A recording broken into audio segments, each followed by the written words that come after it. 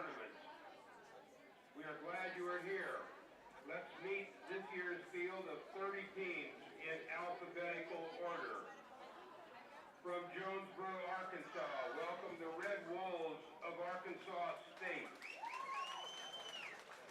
From Aurora, Illinois, the Spartans of Aurora University. From Belmont, North Carolina, the Belmont Abbey Crusaders. From Kenosha, Wisconsin, the Firebirds of Carthage College. From Warrensburg, Missouri, the Jennies of Central Missouri. From Franklin Springs, Georgia, the Emmanuel College Lions. From Owensboro, Kentucky, the Kentucky Wesleyan Panthers.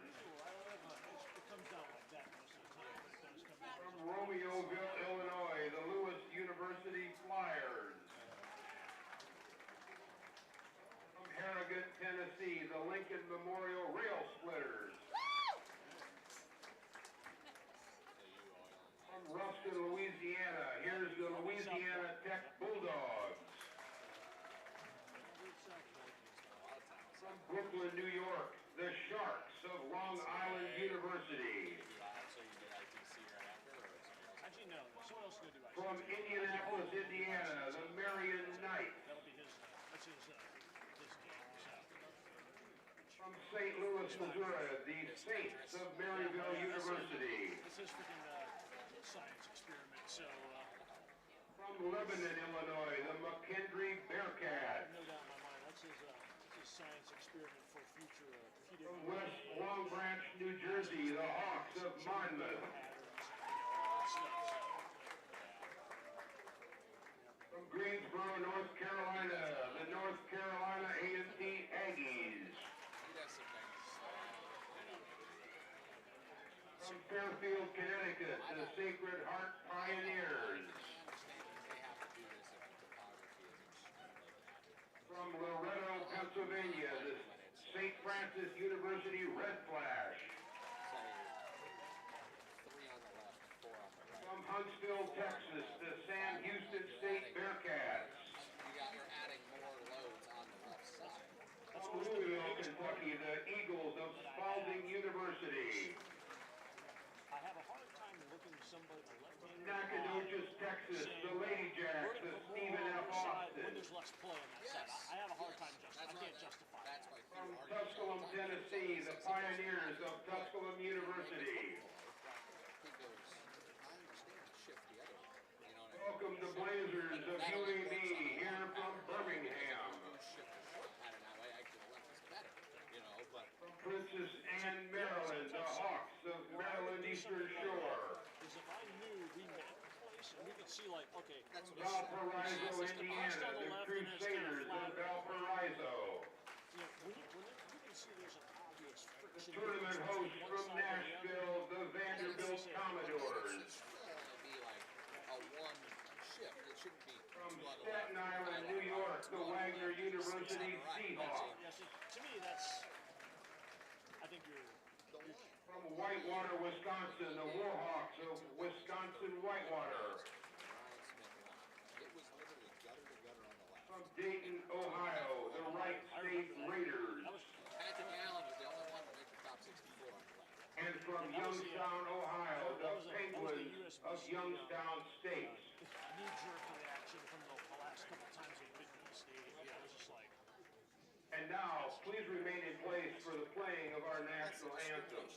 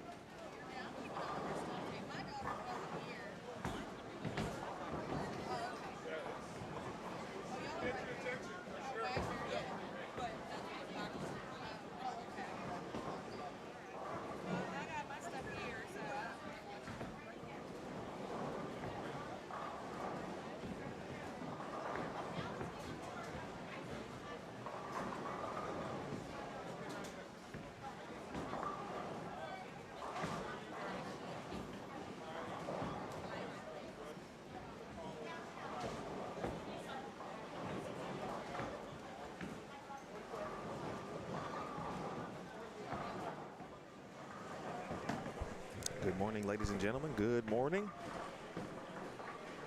Welcome to Smyrna, Tennessee. Please let me know if you can hear me.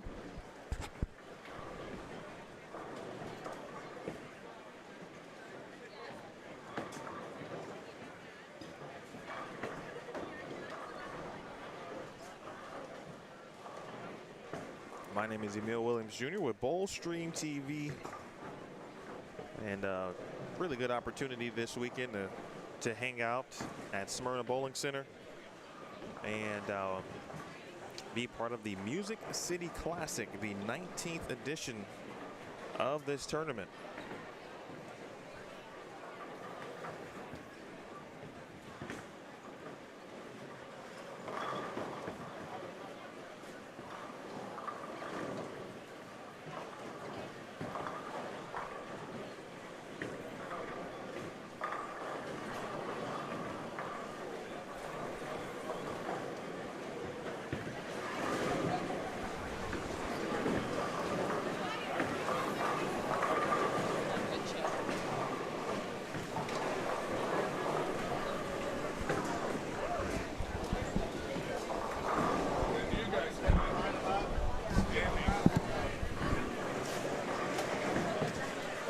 All right, let's work on that.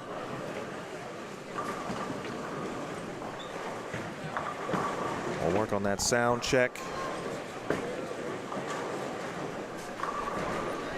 Today's format, five Baker matches. Each match is 5 Baker games. Practice, of course, underway.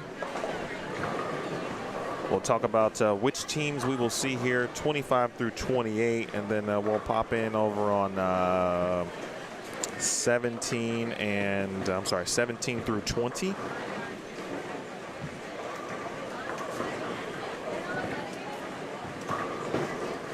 fact, let's do that now. The host squad,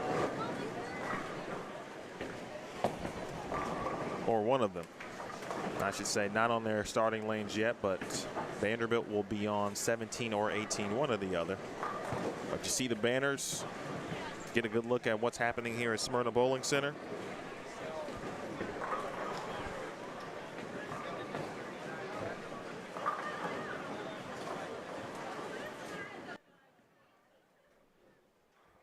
Wonderful, wonderful opportunity. Appreciate everybody joining me already, or joining us already. Please share. Appreciate Vandy and Coach Williamson. So we're going to try our best to make sure that today, tomorrow, and certainly Sunday when we get to the bracket situation, the finals, well watched and well attended.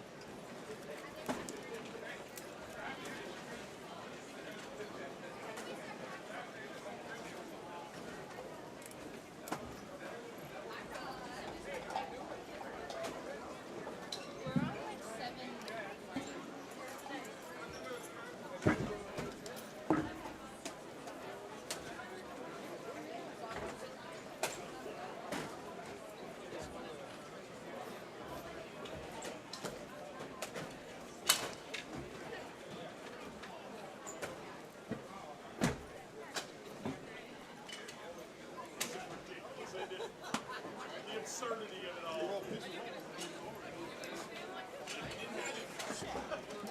Yeah. No, I meant all of it. The absurdity of all of this.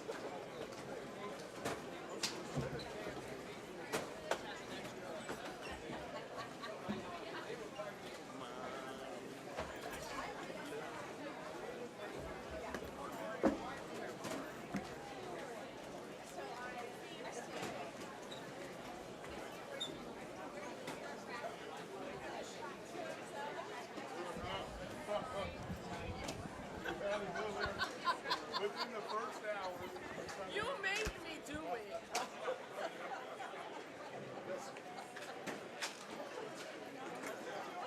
Just to give you an idea on, well, the format. Oh, not the format, excuse me. You guys were talking about first, Nate and Elise. Yes, they are the coaches of Lincoln Memorial University. That is what they do when they are not bowling on the PWBA and PBA tours, respectively.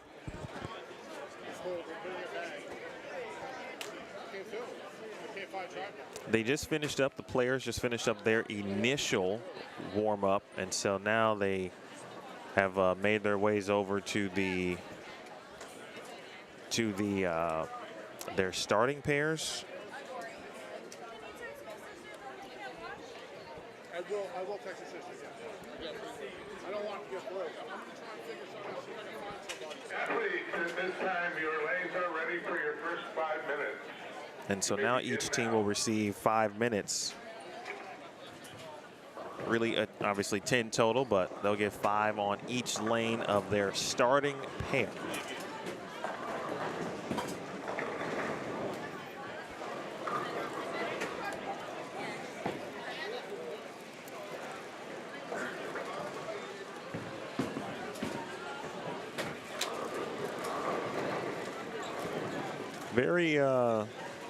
Very uniform from a detailed kind of structure of an NCAA event.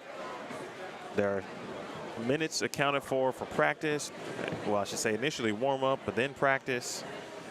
If you're unfamiliar with NCAA events, after every game is complete, then there's an additional kind of structure portion where they get 3 minutes to transition from or to their next lane, speaking of each team. So that was one of the first things that caught me off guard back in the day. But very, very used to it. In fact, it allows every team to begin at the same time, which is why they do it.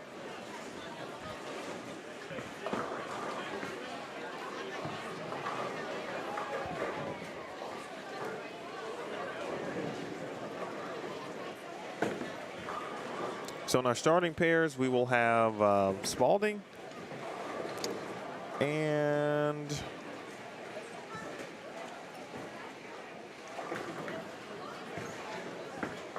Wagner, and then on 27 and 28, we'll have Valparaiso and Long Island.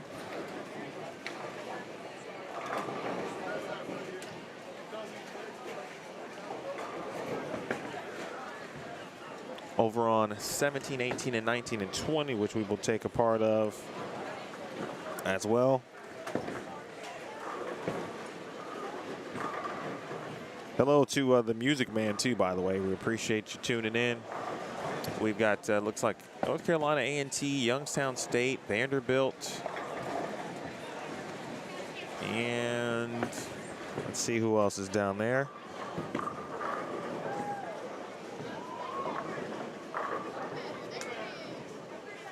Looks like Central Missouri is also down there as well. There are what I believe are 3 pools.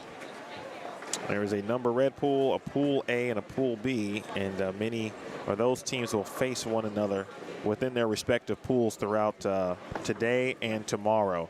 Tomorrow will be 5 traditional team games. Everything counts from a win-loss perspective at the NCAA level. So there's always a win or a loss on the line, which is very important to keep in mind. And this is the last regular season event.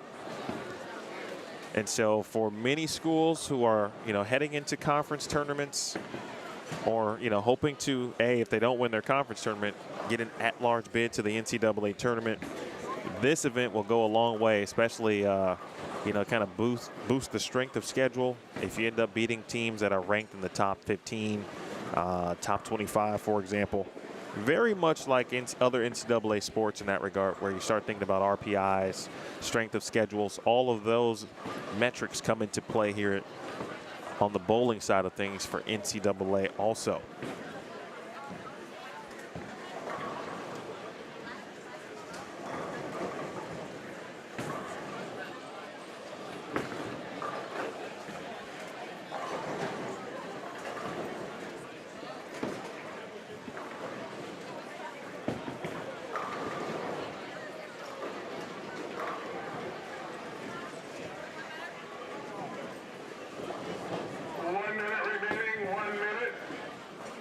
Minute remaining prior to the moving to the starting lane.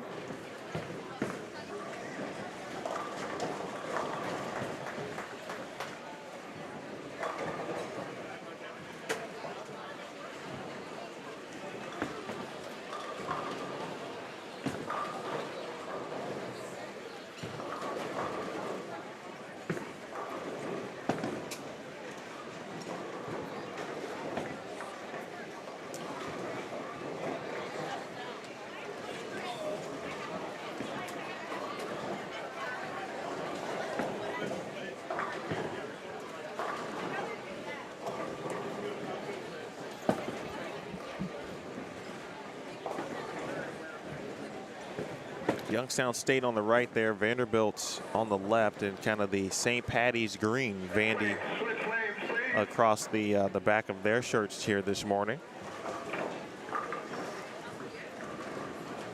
Vanderbilt, of course, the host school. So we'll try to peek in on A&T, Vandy, Central Missouri. Speaking of them, they got a little bit of St. Patty's green in their jerseys today as well. For those who celebrate, happy St. Patrick's Day.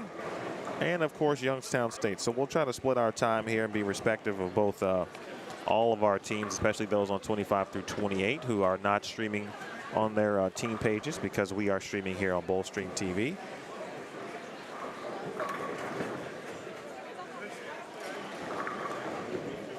So we will not start here on 17 through 20. We will start on 25 through 28. We'll take a peek over at 17 through 20 for a couple frames. Bring it back to 25 through 28. Again, want to get everybody as equal time as possible.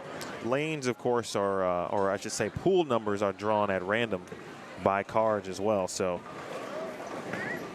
that's a pretty good draw. Well, if you're a viewer, that's a good draw.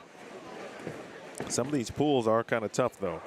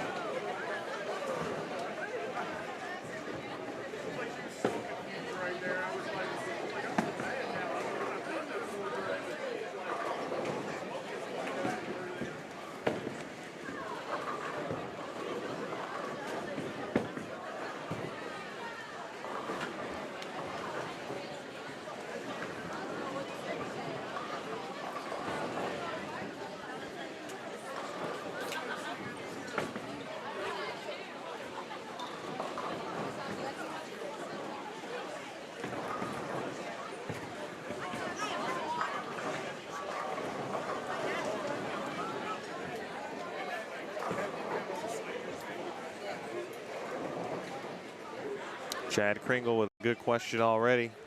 Chad, I'm going to wait till we start the broadcast to talk about that a little bit. I would say, though, just kind of off the bat, I do think it just varies by school, because there are opportunities across the college bowling world, no matter the affiliation, but some may have a few more amenities per se than others, and that would just vary by school. It's a good question off the top, though. We'll chat about it a little bit.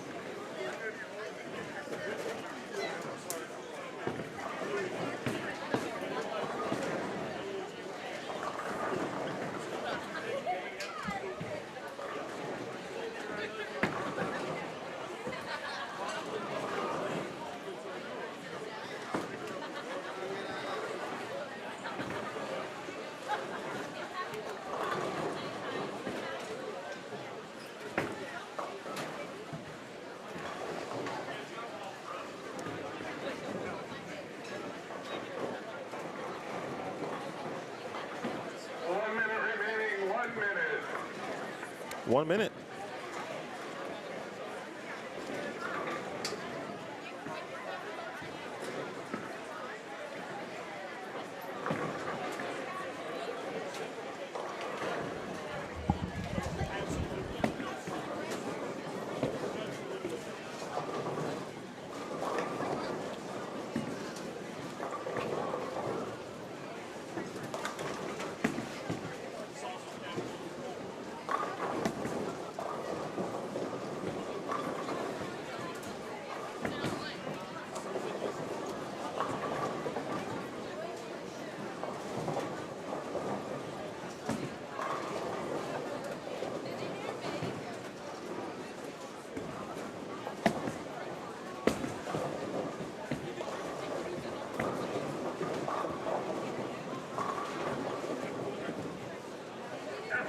Please load up on your warm-up.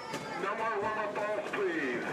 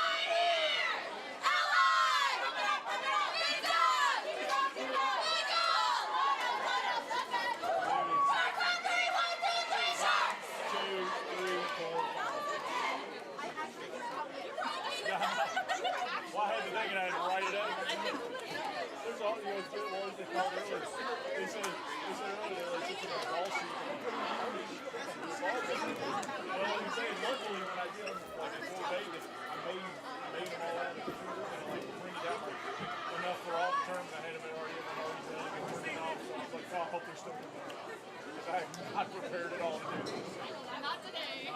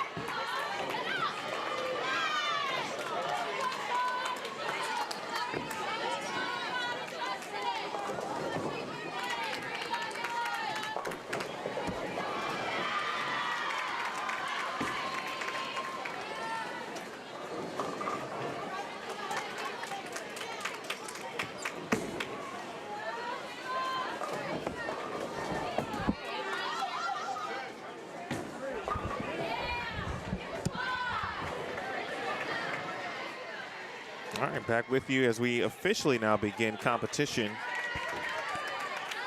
here at the Music City Classic. Again, 5-game Baker matches. We'll have 5 matches throughout the day. In the description, I tried to detail which teams we would see on 25 through 28. Again, we will have access to 17 through 20. They are not streaming separately. I actually tried to work hard on that, and what I had planned to do did not work in the way that I needed it to work, per se. Good job, Sheila. Good job, Sheila.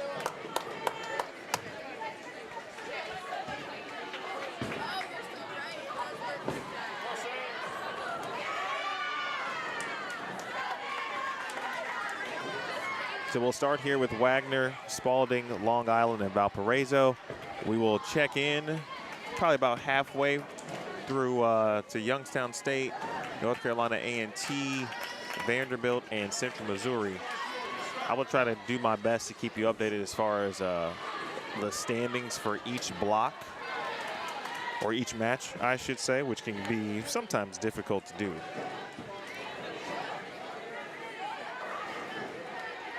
There are 30 teams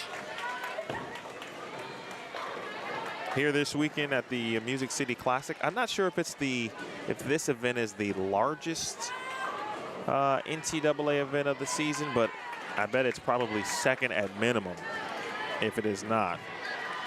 I think they had a few teams who were unable to attend as well, so that number actually probably would have been closer to 34 or 36.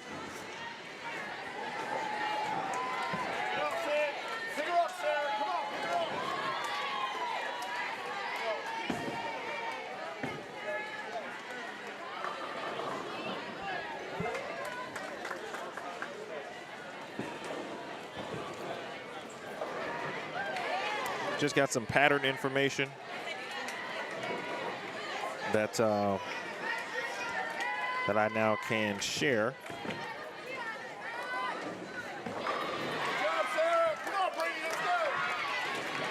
I'll get it on the screen here in just a minute, but it is a 40-foot pattern. I think it was about 2.45 to 1. So the medium of a medium pattern, if you will.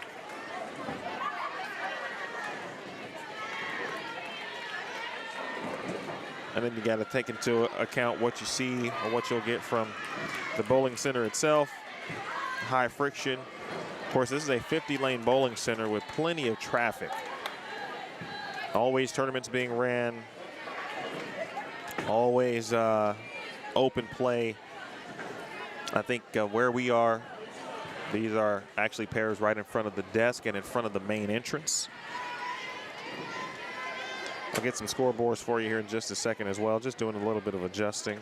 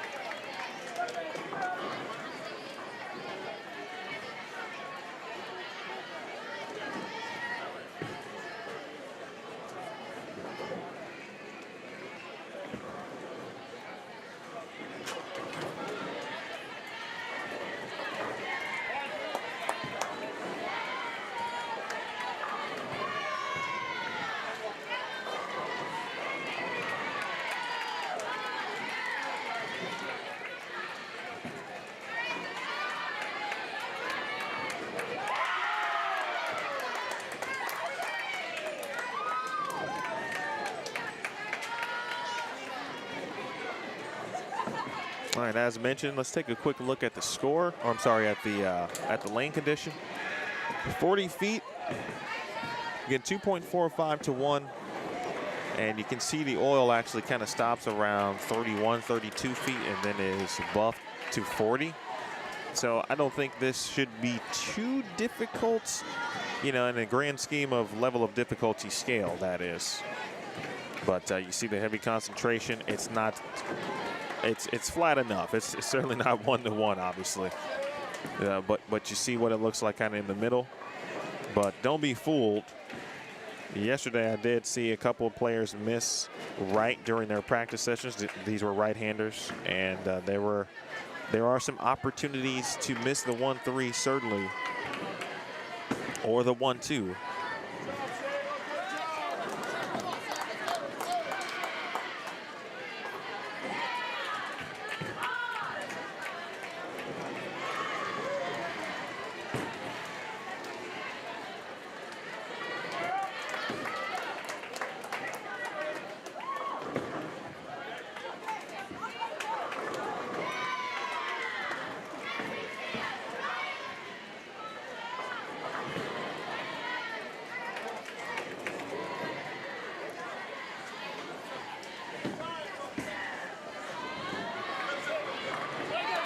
If you are joining us for the first time, we appreciate you tuning in. Certainly hit the thumbs up here on this event. And please subscribe to Bowlstream TV if you have not already. I went back and looked at the archives. You know, shout out to my man Craig Elliott, who started this brand several years back. I know Craig did some collegiate events. I'm not sure if he ever did an NCAA event. But happy to have NCAA events on Bowlstream TV. Big thanks to Vanderbilt and Coach Williamson. And some good fortune by me as well. There was a plan initially to have Bowl TV do this event, but obviously with PBA, there's 2 TMBA Rodman events going on this weekend as well. And I was going to come do the event if Bowl TV was able to do it. And so, having said that, I was asked, would I still be able to do it? And I can stream it on Bowlstream TV. Absolutely. Cannot wait. So thanks to Coach Williamson as trying to play a small role in helping grow his event, which it's already an incredible event. Spalding, Valpo and Long Island. Valpo can get to 184. That was a great shot in the 9th frame. All right, so Chad, I do want to get to your question. If you are watching, though, just let me know where you're watching from. If you're rooting for a particular team as well. I know, Wagner, obviously Spalding, Long Island, and Valpo aren't streaming on their respective team channels like they normally would be. Of course, out of respect for what we are doing here on Bowlstream TV. So hopefully we do have a few fans from those respective schools. If so, we welcome you to Bowlstream TV. Thank you so much. My name is Emmanuel Williams Jr. I'm here all weekend. Look forward to chatting and talking bowling with you.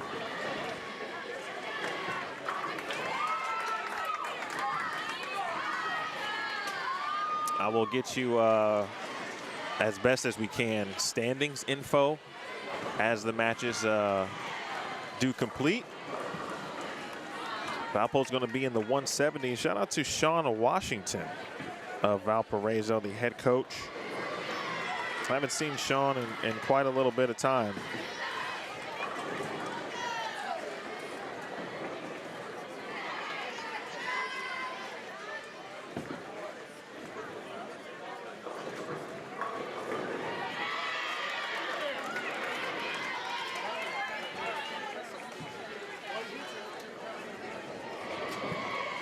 That was a good trivia question, by the way, Chris. You know, I'd have to imagine it's difficult to win any event, obviously, but let alone win your own tournament. All right, Wagner's got a chance to get into the 2-0s here.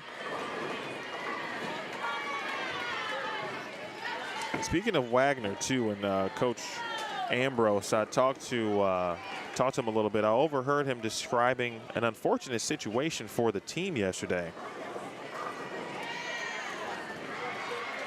Hello to Michael, by the way. Appreciate you tuning in. Jer Bear is here this morning. JP. Scooby.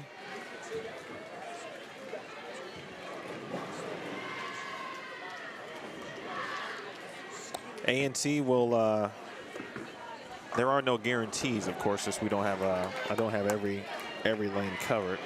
And I have to wait on what we have for tomorrow, as it will be slightly different on which teams will be where. So that's to be determined for tomorrow specifically. But we'll peek in on A&T and Bandy, Youngstown State, as well as Central Missouri. We should have McKendree, #1 ranked team in the country, joining us in this area coming up in game 2 as Valpo gets off to a 173 start.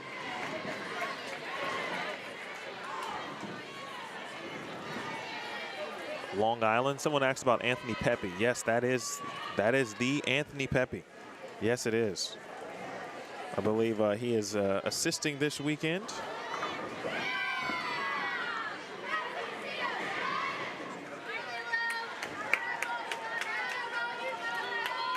.192 for Wagner.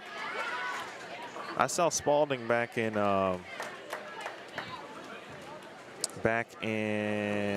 January at the Blue and White Classic, and I mentioned then you could tell they were a younger, newer program with some players, many of whom may be not just learning the game, but you can tell that they are continuing to improve as players, and I admired them for coming to such events, because to me that just means that the coaching staff and the players all believe in what they're trying to build.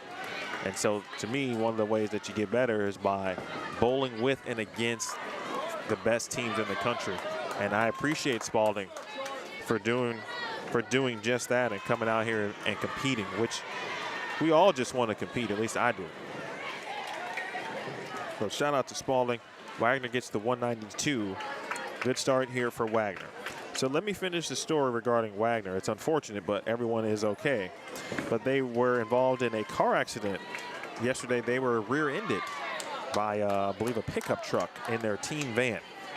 And no serious injuries, no ER visits, little whiplash.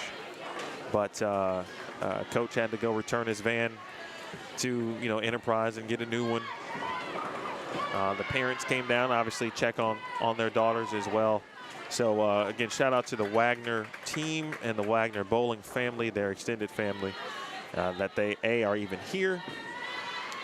The situation was not worse, and so that's great news for that. And then I understand also that I think we have one of the team members, his father's. Is a little bit under the weather as well. So just want to say to the Wagner family again, we hope you're doing well, everybody out there, and we appreciate you joining us if you are watching right now on Bowlstream TV.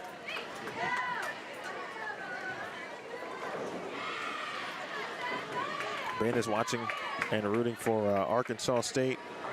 Ben, I think Arkansas State will not visit us today. They were scheduled to be in our vicinity tomorrow, but I'll have to wait for tomorrow to really get the new pool lane assignments, as I learned this morning.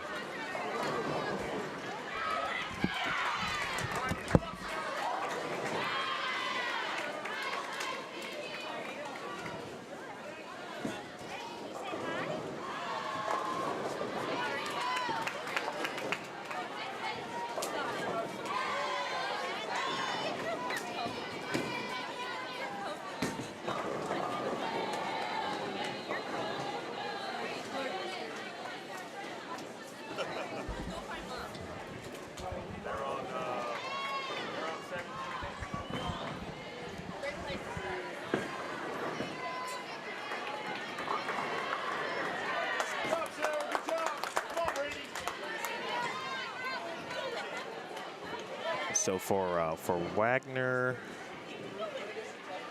they had their roster list: Samantha McDermott, Amanda Medvets, Lauren Surreal, A.G. Carhart, Caitlin Gonsalves, or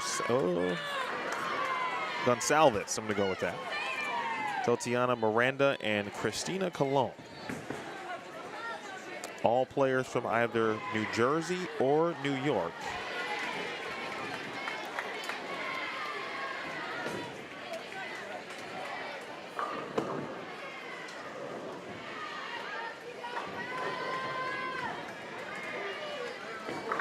With Wagner, of course, located in Staten Island.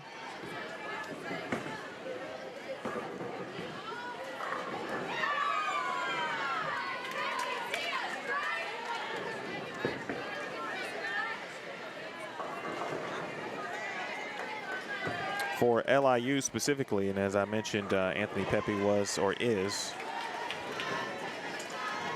an assistant to Melissa Kammerer, who is the head coach at Long Island University.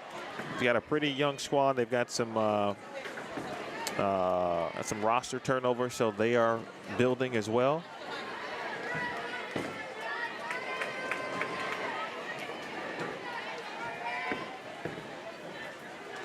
They've got 3 freshmen, sophomore, a couple juniors from an underclass perspective. They do have a couple of seniors on the team as well.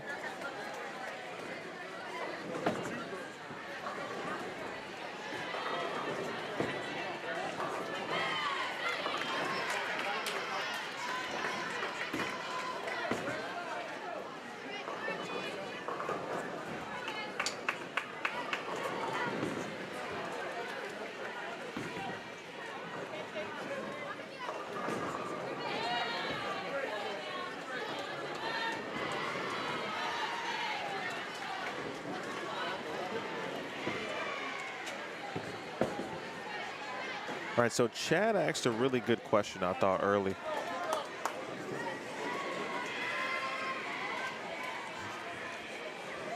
Regarding Chad, if you're, I know you're watching, but just if you don't mind to repeat that or retype that question, just so I make sure I don't mess it up. But I think you asked about the differences, perhaps, of NCAA schools versus non-NCAA schools. And I will open with, I do not know all of the answers to that, first and foremost. So I would hate to misspeak. So this would be me kind of based on my experiences and just conversations with players and or coaches about certain things. But, you know, it could be so many variables. But let me make sure that that is indeed the question that Chad was asking me.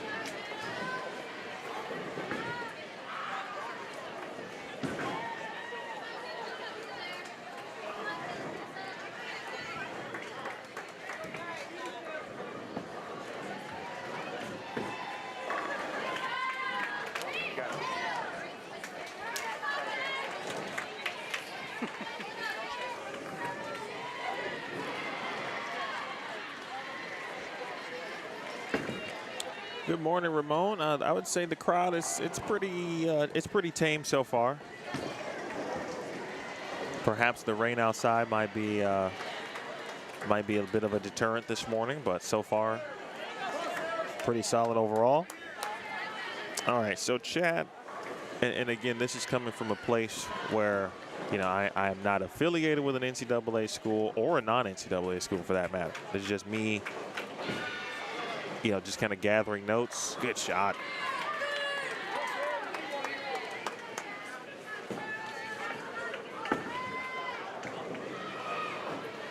But I mean, I think most of it can come down to, or a lot of it maybe comes down to scholarship opportunities. But again, I think that's just the basis across any school. You know, how many scholarships teams may have available, what their scholarship budget might be. You know, the opportunities to have full rides, I think those do exist at every level, NCAA, NAIA. It just depends on what that looks like per school. Now, granted, you know, if you go to like Vandy or Nebraska, for example, I mean, those are Power 5 schools, so they would have some different items, amenities that, you know, other schools just simply would not. But then you'd have to look at, you know, what are the academics like? Vanderbilt is, you know, one of the top academic schools in the country. So is Tulane. They are not here this week, I believe. But that's another prominent NCAA school. As Valpo again, they had 173, but they take care of business this game. They will be with good count in the 2-0s.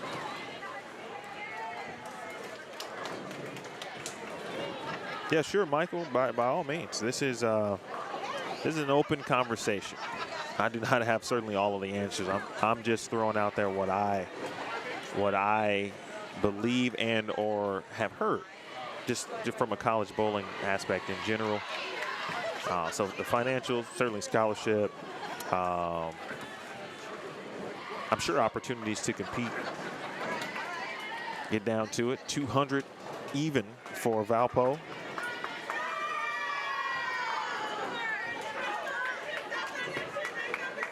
I missed the Music Man's question. My apologies if you missed that. There are 30 teams in the field, and as Kashmir mentioned, 9 of the top 10, and I think I counted 15 or 16 of the top 25, and there's at least I think 2 teams that have received votes competing here this week as well. So this has a lot of implications. I mentioned, if you're unfamiliar with NCAA bowling, the ability, well, not even the ability, it's a fact that everything does count wins and losses wise. So these matches count toward the win column in the grand scheme of it overall, as do the losses. So one of these teams, you know, happens to beat Vandy this week, right? And, you know, they might be on the bubble of getting an at-large bid. Let's say they don't win their conference tournament next week. You know, that could go a long way. That could be like a season-changing type of W.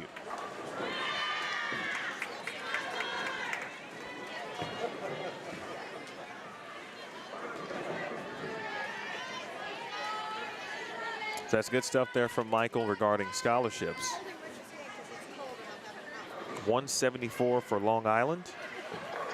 Pretty consistent start for LIU, 177, 174.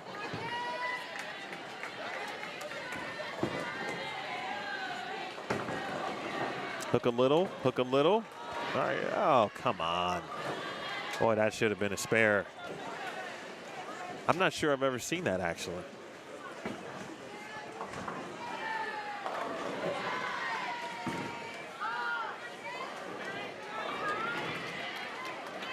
Yeah, Music Man, it is very, in fact, let me get you a website too. That is one of the best resources to help further understand NCAA bowling from a metrics perspective.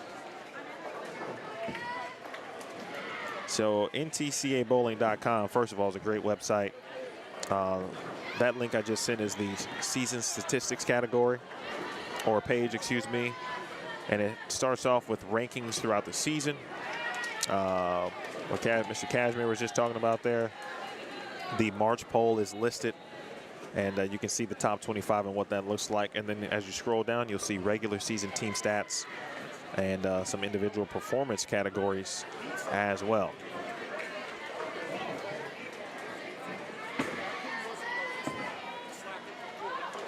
Reggie, how you doing?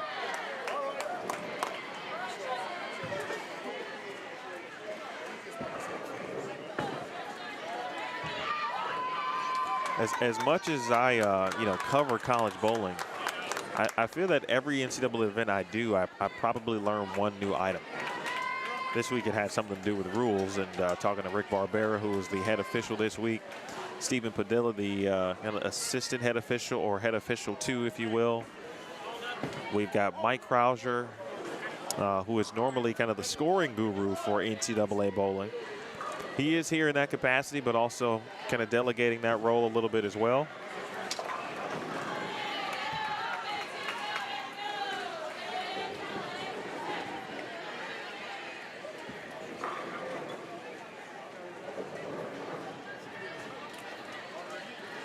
Jimmy Krauser is here, Kyle Barnes, Ethan Hansen, all here as well, part of the officiating crew. And then to Michael's ending point, I definitely would agree that still at the grand scheme of it, everything is kind of based per school, and I think he said it best on how they support the program, meaning budget. So club teams, for example, have either none or very limited funds or access to funds, or I should say the school contributes on a limited fashion. They do a lot of fundraising. Some teams or programs who maybe are varsity sports still do a little fundraising to help offset certain costs or from other things.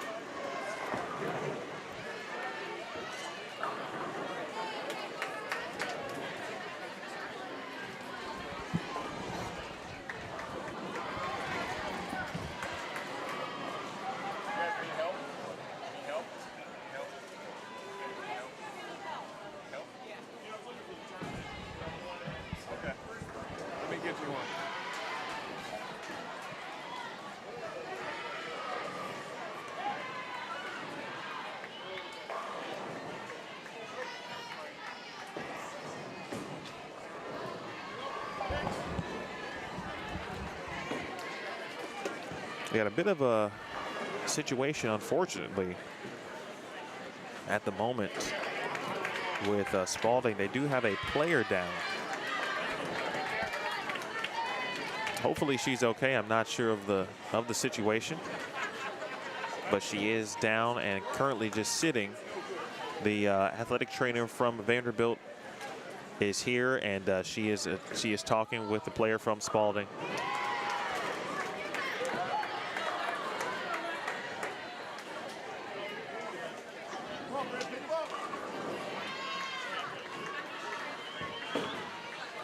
So for the time being, we'll have obviously turn our attentions and keep an eye on what Valpo is continuing to do, as well as Long Island. Tough start here for Long Island. They've opened in 3 of the first 4 frames.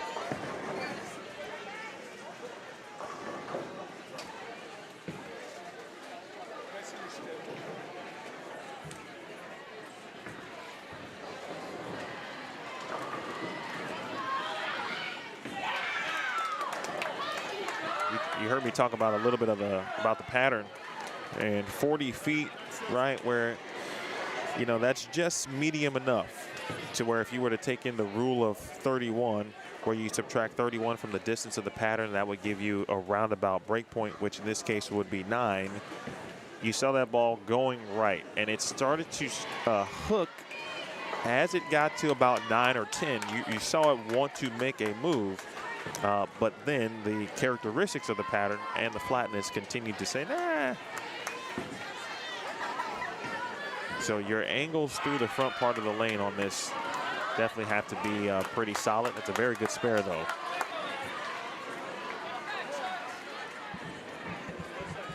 Ramon, I try to, that's a good question. I've had CDB in before, but I try to be respectful of them. And any player in that, or really parents in that situation, because they're being parents. So if the opportunity presents, which it can, and I always try to judge the situation and see if they got a few minutes. But it's possible, yes. But there are a few, like Chris Sand, for example. I had a good chat with him. Chris, of course, from Turbo. His daughter bowls for Louisiana Tech, and I've gotten to see him as a parent a lot more this season.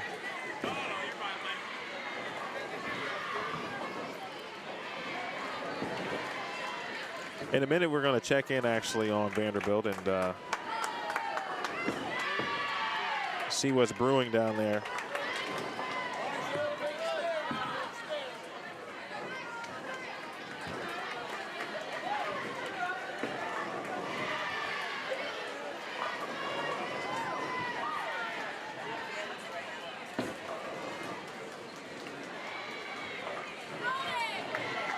And we are back bowling on 25 and 26. So again, hopefully good thoughts for our Spalding squad.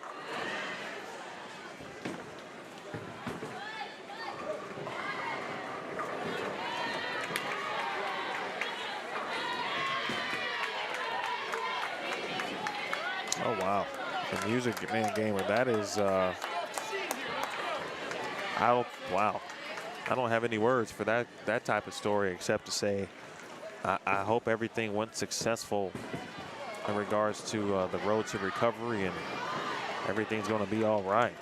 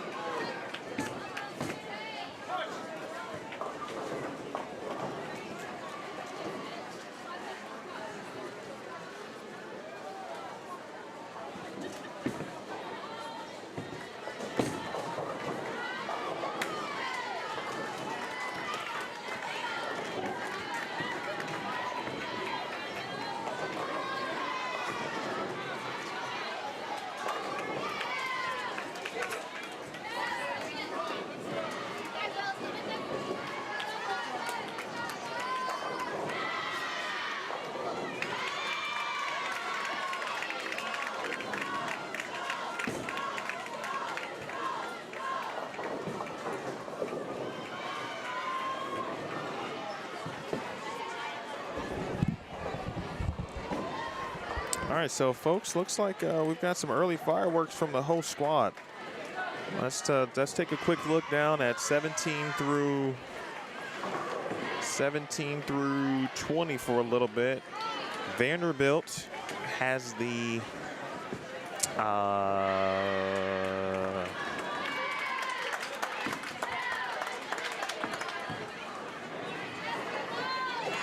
they've got the front nine do Vandy.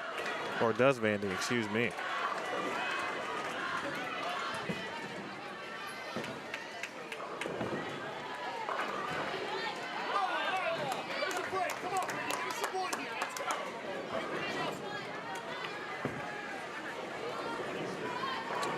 Let me know. You should be able to see them on the screen.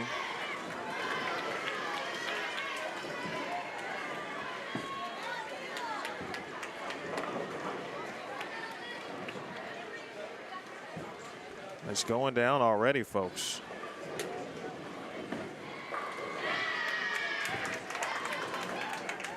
That's Mabel Cummins for Vanderbilt.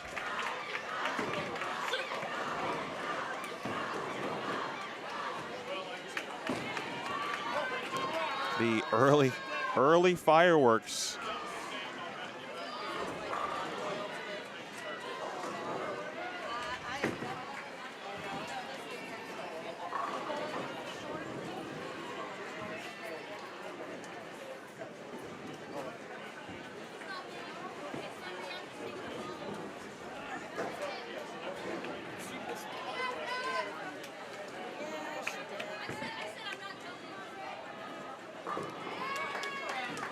If you're just joining us, we're taking a peek over at 17 through 20 as Vanderbilt has the front 10. Opening Baker match, I believe this is game 3 for them.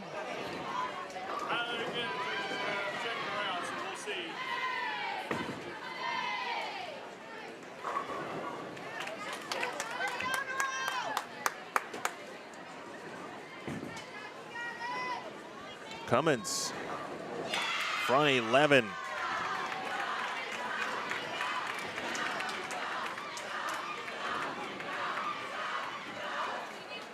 And now the attention of almost every player, as one might expect at this point when you've got the front 11.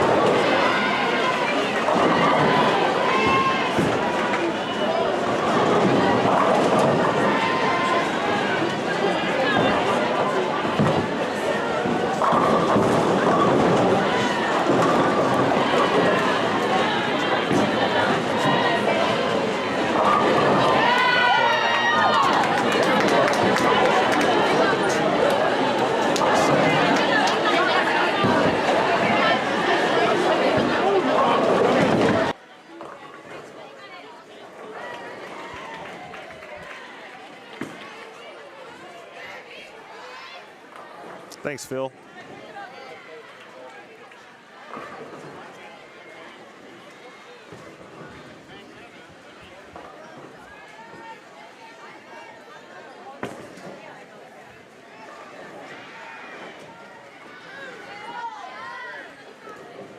Phil Brylow, ladies and gentlemen, make sure you check him out. 10 on the deck. Support more bowling, more live streams, and where you can watch 10 on the deck. And $2 Phil Brylow.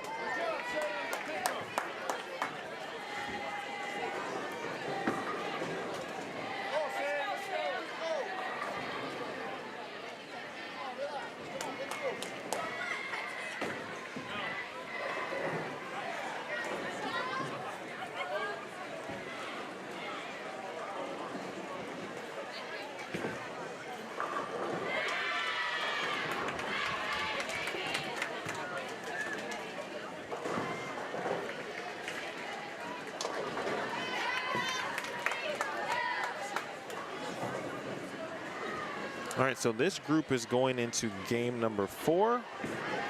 And so the way it looks like it should work, we'll get you back to 25 through 28 for a little bit.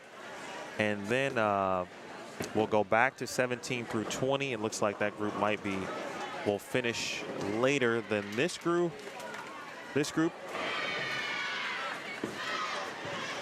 For all the good people who are of course, watching Boldstream TV and rooting for their respective teams like Valpo and LIU, Wagner, as well as Spalding. Thank you.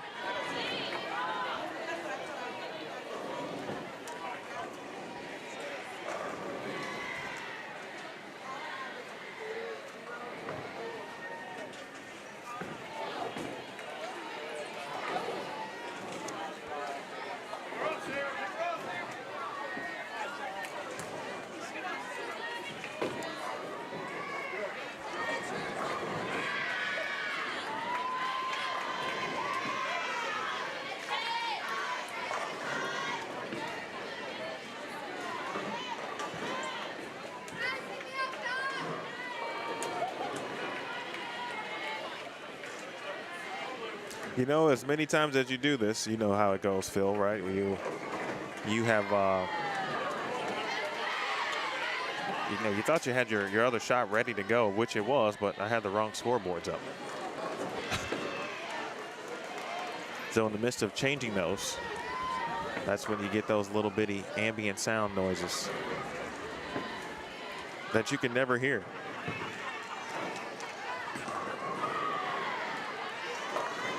I mentioned Spalding earlier had a player just kind of have a seat, needed to be attended to by the athletic trainer.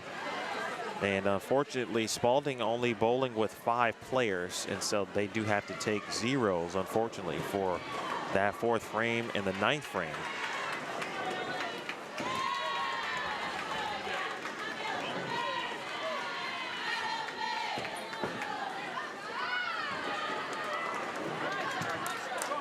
We will have, let's see, again, coming up next in Baker match 2, we'll see Belmont Abbey. We will see Monmouth. We will see, again, McKendree, the #1 ranked team in the country. They will face Emmanuel. And then kind of nearby over on 29 and 30, we'll see Carthage and Sam Houston State. So McKendree is coming up next. But certainly many teams, players, folks around the country. Certainly one of the favorites, if not the favorite, to win the NCAA title again.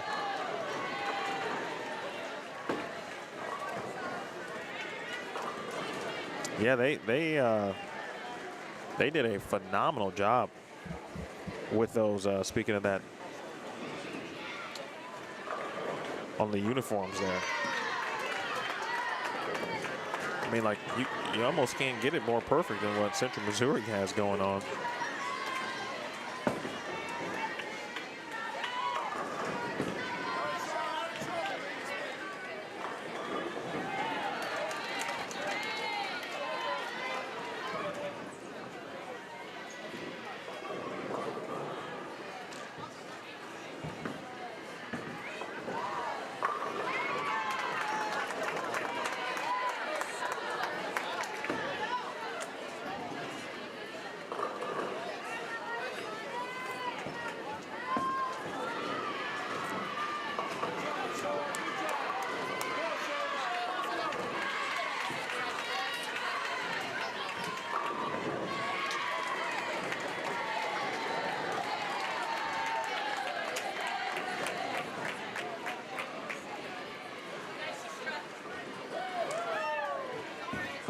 .165 for Wagner as they come and get some refreshments. Looks like we got some parents from Wagner come in and help the players out with a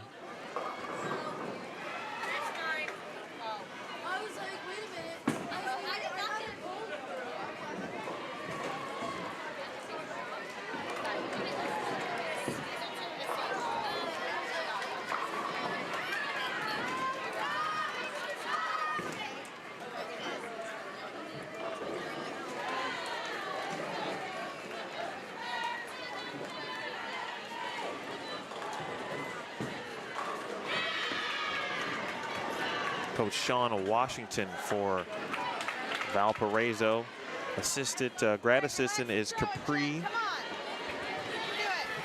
Jackson, who went to, or got her bachelor degree in, or at Jackson State, excuse me, of Jackson State, to a couple of SWAC titles. Nice pickup.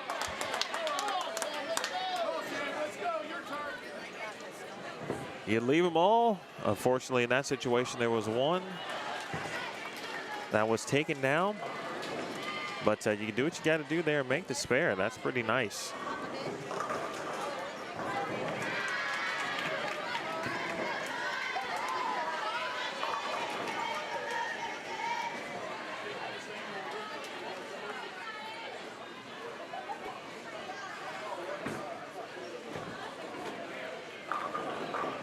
And then, oh, wow.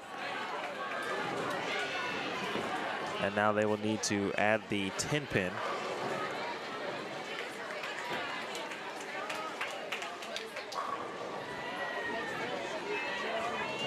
No, see, I asked her, she said she's good standing for the moment, so.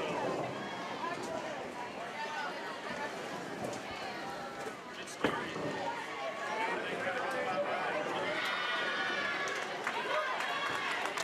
JP, yes, that is the Belmont Abbey that I know of, certainly from, it's the only actually Belmont Abbey that I know from North Carolina.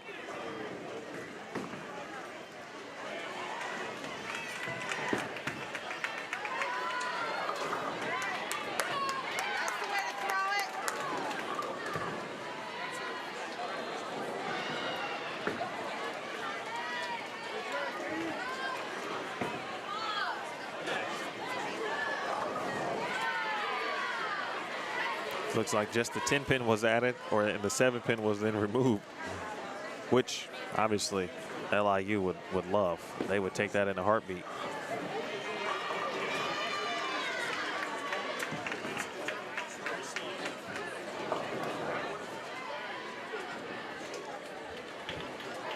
Valpo has gone 173, 200, 152.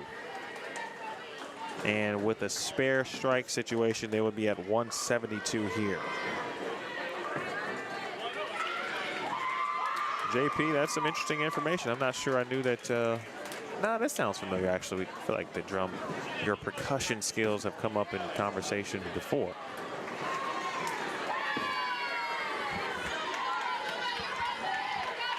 After this 10th frame, these frames are over for Valpo and LIU. I'm going to go back to 17 through 20 as they are wrapping up their final frames.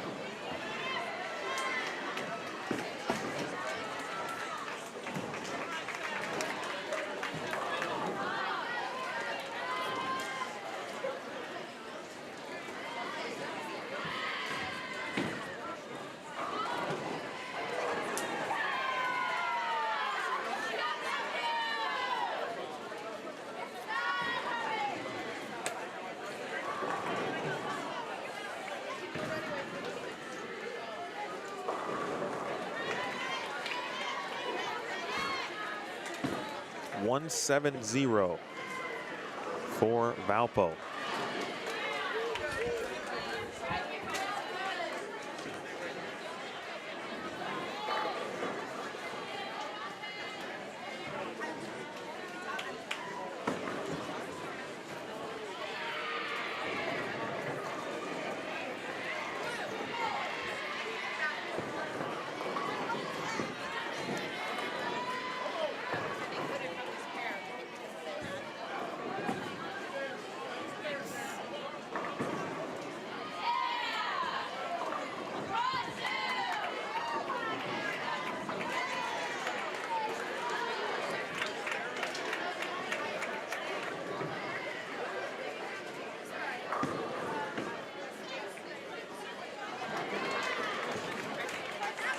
All right, quick look. Youngstown State. Well, that's 236, 244 for Youngstown State.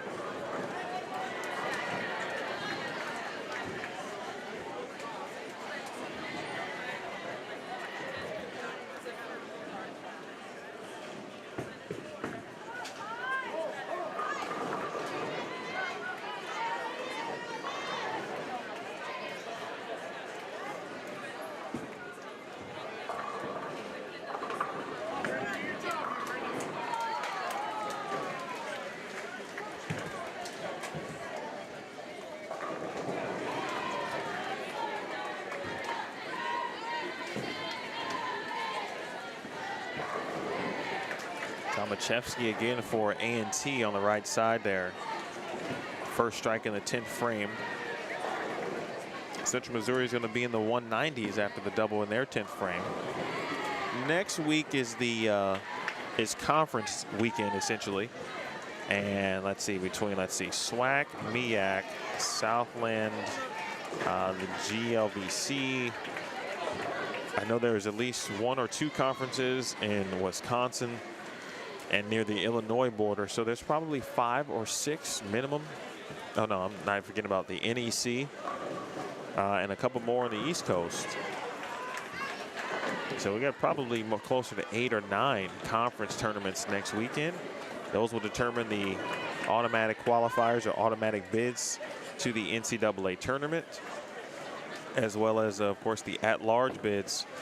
I'll have to get the date for you for the NCAA selection show, which should be next week as well, or 2 weeks, I guess, from now. Generally, I think on a Tuesday or Wednesday-ish, the day after the conference slate is over. And then the teams will be seeded, by where they are in the rankings when all is said and done, and then location across multiple regional sites as the NCAA postseason will get underway. That's in about 3 weeks.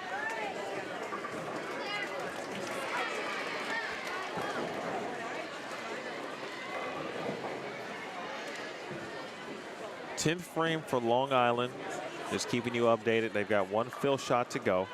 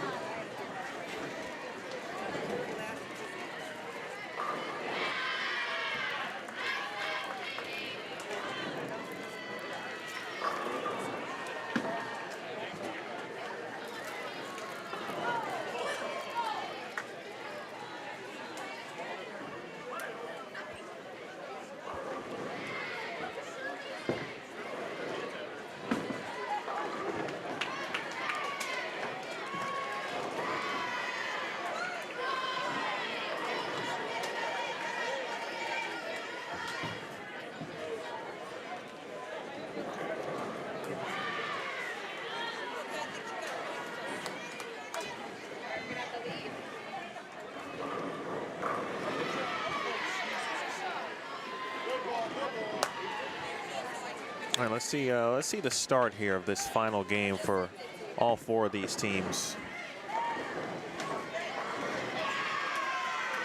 Amanda Najokis.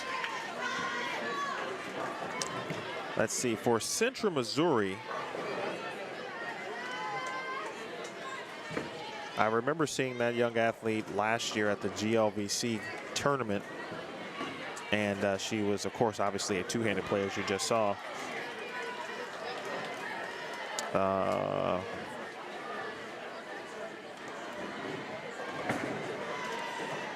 can't see her number, but already she looked to be a bit smoother than the last time I saw regarding her delivery.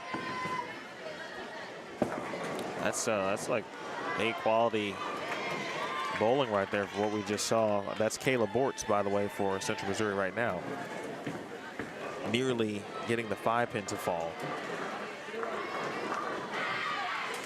Melanie Caden strikes over on the right side for North Carolina A&T. Again, if you're just joining us, we're watching Baker Match 1. Our live stream pairs will be 25 through 28. And then we've got 17 through 20. Additionally, we will kind of flip back and forth a little bit for those respective pairs. Of course, giving all of our respects to those schools on 25 through 28, since they will not be essentially streaming on those pairs while we are here this week on Bowlstream TV. But we did have a kind of a slow end to game 4 for 27 and 28, so we'll get you back there in a little bit.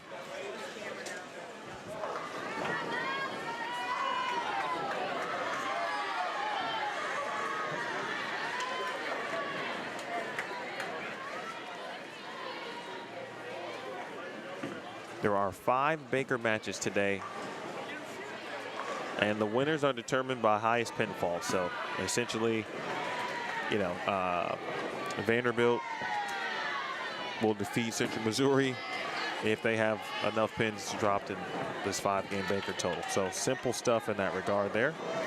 Tomorrow will be 5 traditional team games, so we'll see all 5 player in their team games for their individual games, of course, on the screen. Today is Baker.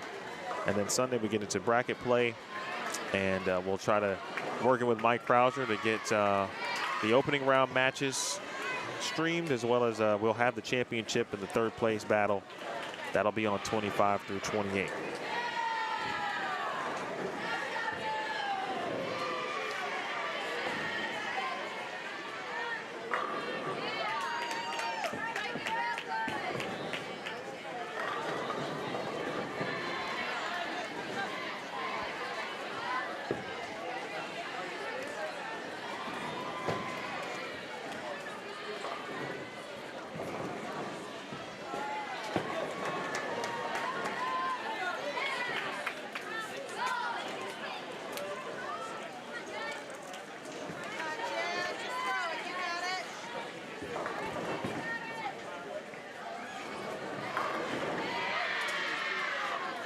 I believe that was Madison Marks for Youngstown State.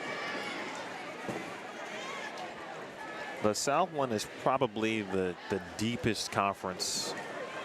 I mean, the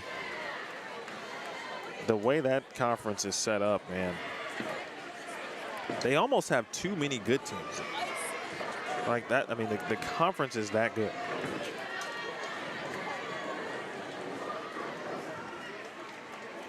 I don't know how they determine a winner every year. It's so tough.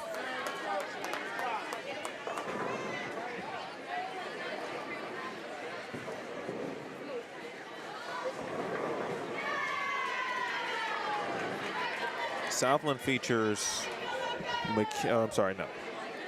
Vanderbilt, Stephen F. Austin, Sam Houston State, Arkansas State, Louisiana Tech, Youngstown State, Tulane is there. Valpo is in the Southland as well.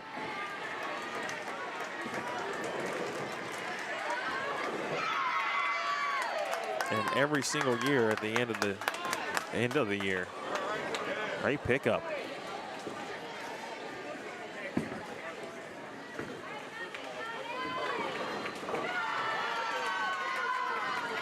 That was off camera by Valpo, but every single year, all of those teams mentioned end up either finishing in the top 25, many in the top 10. Always, always difficult.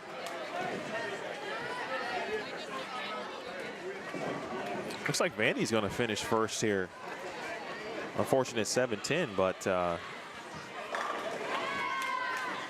we'll get you the back half of Valpo and Long Island too. Valpo trying to finish strong.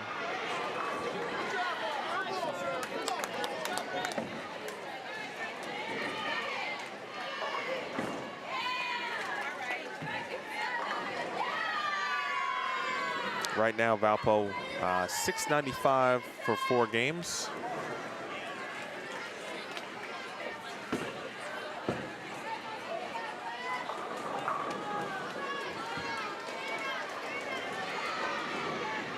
Wagner finished game 4 with 162.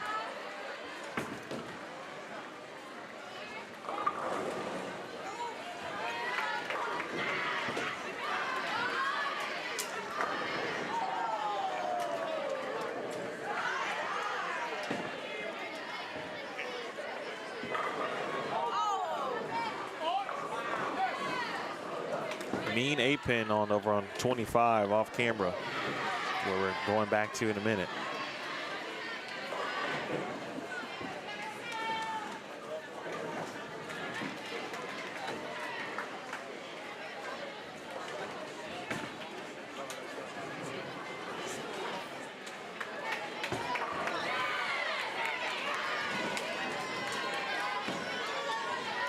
Also, too, folks, typically when teams aren't streaming on 25 through 28, but obviously they are streaming every other game as they normally would at each of their events. So you can follow almost any team these days. Each team equipped with a bowling Facebook page, bowling Twitter handle, bowling Instagram account. But most of the teams that do stream typically stream on their Facebook pages. Some use YouTube as well.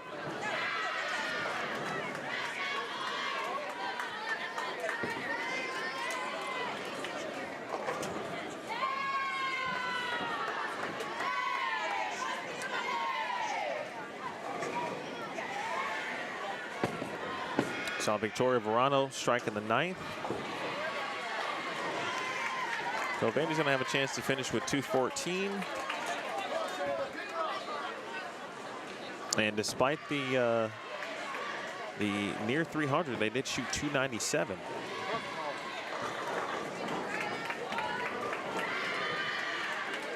Just of those 4 teams, it might be Youngstown State over there that might have the highest block. Just talking about total pinfall. But I'm assuming, you never assume, but when you shoot 297, you would hope that's got a chance to win you a match.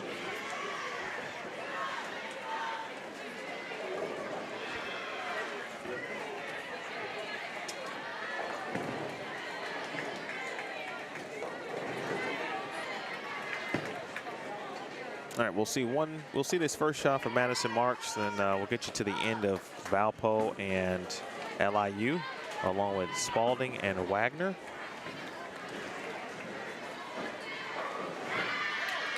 All right, and that's a really good description, too, of how the players are electing to play the lanes with this 40-foot condition.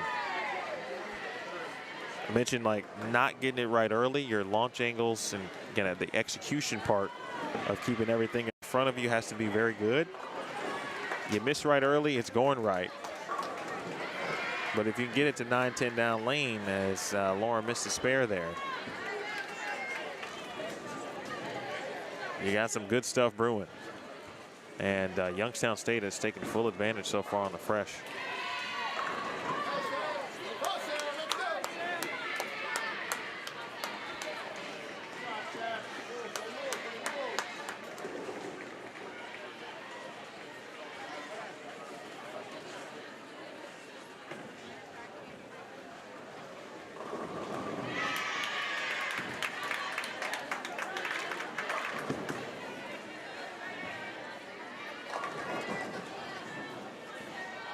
Youngstown State's going to finish, or sorry, be in the 2 teens. Strike will get them to 216, and that'd be interesting what that 5-game block looks like. Big double here for LIU as they look to end strong.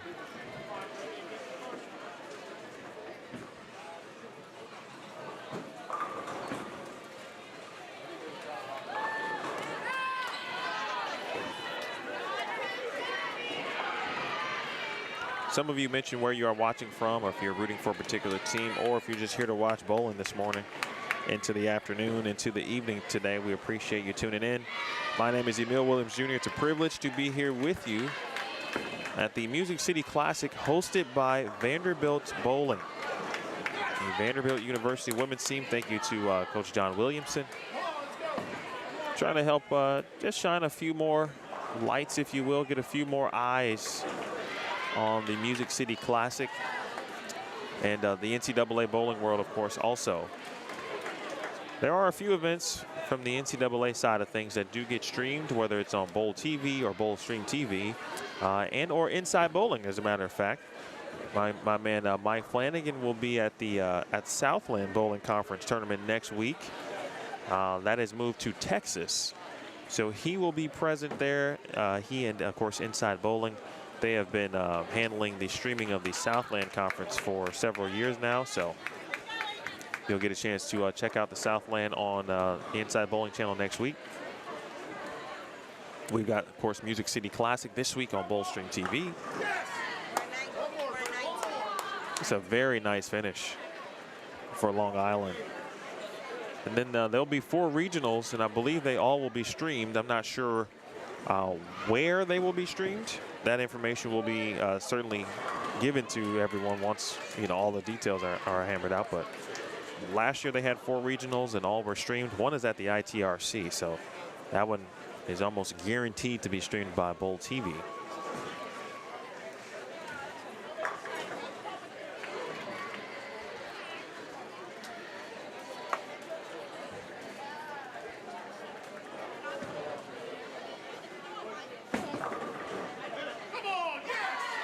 Nice. And LIU with a nice 203 to end things. That was their highest block of the, or highest game, excuse me, of the block.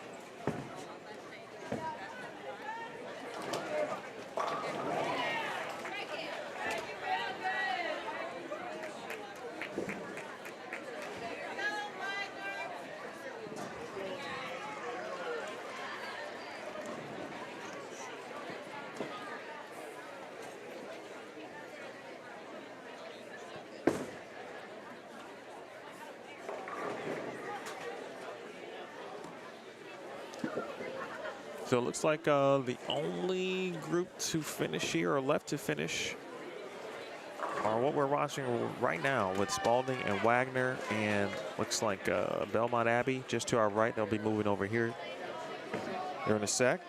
They are finishing up as well.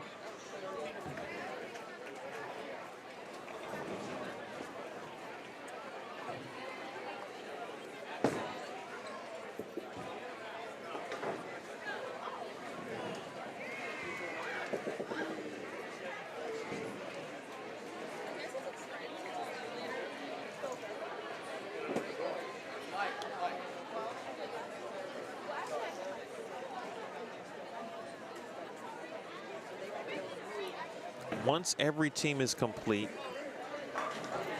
essentially there's like a bell that goes off theoretically, and that signals the 3-minute period Kids are picking them up. to go down to, to transition and move to their next pair of lanes. So I thought Chad really did a good job of getting us started on a good start as far as questions are concerned. But if anybody else has any questions, just kind of throughout, format-wise and everything in between. Ready to go here. Please just drop a note in the chat.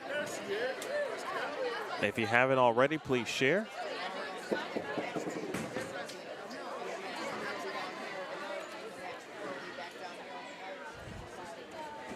Share across your social channels, where we will be here all weekend, or I will be here all weekend long.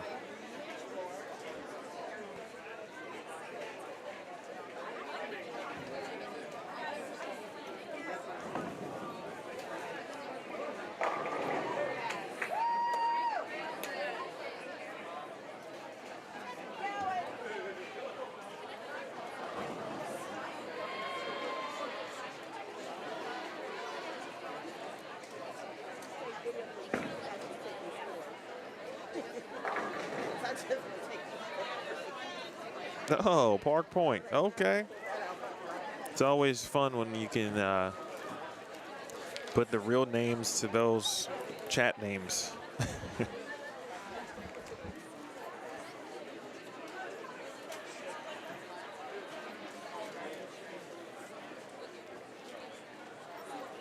Thanks, Mike, for tuning in.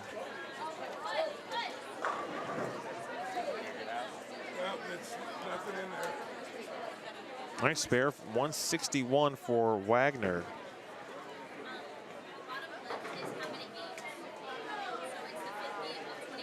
And Tatiana Miranda will finish it out. From Upper Deerfield Township, New Jersey.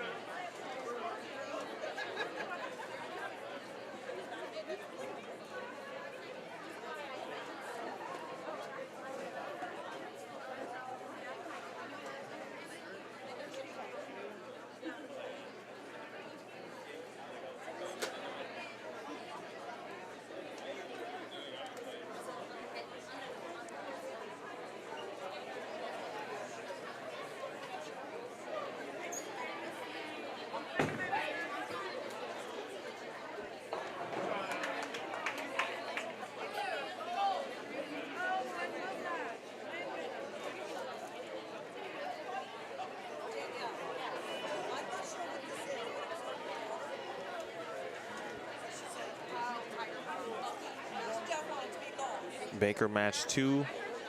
Again, we will see, according to our schedule, the #1 ranked team in the country will join us here. We'll see McKendree.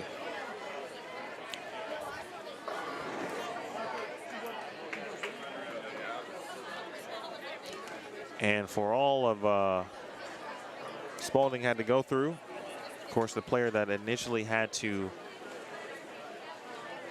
step out for a minute seemed to be a bit under the weather, but she was able to return and finish out the block, which was certainly encouraging.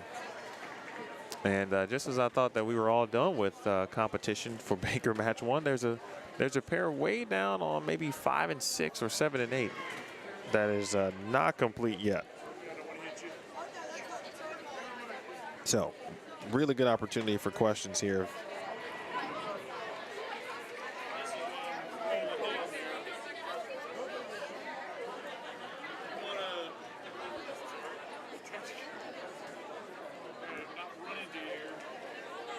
Oh, that's good info, Park Point. Didn't know that Rose is, well, I do know Rose, who works the counter here at Smyrna Bowling Center. I did not know that her granddaughter was Danielle Jedlicki of Louisiana Tech.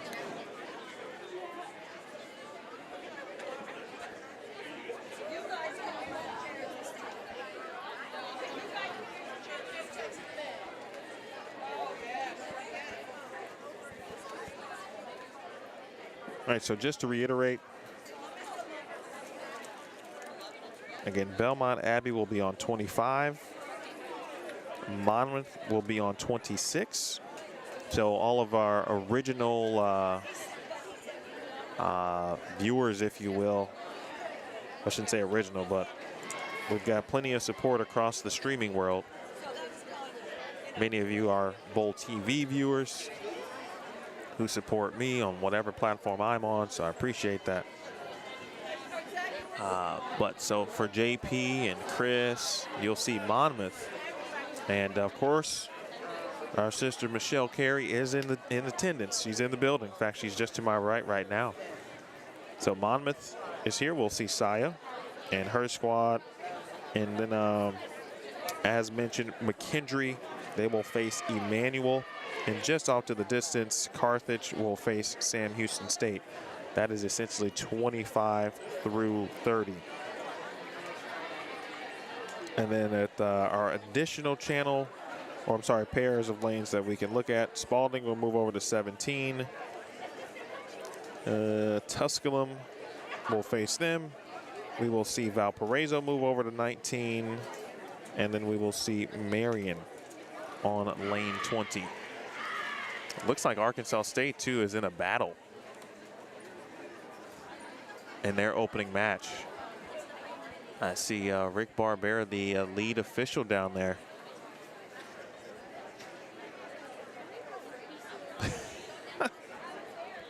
Well, that's a, well, that's funny. Well said there, Chris. Reggie, that's a great question. Do the NCAA championships happen before the ITCs? And the answer to that is yes, it does. Just days before ITCs begins, actually. Let me get you the exact dates.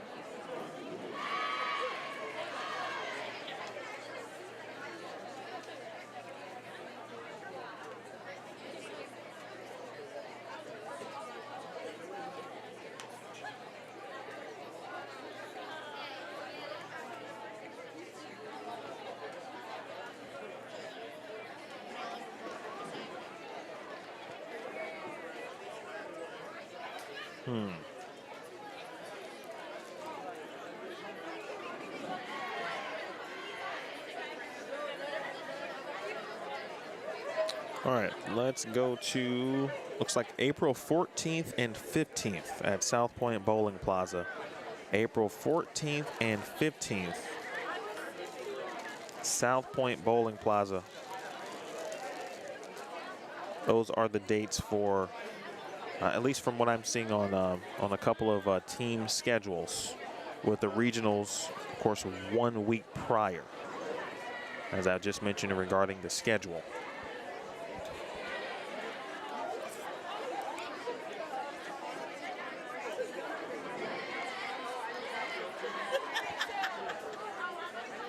Well, there you go, Chris. I told you she was here, but I could understand why you didn't believe that to be factual, because you did not hear her voice, but she is indeed here.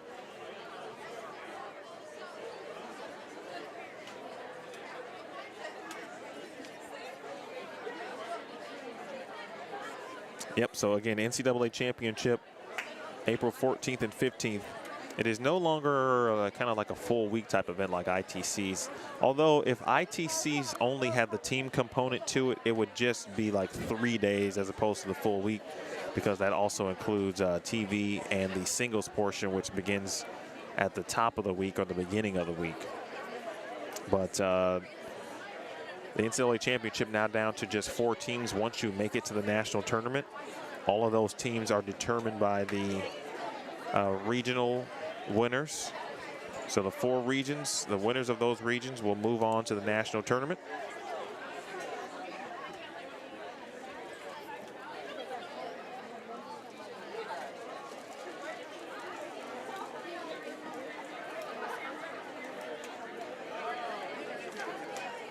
That concludes match number 1. You've been removed to match number 2. And there's the voice of Rick Barbera letting you know that officially match number 1 is now complete, and match 2 is next.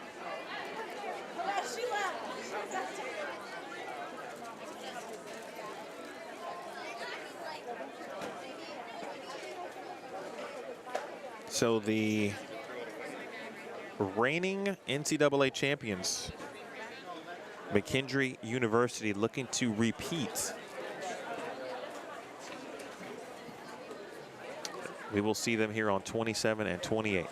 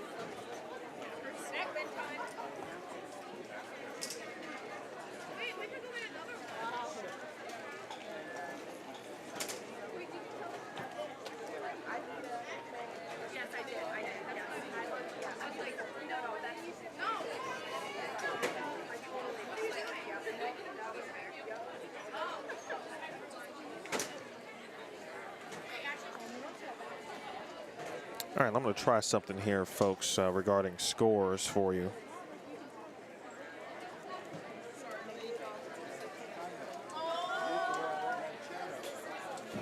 Barbara Valpo was just here. I don't know if you got a chance to catch the majority of their block, which we had on 27 and 28. Yes, Reggie. Yeah, South Point is the hub this year for college bowling. So NCAA championship and then the ITC championship to follow. I talked to Rick Barbera. He is someone who will be at Las Vegas or in Las Vegas at South Point for the entire duration of both events. He will be, I think he's still the head tournament official. Do you have any info from us? That's always helpful. Whatever you want to share. Oh, okay. You want to know who's the lineup? So it's going Izzy, Angelique, Anna, Becca. Anna's third.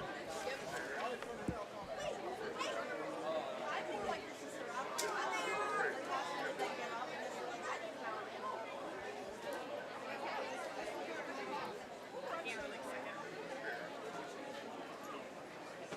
Then Becca.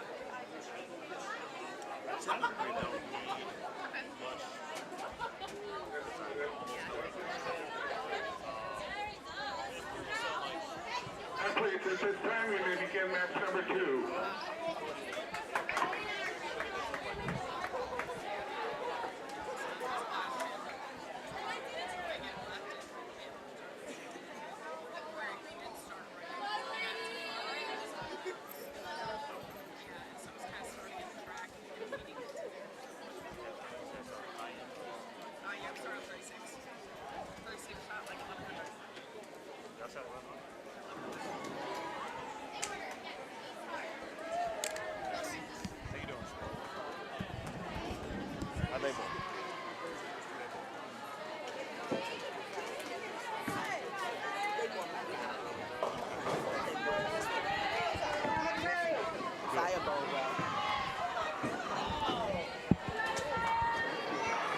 right, just got a quick update.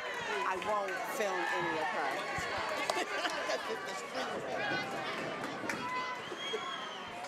Hit, girl.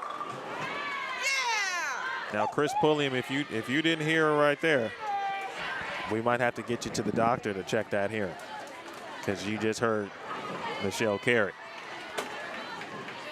Appreciate Cassidy Corey, too. Had a really good conversation with Cassidy, former Mount Mercy Mustang, now pursuing an MBA at McKendree. But she just came up and offered some info. The team shot 11:09. Speaking of McKendree, 11:09 to get an early victory. They've decided certainly not to be too far right on this 40-foot condition. As I mentioned, there is an out of bounds. She also told me that there seemed to be a little bit of hold on the left side of things, or I should say in the middle of the lane, I beg your pardon, which is helpful, obviously. So if you miss left and you got some hold, well, that's the best thing that could possibly happen.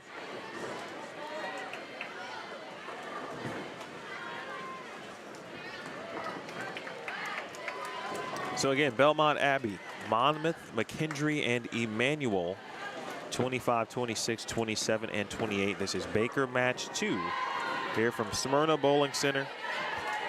Please hit that thumbs up, smash the thumbs up, as we like to say. And if you have not subscribed to YouTube, or I'm sorry, the Bowlstream TV on YouTube, please do so. We got some other things in the works. Hope to have updated website within the next couple of months. And I might do some writing on that site. Not sure yet. Additional ways to think about from adding content as well. But nonetheless, appreciate you tuning in. We are here all weekend long on Bowlstream TV.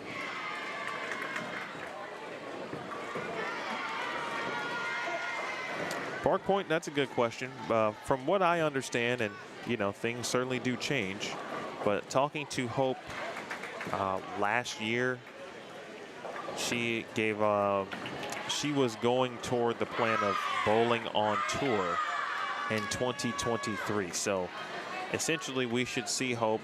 I don't know how many events she does plan to bowl, if that is still her plan, but we should see Hope in 2023. And I would say early, if she's on tour in a relative full-time basis, she would be the front runner. And this is just off the top of my head, not knowing who else might be out there, but based on her performances last year, there would be no reason to think she wouldn't be the front runner for Rookie of the Year. But long way to go before we get there. We could see Rebecca Hagerman out there. And if that's the case, well, we could see another front runner of the PWBA Tour Rookie of the Year. Monmouth off to a decent start here. A couple of strikes early.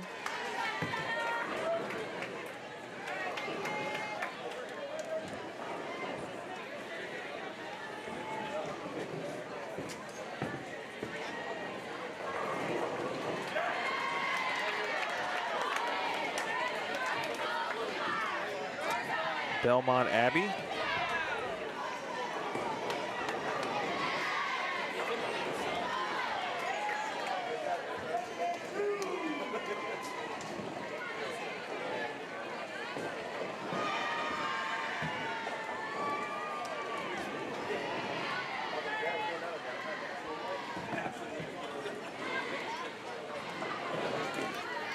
Go down and get a 1-through.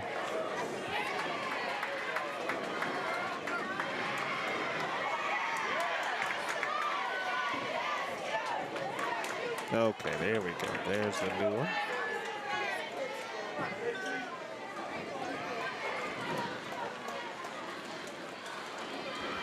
Again, Belmont, Abbey, JP. Belmont, North Carolina. 9-pin stands.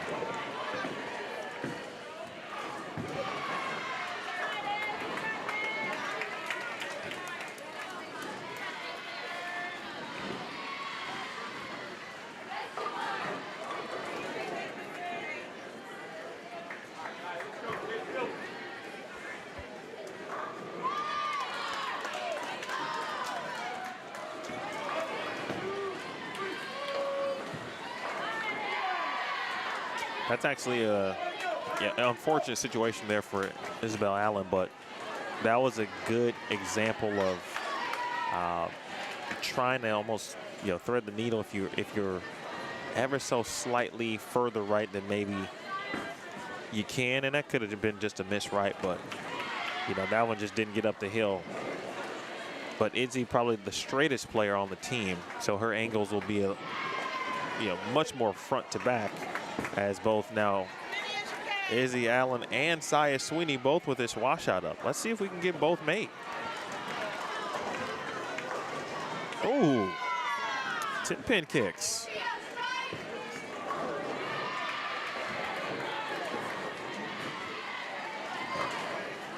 Good shot at it.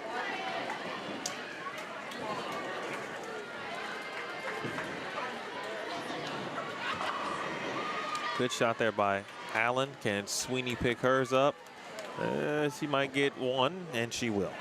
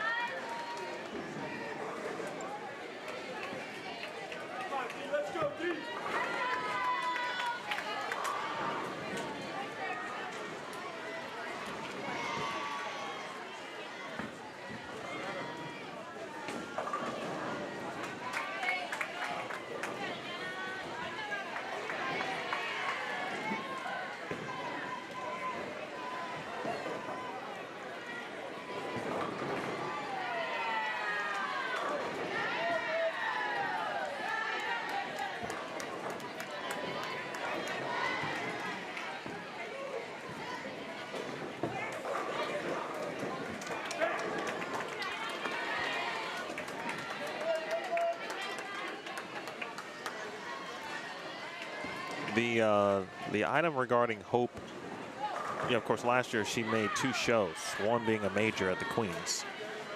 And so, this will be my, what is it, 16, 17, 18, 19, 21, second half, 22. Wait, is that right? 16, 17, 18, 19, 16, 17, 18, 19, 21.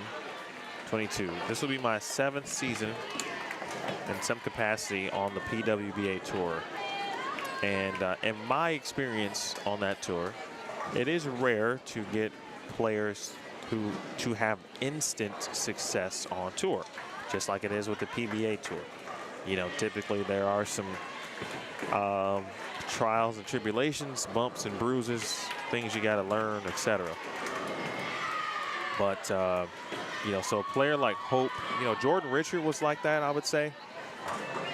She won a title in her rookie year and then made like 6 shows, like 4 in a row, or like 4 out of 5 or whatever it was in August that year. So it is rare to see players, but I do think this is the beauty of what we're watching now from the college bowling perspective. And players are just much more prepared to enter the professional ranks than perhaps maybe they've ever been. And a lot of that obviously has to do with coaching, certainly the players' talent and skill.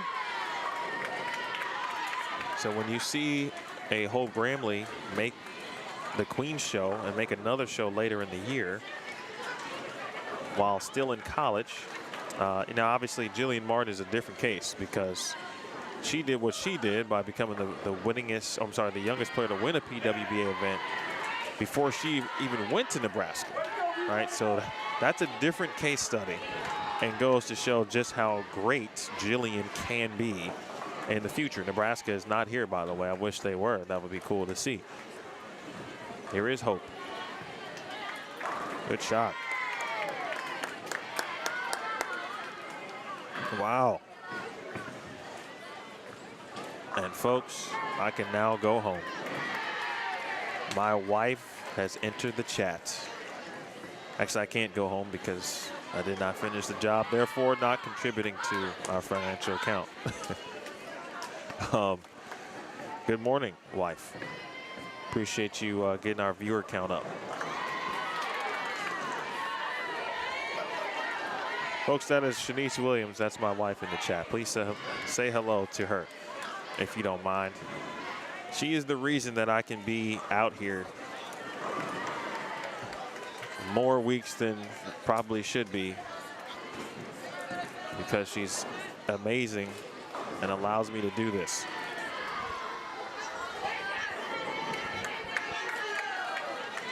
.162 for Belmont Abbey.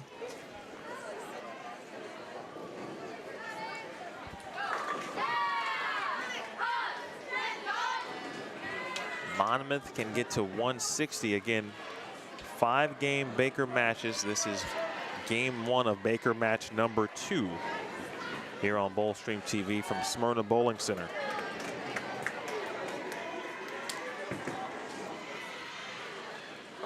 And the Music City Classic hosted by Vanderbilt Bowling. You see the masking unit there, the Vandy logo. They've got 6 of those across the house here at the 50-lane venue.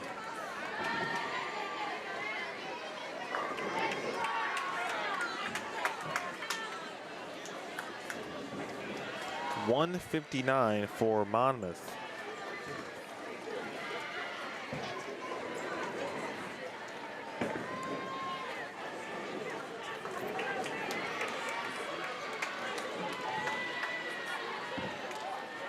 As Emmanuel now finishing things up. Emmanuel has a very good program too, and as a whole, both their men's and women's teams have been and will continue to be competitive.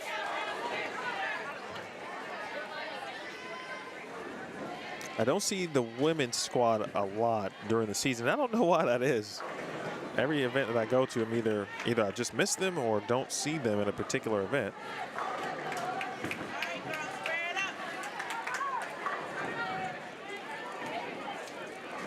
Of course, one of their top players, Macy Barber,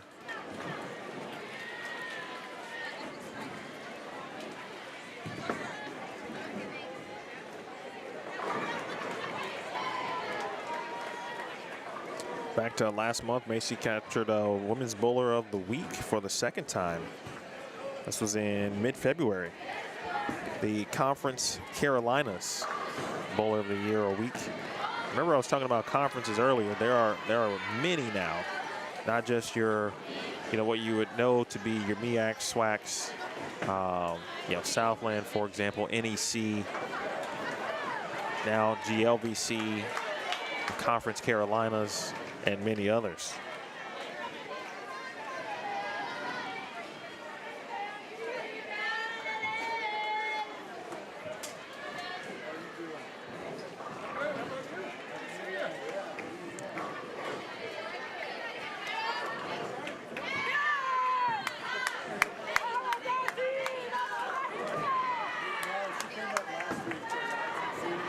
Oh, Fran Deacon, the Hall of Famer, is with us this morning.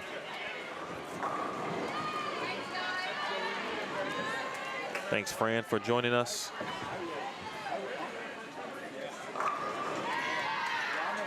I'm sure we've got plenty of McKendree faithful, too, watching. As, again, these 4 teams respectfully not streaming here as we watch and stream on Bowl-Stream TV.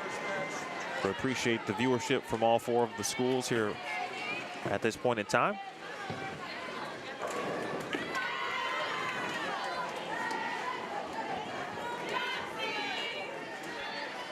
All right, so I had a plan to try to get you some scores. I got 2 plans actually. I'll tell you what the first plan is here in a moment.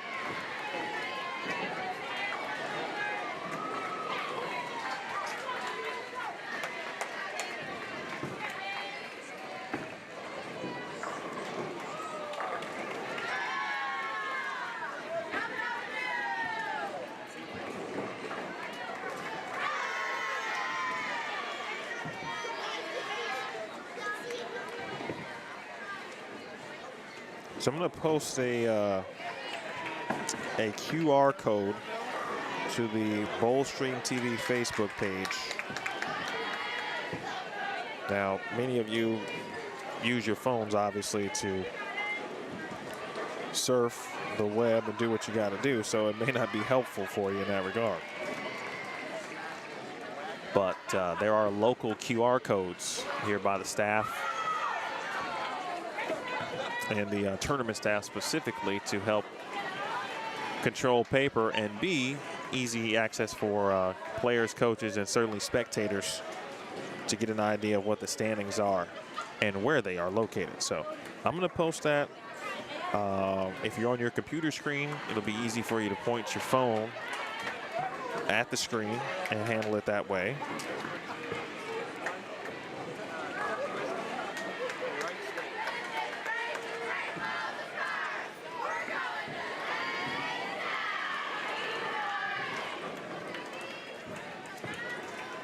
I'm gonna test it right now, actually. Let's see. All right, so standings.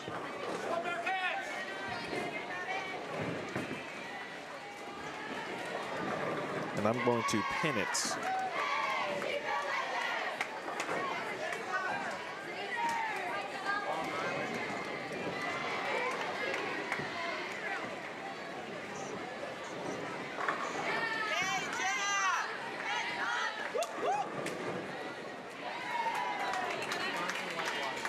Keep the discussion going too regarding PWBA and professional bowling in general.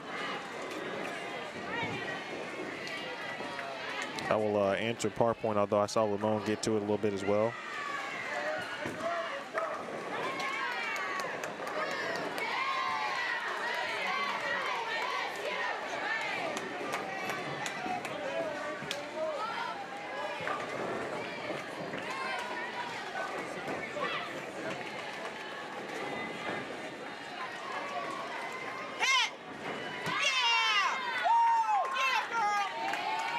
I don't even have to be paying attention to know if Saya strikes.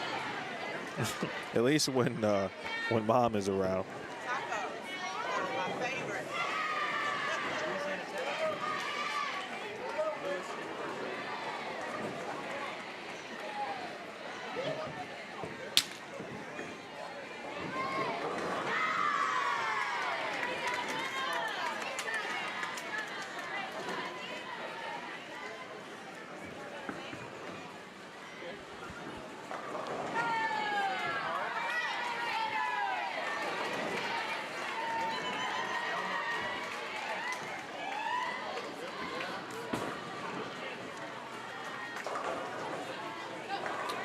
Barber was hoping to get Emmanuel to a 4-bagger.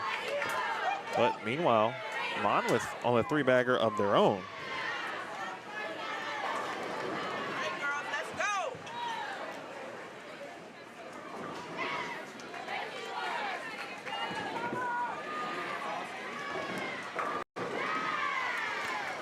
The post is up, by the way, folks, so that's one thing. It's on the Bowl-Stream TV Facebook page. I did post a link to the QR code for this weekend's standings.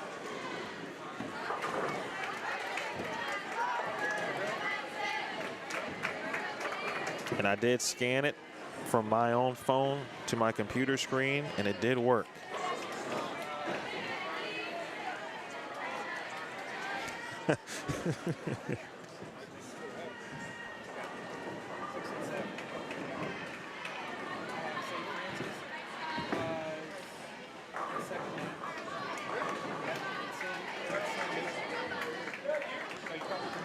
Fun fact, too, about my wife, opportunity to brag on her, because she does that about me all the time, is that she also bowled collegiately. She competed at Alabama A&M University. She also competed at Alcorn State. That's where she started her career. She won a SWAC title or two. I think two, if my memory serves correctly. She also was a part of the team that finished as the runner-up to Nebraska at the 2006 NCAA Women's Bowling Championship. And had there been a PWBA tour, much like all the other players that we often talk about, she probably would have given that a good try as well. This is back when we were all still bowling on a regular basis. Pre-children. But she's throwing it way better than I am right now. And at some point, I'm going to convince her to bowl a PWBA regional.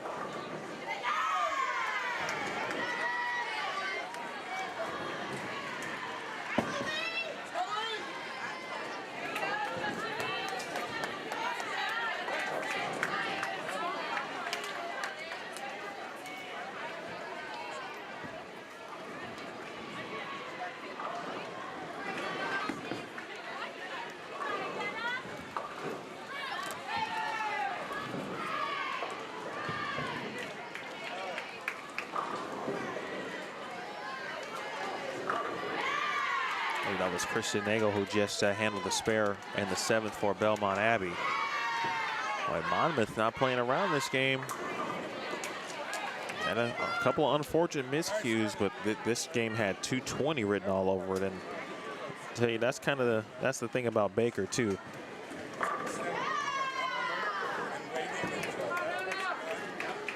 All it takes is 2 frames in Baker to kind of disrupt some momentum. Slow start here for McKendree in this game, but this back half is looking pretty good. Big thanks to Robin Smith. I'm sorry, Robin Smith.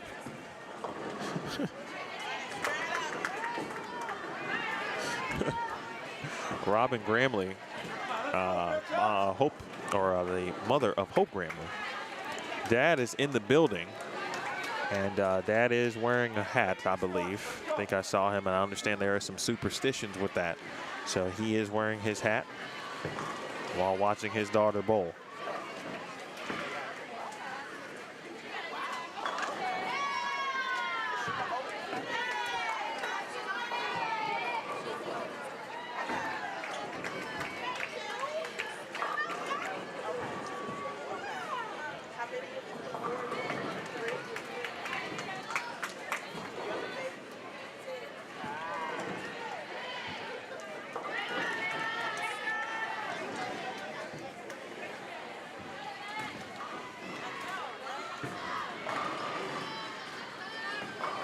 Monmouth shoots 185.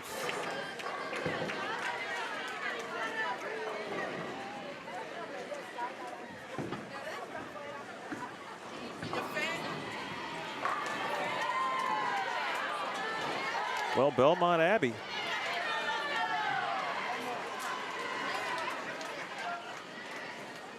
Solid count here. Strike would be great, but solid count, and they'll be in the 2-0 still.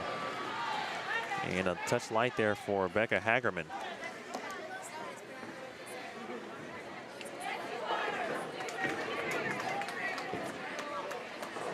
Point, I'm going to go back up and just kind of give my brief sense on what you were talking about. You know, the interesting thing about the tour, well, it is completely different for sure, but there actually are some similarities in my opinion, especially regarding travel. Now, you know, as a player, you got to handle your own, a professional player that is specifically. You have to handle your own logistics, the travel and mapping it all out. But, you know, college can be a bit of a grind too, especially when you're, you know, if you've got that stretch of, let's say, 6-7 events and, you know, maybe an 8-week span, you know, and you're bowling, you know, similar things, right? 3 days.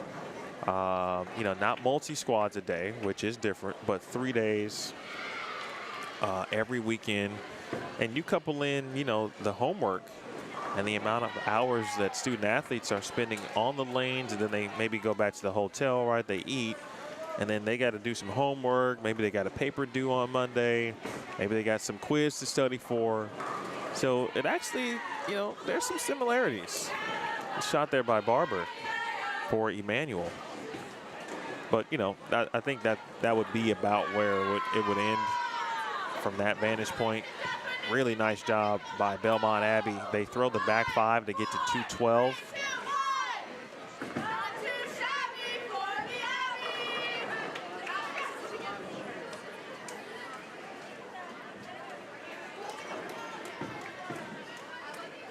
You know, Ramon, there's always one.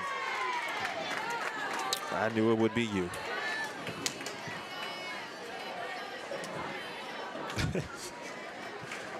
I will double check. I'm sure if that link is public, I will ask if I can just make a bit.ly type link and throw that in the chat for you.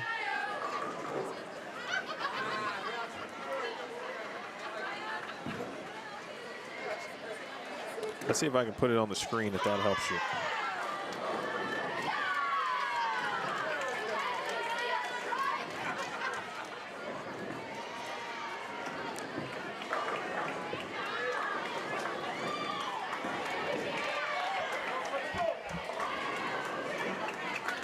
Time management is one of the phrases that Michael Williams dropped in, and I mean, you could really probably sum up college in that regard, right? Time management. I just talked about the homework and the quizzes and things you got to study for, papers you need to write. And if you're, on a team, any team, doesn't even have to be the bowling team. If you're a part of an athletic program, certainly some schedules are a bit more strenuous, certainly, than others. But, most of it from that regard is the same. Got to get that homework done.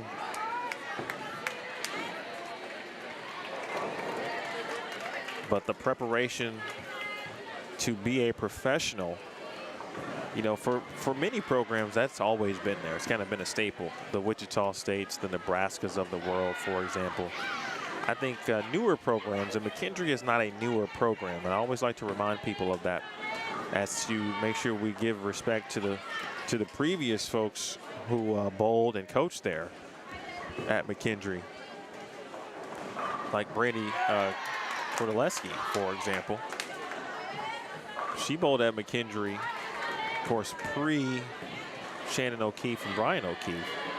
That's just one example, but obviously what the O'Keefes have done with the women's bowling program, and to some degree as well, the men's team as well. Coach Dennis Knepper, he's been there for a minute, but I'm talking specifically to the women's tour and how they have helped prepare many players, right? Brianna Klimmer, Lauren Pate come to mind. Now it looks like we'll see, and we've seen Kayla Smith actually a lot also. Brittany Smith has bowled. She's an alum too, graduated a couple years ago, won a championship. We saw Sarah Willie for about a year or so on tour. And now it looks like we'll see Hope. We'll see Becca Hagerman. We've seen Kayla Smith.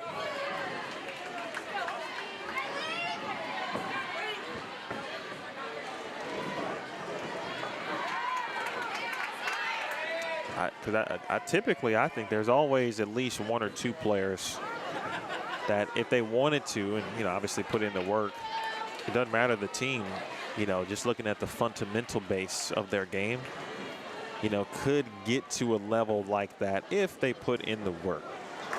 Other teams like, Weber, for example, now obviously they have produced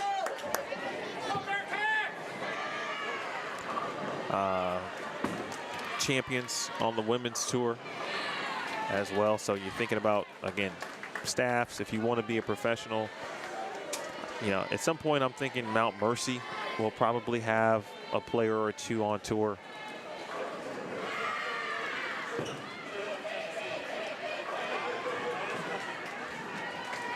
Good morning to Mary. Hello to Christine. We got some other McKendree viewers popping in on Bowlstream TV. We appreciate it.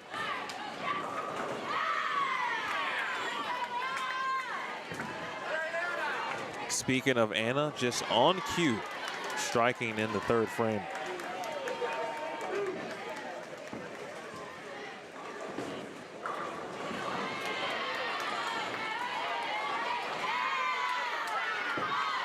Love to see Monmouth put a game together here. I thought that the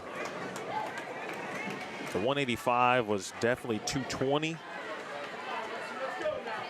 A couple of open frames.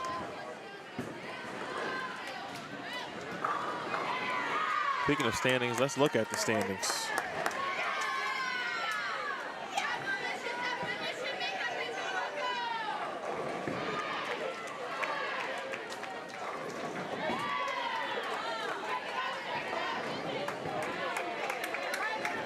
So Vanderbilt shot 11:43. 11:43 to have the early lead here. Of course, this is their event.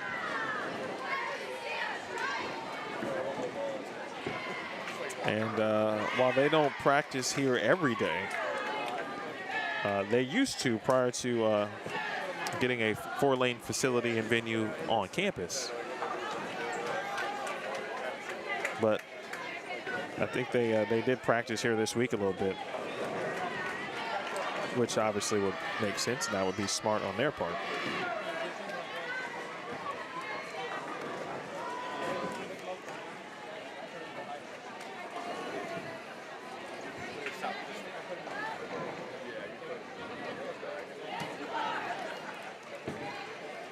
So 11:43 for Vandy. McKendree was second at 11:09. And of course, both you would hope, unless they were bowling each other, got the dubs, of which they were not bowling one another.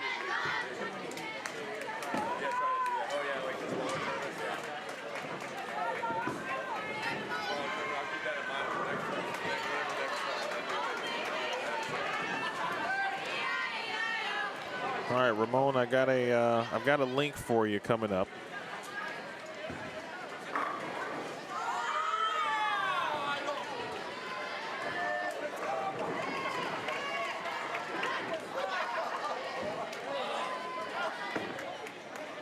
Ramon, you and anyone else who may have missed my announcement that I have posted the QR code on the Boldstream TV Facebook page. I do think there is a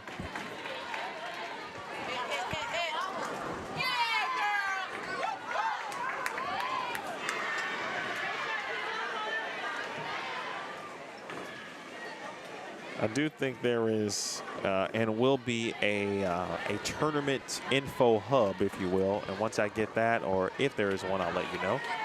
Brutal A-pin, by the way, for Angelique D'Alessandro.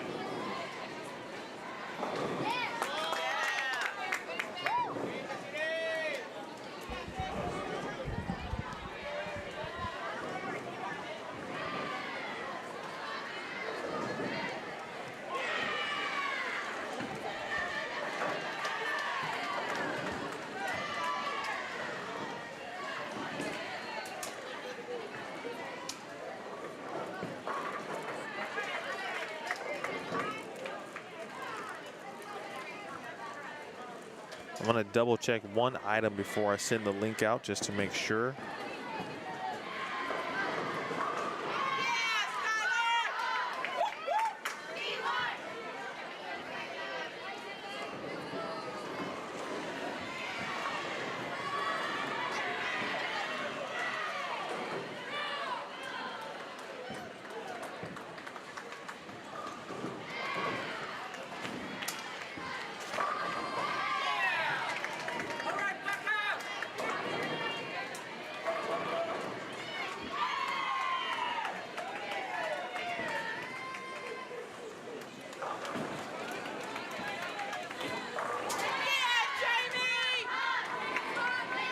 Nice shot there by Jamie Phelan.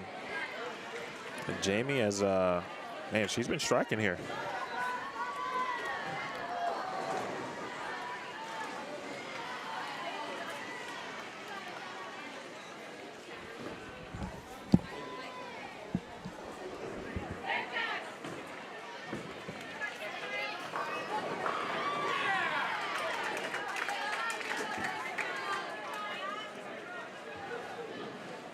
All right, got you a new link.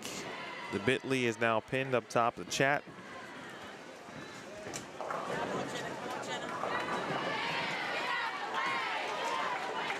And that's a tough break for Jenna Lehrer.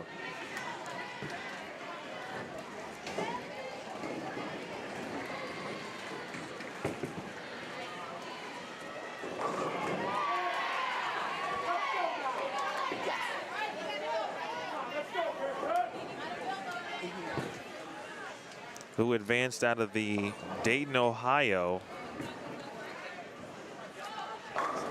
Oh, you're right. She was in Addison. I was there. I was there for that. Yes, you're right.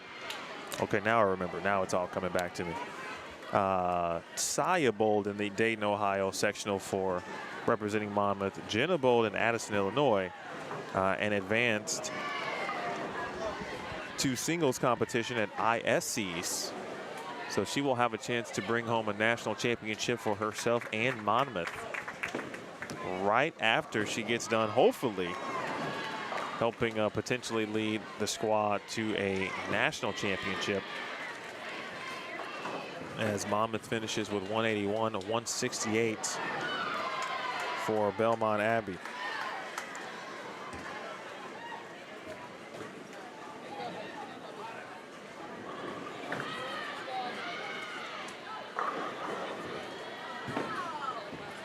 So, as everyone can now see the standings, again, Vanderbilt 1143, McKendree 1109, Sam Houston State 1054, Youngstown State 1012, Maryville 1010, Sacred Heart got to 1002.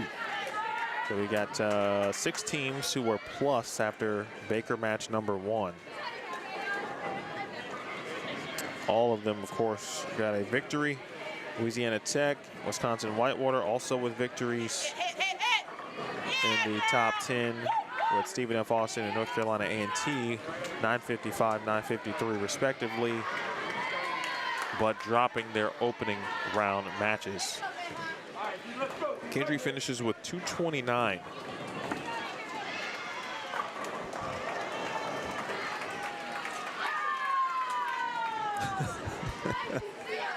And what a look on the faces.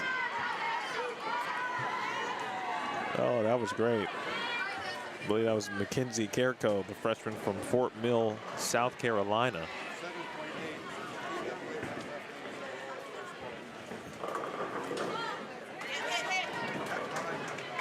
Kirsten Nagel.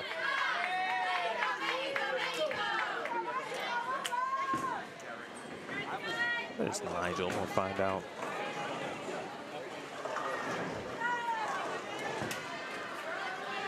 Early double for Monmouth.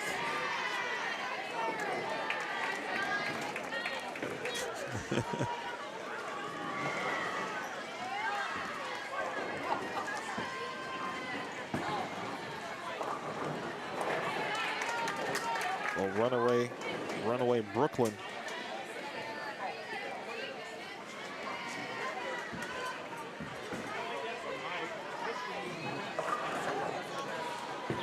It's a Glover crossing over for Belmont Abbey. Emmanuel shoots 146, and they trail in their match against Emmanuel. Pretty even, but Belmont Abbey should have a lead.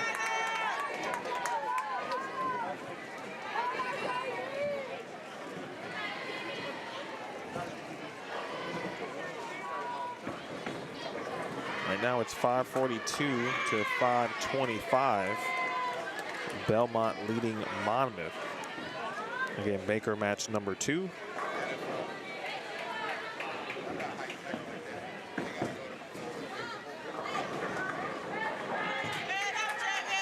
And right now 608 to 494, McKendree leading Emmanuel.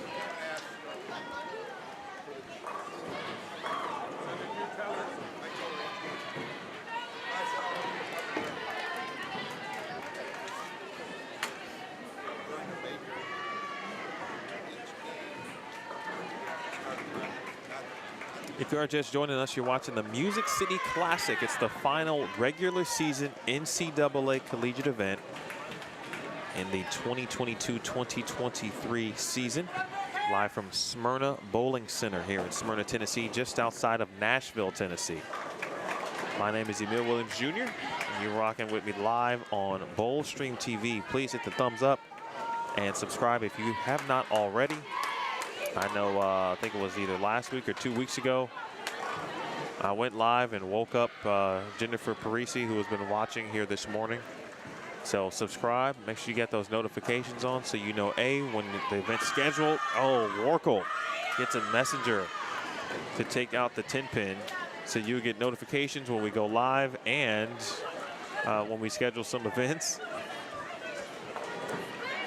You got to walk back like you own that right there. And that was a classic example of that.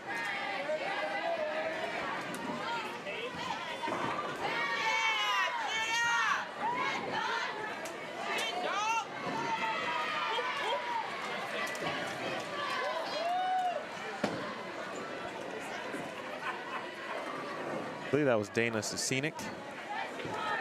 And so she's actually from my area. In the grand scheme of it, from a Chicagoland perspective. She's from Villa Park, Illinois.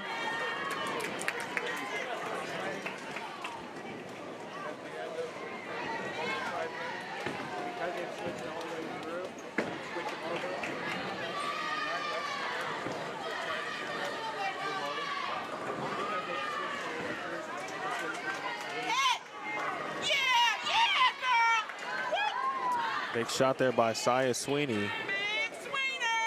And again, the difference here is just 17 pins between Monmouth and Belmont Abbey. Again, wins very crucial at this point in the season. There is no tomorrow. Actually, there is technically, but you know what I mean. So every win counts on every day. So if you can walk out of here, let's say let's say you go into Sunday, and for a team that might be like on a bubble. I was having a conversation with some teams like Lincoln Memorial, for example. You guys were talking about them earlier. We saw them practicing this morning before competition began. You know, coaches Elise Bolton and Nate Garcia. Right now, their ranking, and I think their RPI is kind of the highest, or some of the highest they've been in the history of the season, or the program, excuse me. So, you know, this is a very important weekend, not only, you know, from the win-loss perspective, but if they can find a way to, you know, definitely challenge for the top spot, obviously, but even if they were to be in the 5th, 6th place type game or type match at the end of it, I mean, that could be the difference in maybe ultimately getting an at-large bid potentially.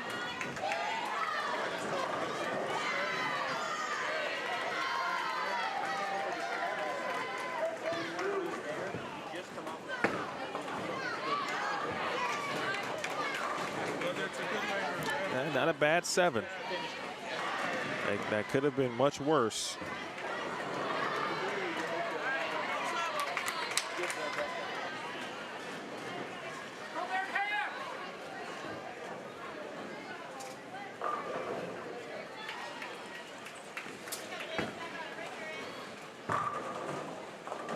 Nice spare.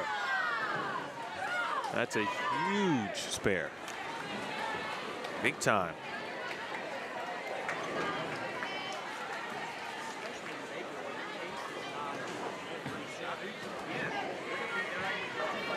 Tough frame there for Jillian Moore. The good news is it's early enough.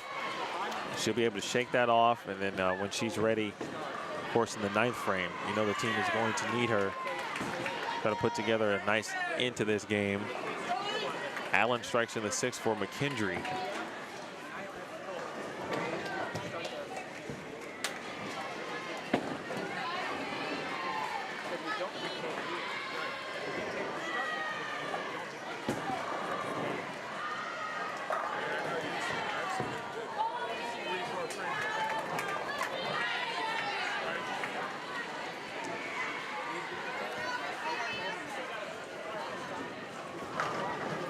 Oh, good shot there by D'Alessandro.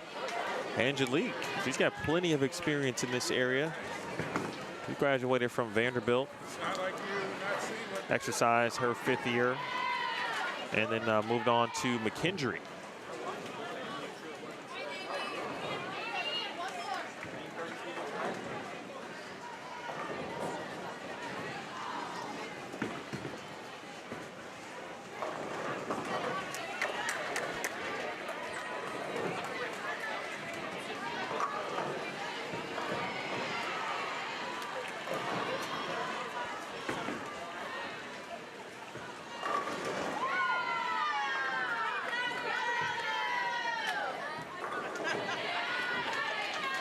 Striking the 8th for Asa.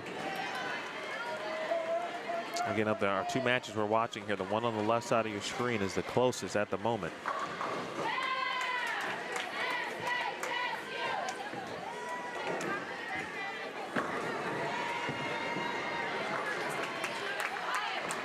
It's the 19th annual, again, Vanderbilt Music City Classic.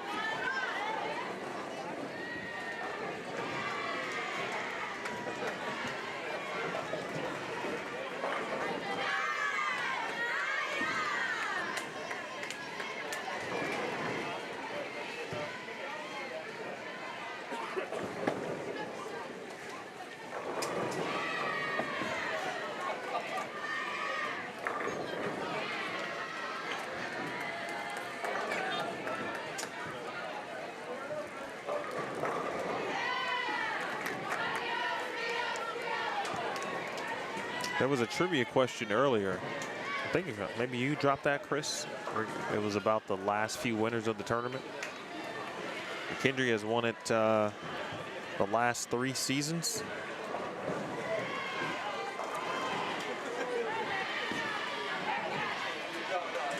The interesting thing too that you know, they won it in 2020, and of course the following.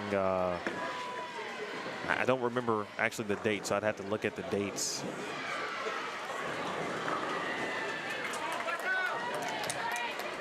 But of course, there was no postseason after that.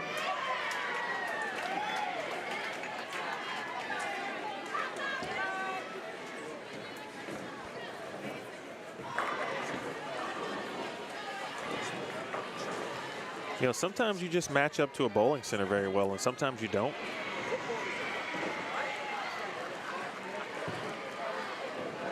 And, you know, McKendree with a combination of obviously skill, talent, coaching, and the ability to keep what they learn and utilize it.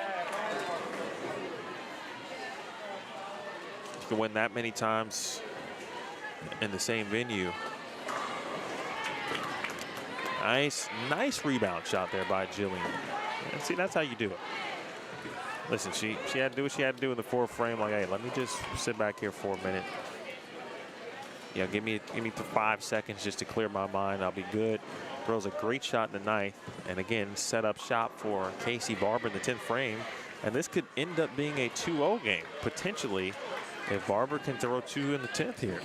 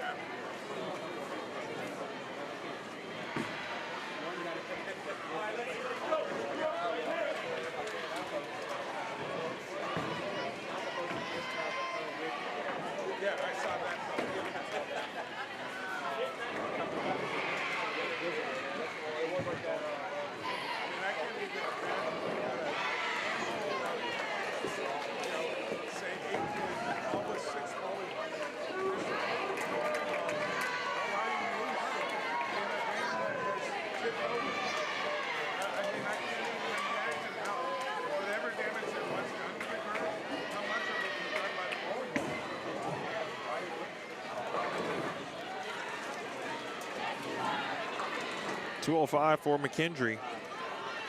181 for Emmanuel.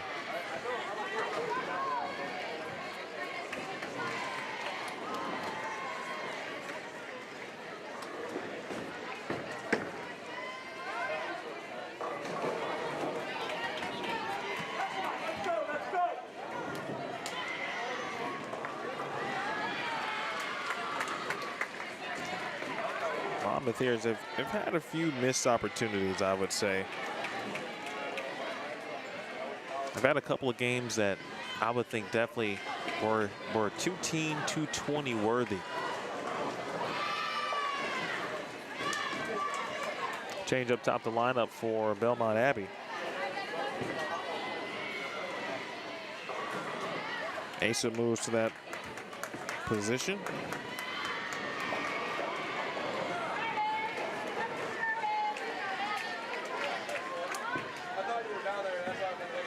But if my math is right, if I wrote down the scores to the right teams, Monmouth should have 7-11. Belmont Abbey now trailing in the match, 7-11 to 698.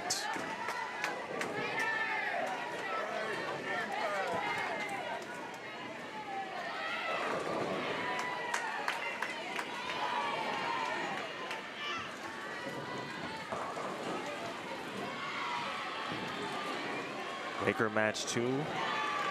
What traditionally, it's not I wouldn't call it too long of a day, but it's a long day for the most part.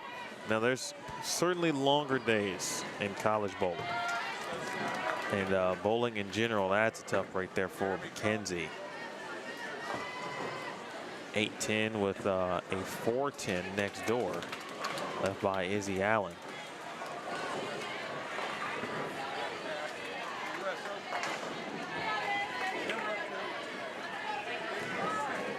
Big shout out to Rod Williamson too, who always produces content, written content for the Vanderbilt bowling website, and puts together a nice kind of info sheet, if you will, on the event itself.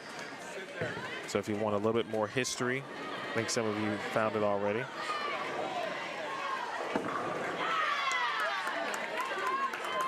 Regarding the Music City Classic.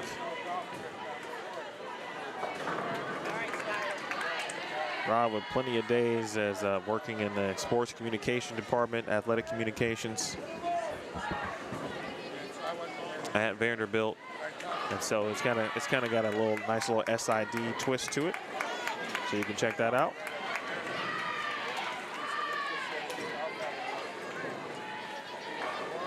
Last season, McKendree defeated Stephen F. Austin 4-2 in the Baker Championship. And Arkansas State defeated Vandy 4-1 in the third place match. Brooklyn Buchanan averaged 245.8 last year to win the individual award. Winners of the tournament, though, do seem to win in 2 to 3 year gaps, or breaks, I should say. So you see a lot of repeat champions.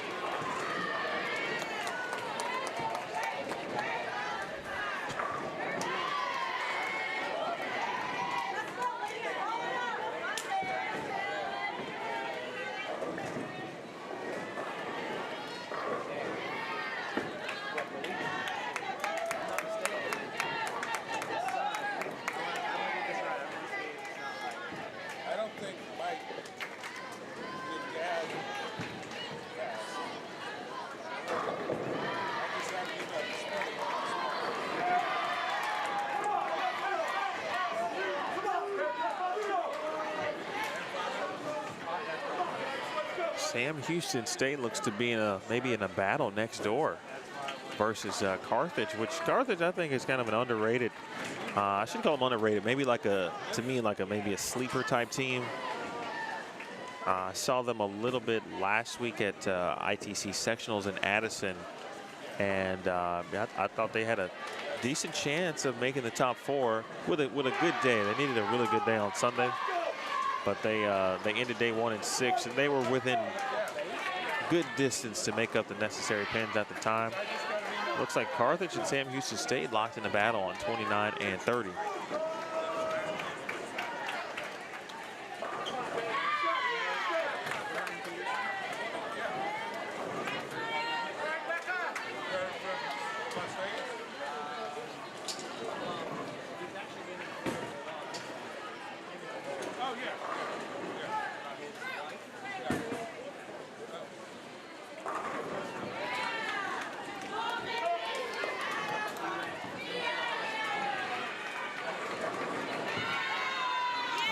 Shot there from Saya.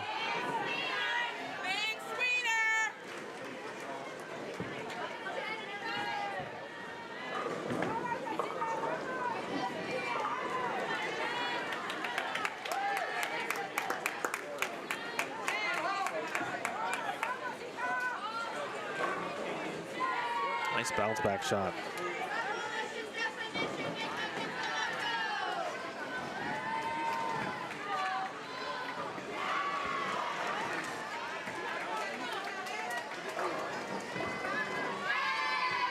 Wow.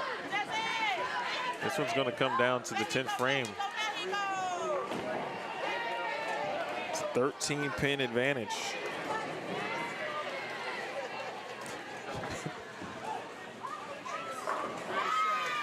Washout conversion for Hope Gramley.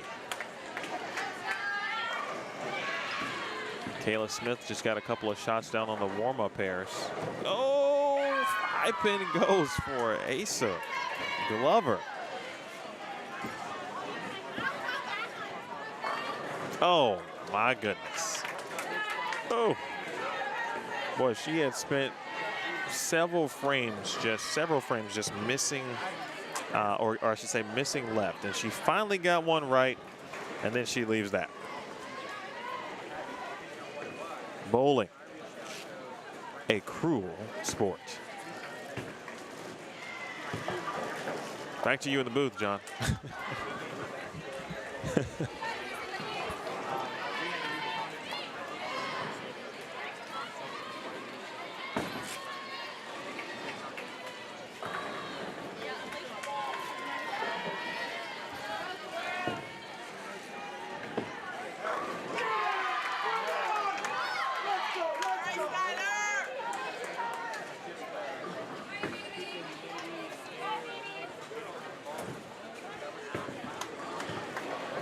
Single pin. Again with a 13-pin advantage for Monmouth. It's shot in the 8th by Skylar Smith. She made the spare. Well, Jamie Phelan stepping up.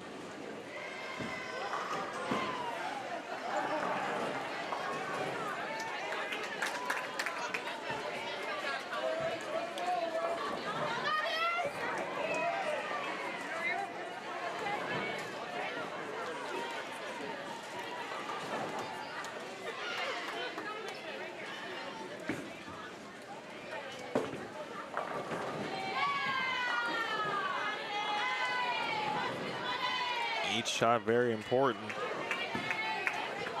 Shot there from Dana. Looks like they moved Kirsten down to the, of course, that 4-9 spot.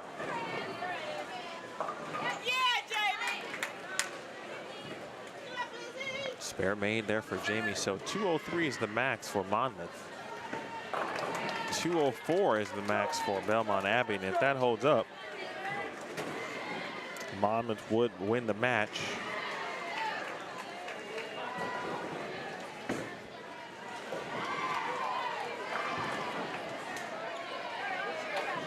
All right, that's a double.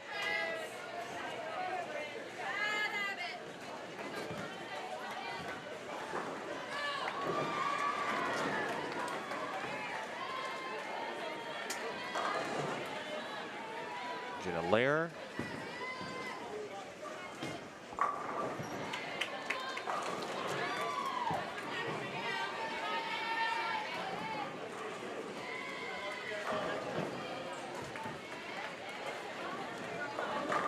Again, Monmouth with essentially 12 pins to work with.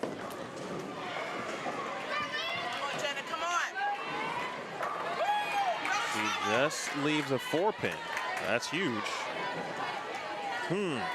Well, it's got a hook.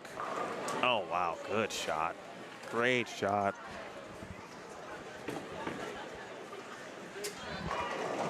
Great shot. Monmouth is going to take the match.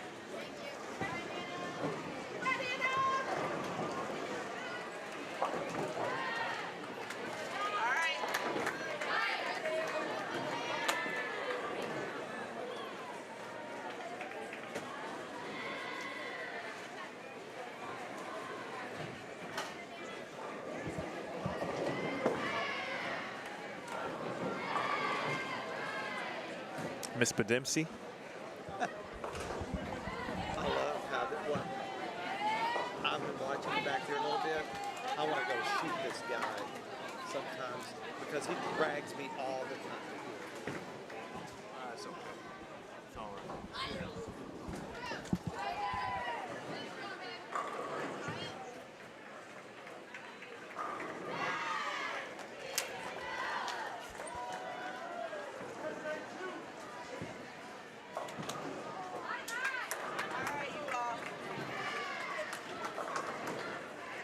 Freshman from Carthage. Way to go, Monmouth girls. Hawks. I had a friend from what I believed was Patachik, but I feel like that pronunciation is not correct.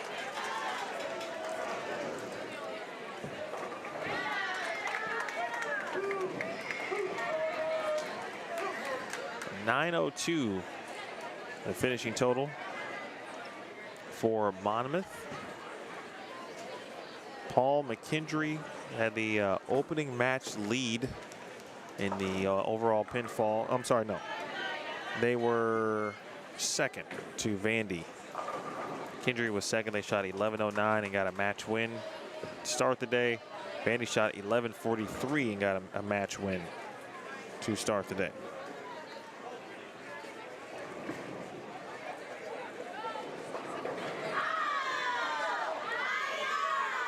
902 to 881. Paul, the results are posted at the top of the chat. You'll see where it says results, and there's a link there. That is that link. Go ahead and click that.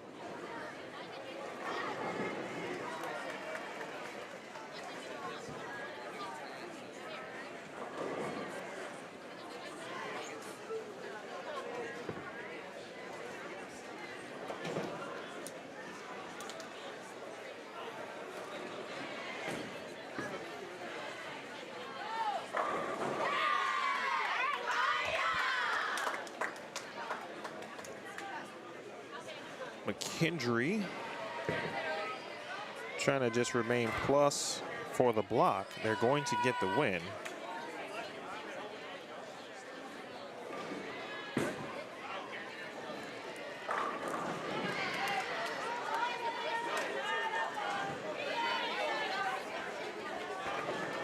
And looking around, looks like every match around us within a few pairs are done.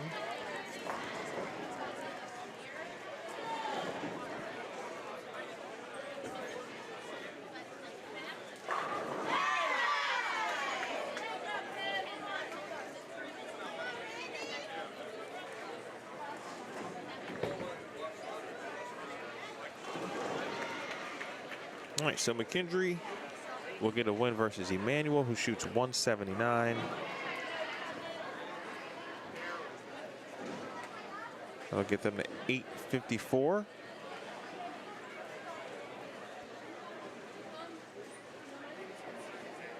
And McKendree does what they need to do to remain plus this block.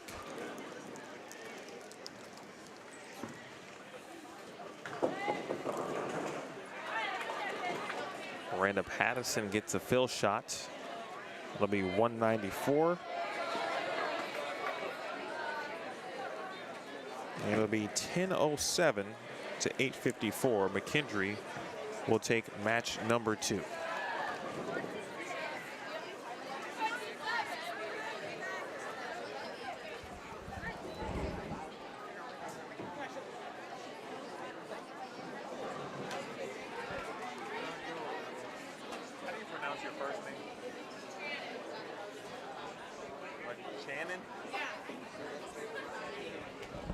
That might be the hardest name I've seen in a while. You've been, how do you pronounce your last name? Okay, so I got that part right. So you've been Miss Bedempsey the entire match because I don't want to disrespect your parents.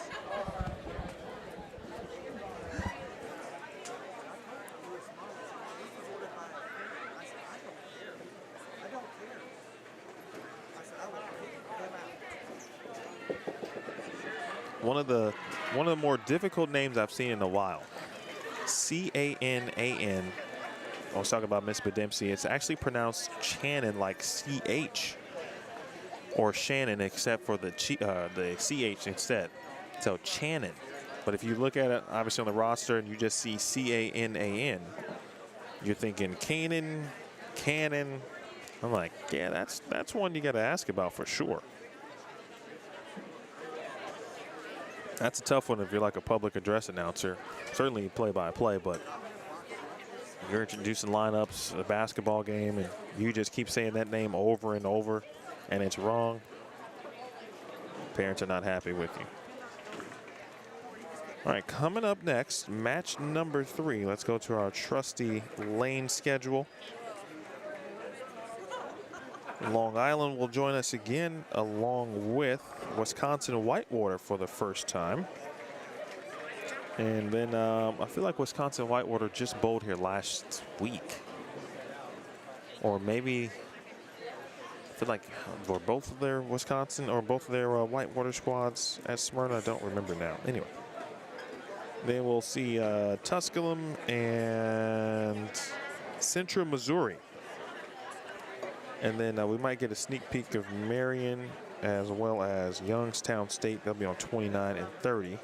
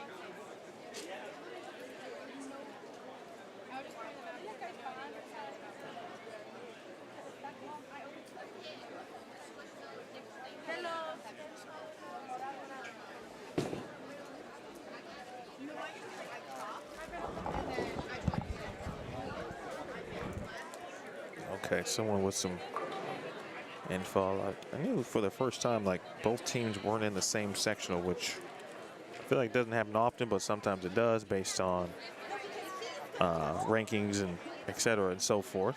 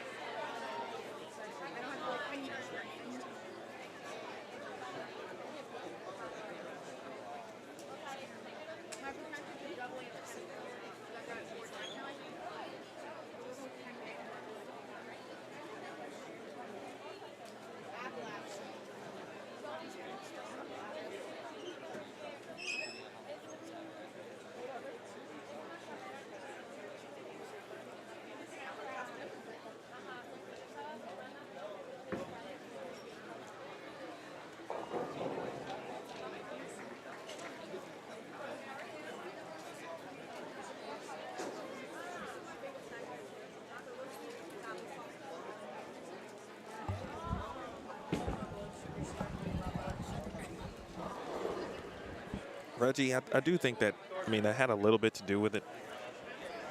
Just because, and not necessarily like on the surface, it's one's a club and one isn't. But really, if the women's team had bowled a similar schedule, that's really what it boiled down to, which events they bowled. Each one's got, different points attached to it. So because the women bowled a more traditional NCAA squad or schedule, they do get points toward their overall ranking on the USBC side of things. So because those two are different per team, their rankings were different, and then I think that's what made them get sent to different venues.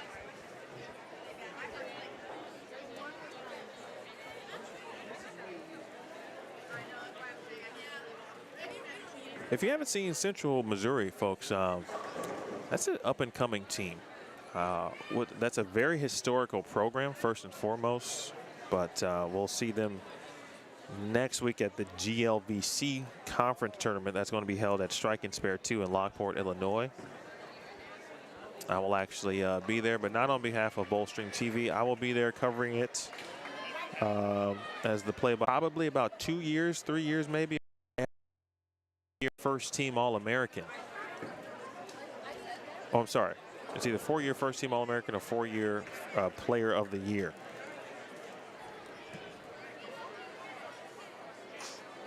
Uh-oh. That concludes match number 2. Begin your move to your next match.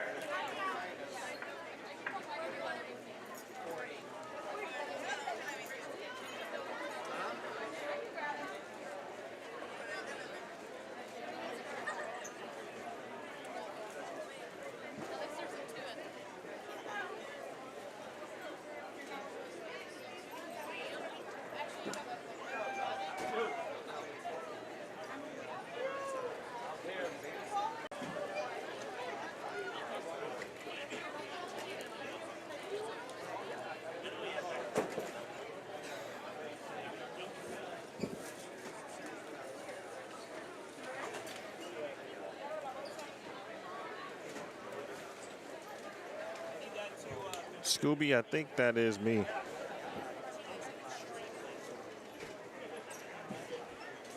You guys let me know. I restarted briefly.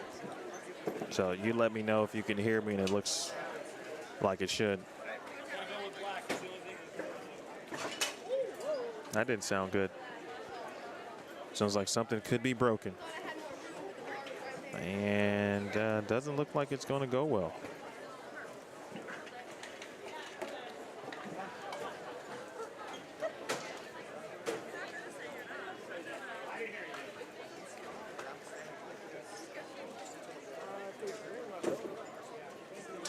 Oh, that's good info, Chris, too. If you do see that, just let me know periodically. The first time I actually saw that something could actually be wrong was when I said, uh-oh.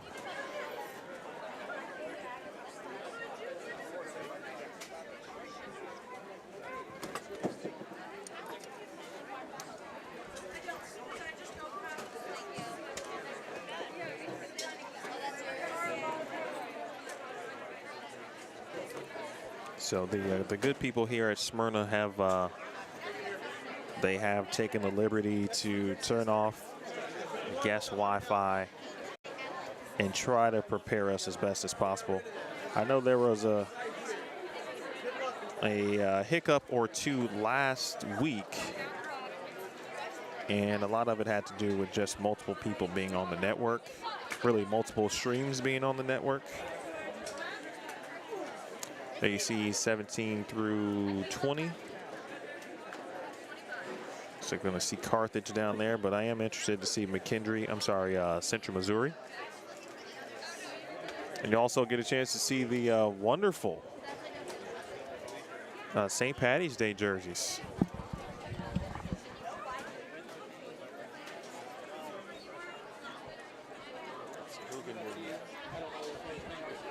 Athletes, your lanes are now ready for match number 3. Please begin at this time. They have like 3, not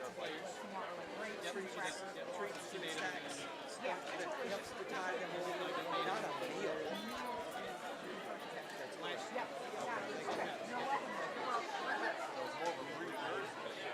Well, I incorporate into there's parties right there.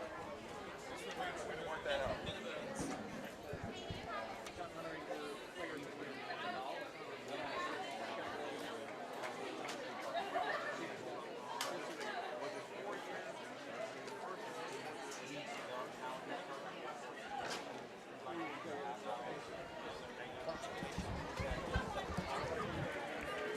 I just had a brief convo with it was both. I thought so.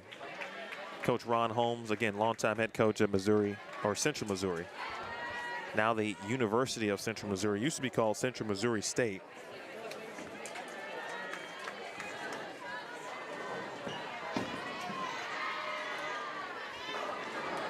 But so the jersey, or jerseys, you'll see them. We saw them early in match 1 as we welcome again Long Island, Wisconsin-Whitewater. Someone had a question about McKendree, and I know it also has something to do with, again, keeping in mind where a team may be ranked also, right? So they try not to go like have 4 teams in the top 16.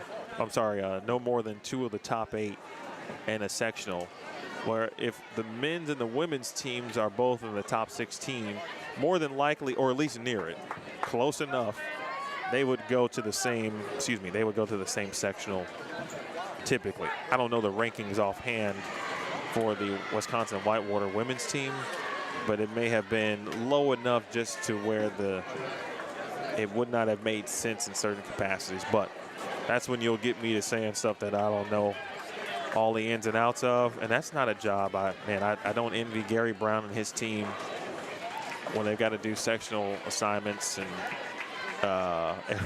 every single year. Okay, back to the jersey. It is a design kind of incorporated by Brianna Cote. You know, Bree likes 4-leaf clovers, so it's more of I guess the initial origin of the jersey comes from Bree, and kind of in honor of her Player of the Year season a couple of years ago.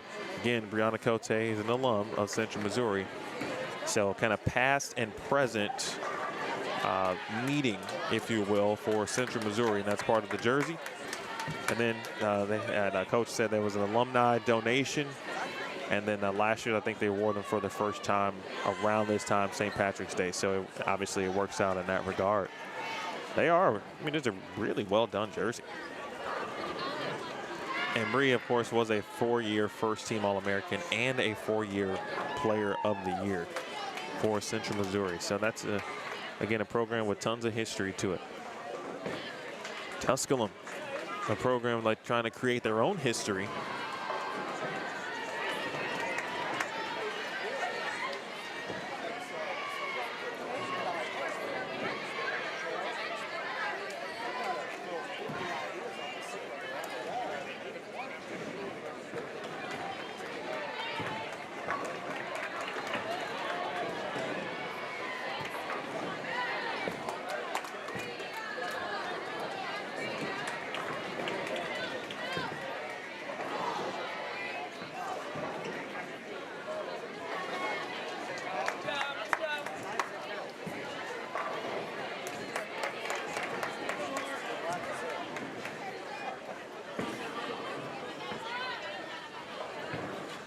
You'll also see we talk about two-handed bowling in the women's game, and Central Missouri does incorporate a two-handed player.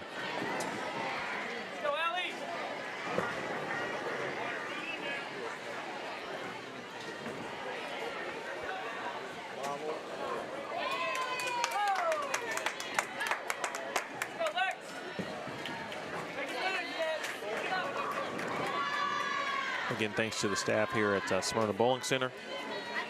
I haven't personally been here in about 2 years. For those of you who follow the PWBA, I know Ramon was here But we did have a PWBA event. It was Verity Crawley's first PWBA title.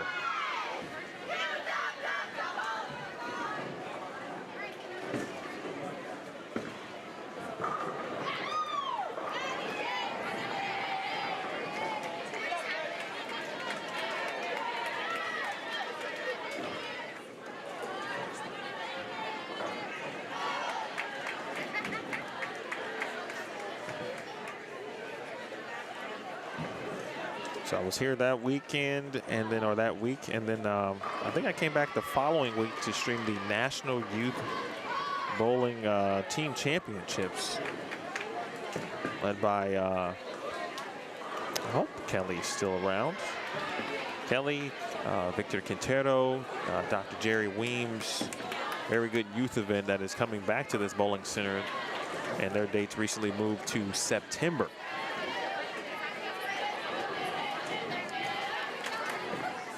Paul, we do not have multiple channels here on Bowlstream TV, not yet anyway. That's certainly a goal in the future. So McKendree, let's see if they will even be nearby.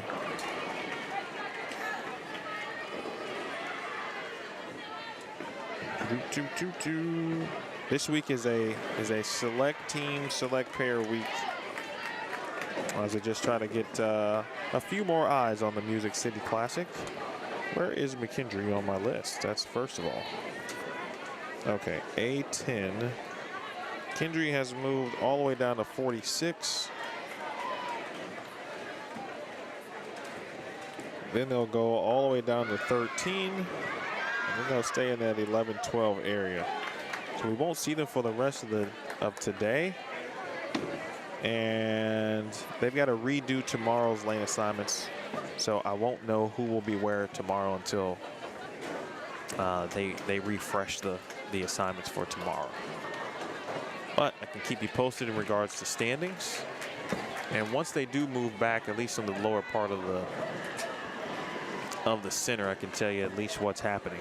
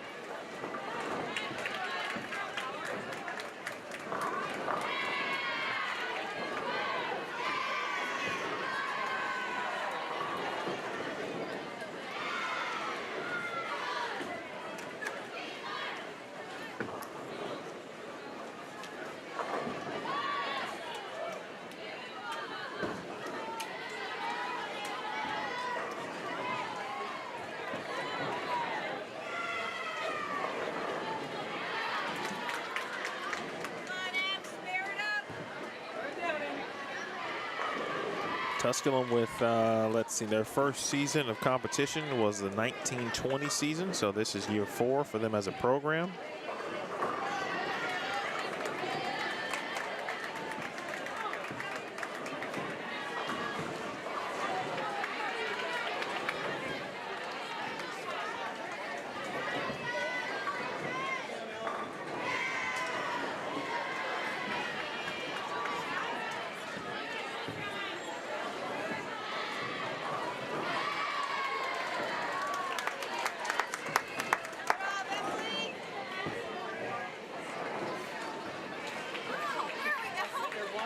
Emily Horton with the spare in the 8th frame.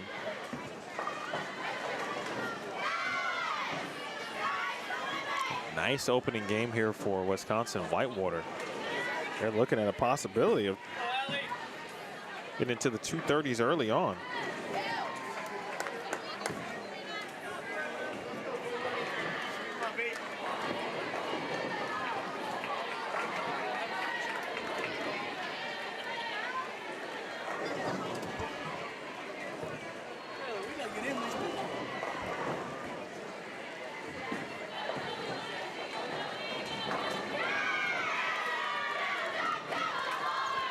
188 for LIU. We saw them match one on 27 and 28. First one, a good one for Wisconsin-Whitewater.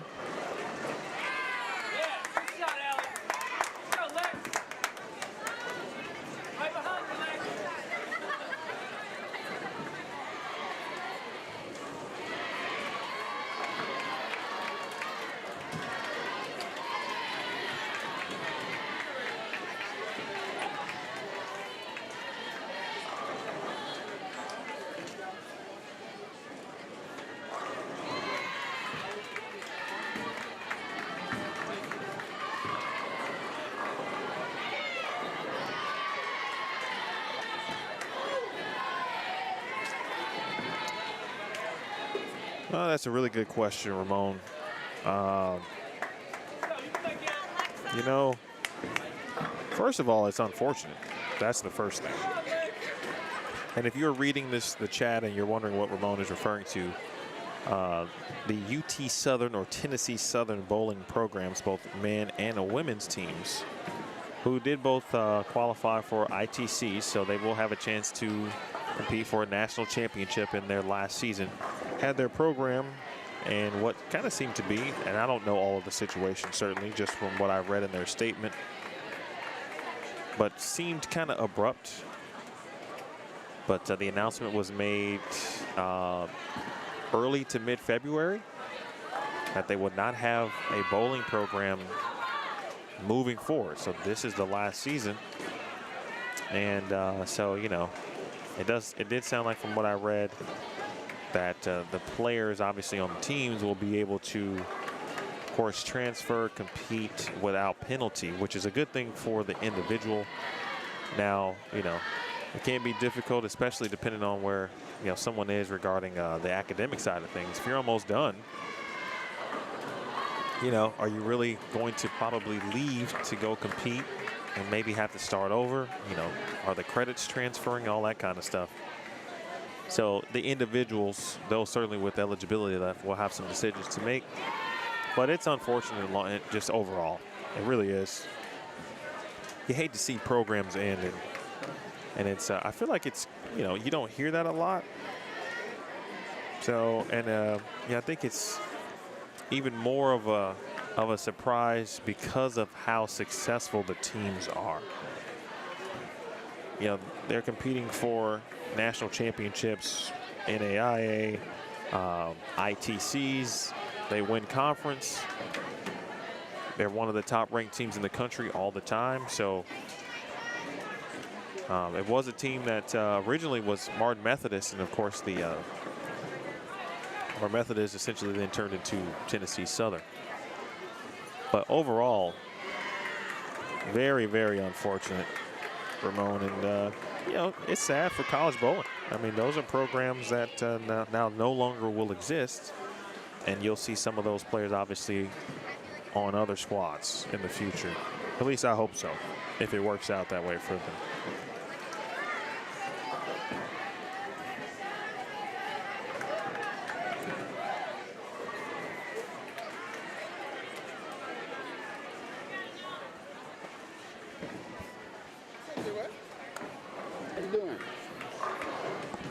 Good to see you. I heard you were coming. Yeah, had to be at the last record.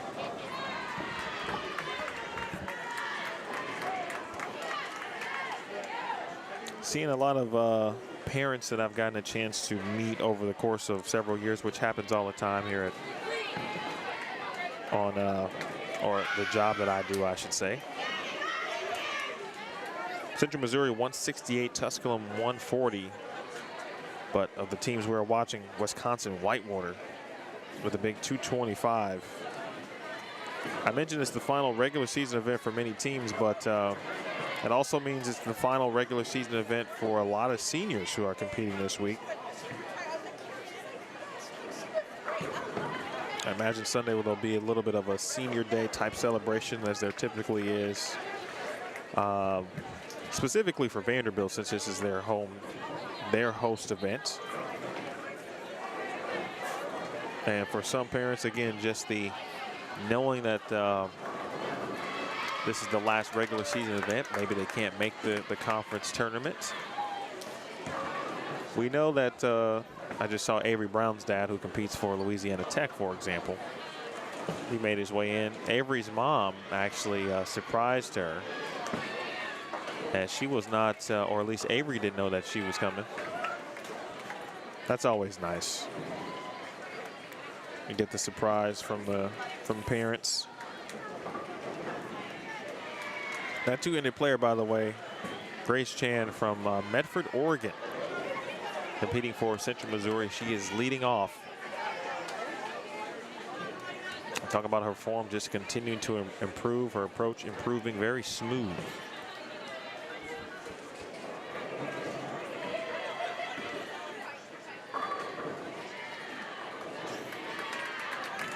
Just an update on standings, by the way.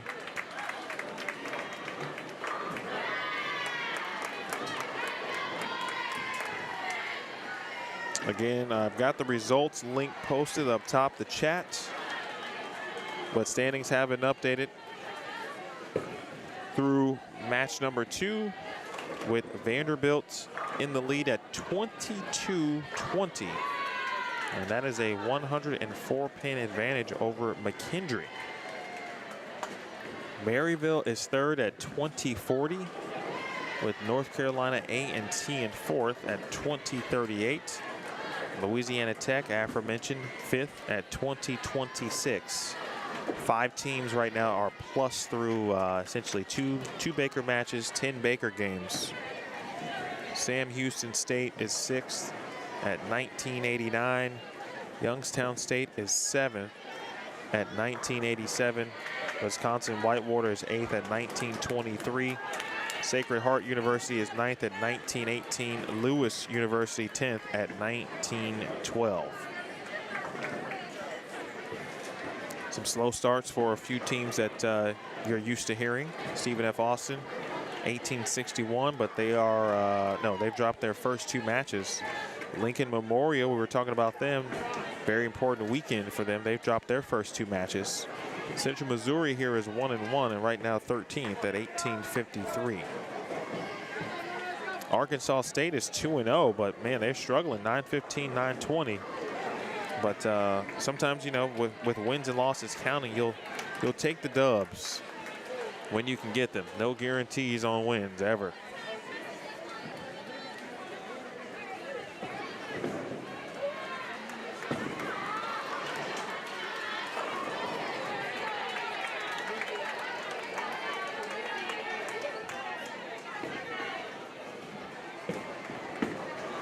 We will see Lincoln Memorial and Baker match number 4. They're going to face Tusculum. And then we'll also see Wisconsin-Whitewater one more time. They will face Marian, who's going to move on over.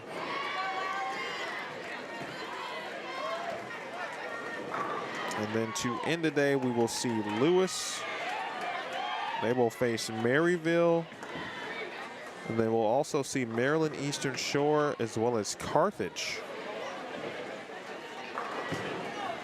So some good matches still to, and some good teams coming up for you. And matches 4 and 5 today. Appreciate all of your questions. Certainly you help keep the conversation going.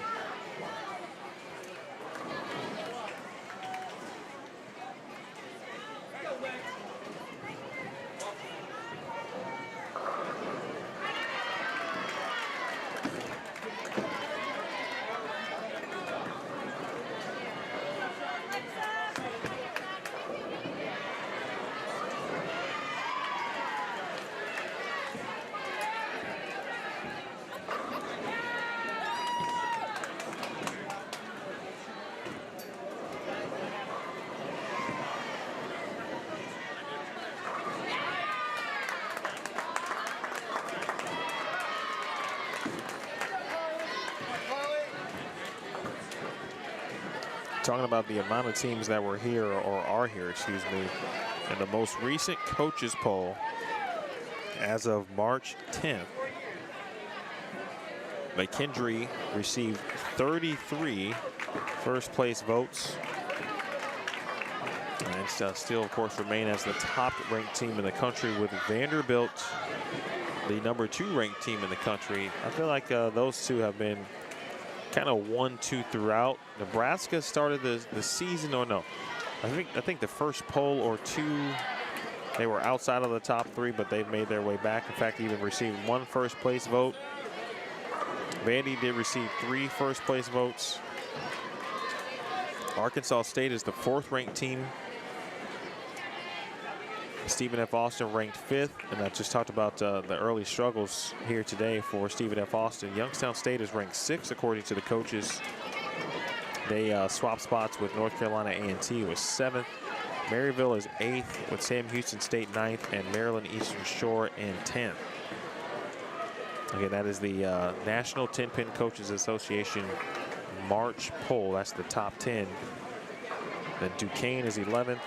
Louisiana Tech is 12th. Newman is 13th. Mercyhurst 14th. Fairleigh Dickinson 15th. Mount St. Mary 16th. Central Missouri is 17th. Madale is 18th. Lincoln Memorial is 19th. Wisconsin-Whitewater, who we are watching currently, are 20th.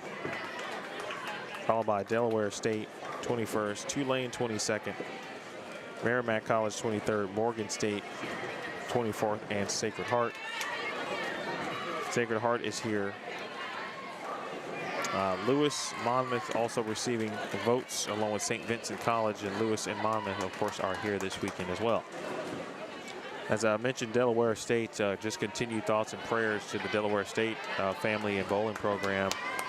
They were involved in a very serious bus crash on their way to an event a few weeks back. For some players, I know the road to recovery is a little bit longer than others.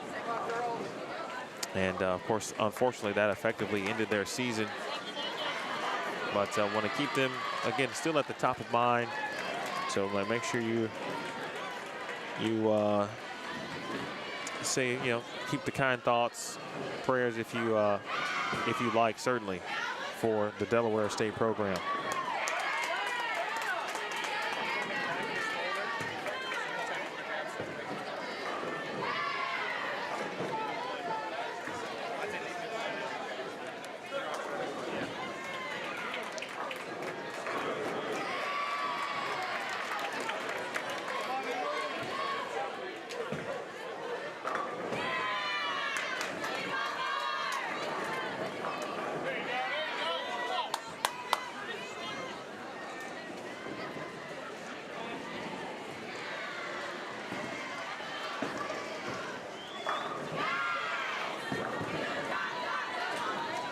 I believe that is, should be Kelly Whipple in the anchor position for Wisconsin-Whitewater.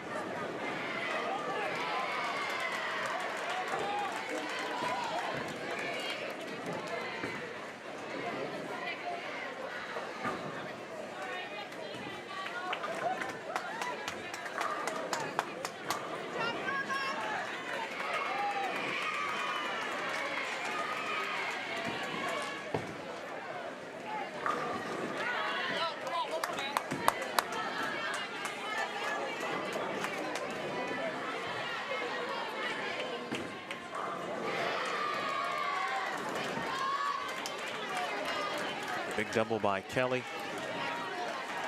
Well, we saw Long Island early on in match number 1.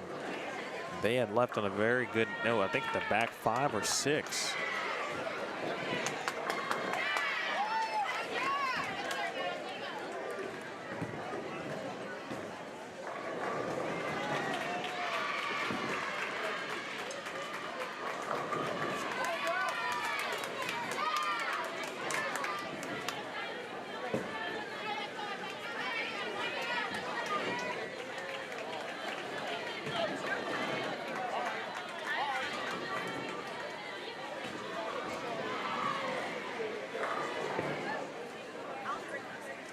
Brittany Lucci.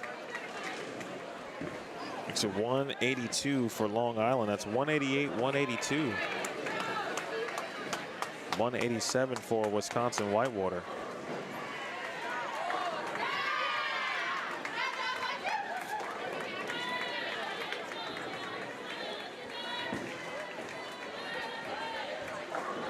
Long Island, a part of the NEC.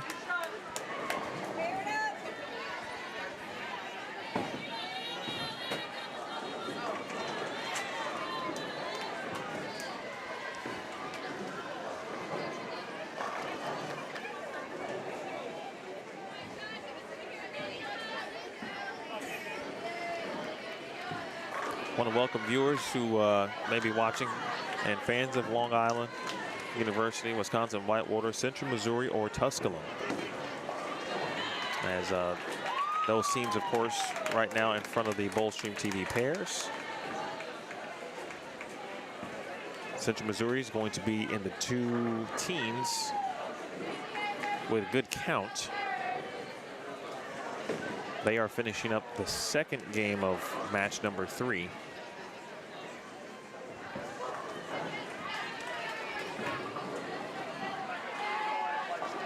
Curious with you, for those of you watching or and are able to chat, as another two-handed player.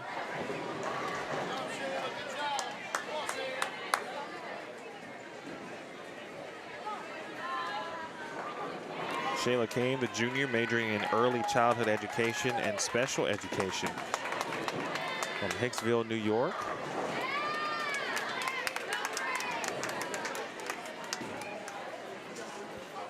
It's been a common question.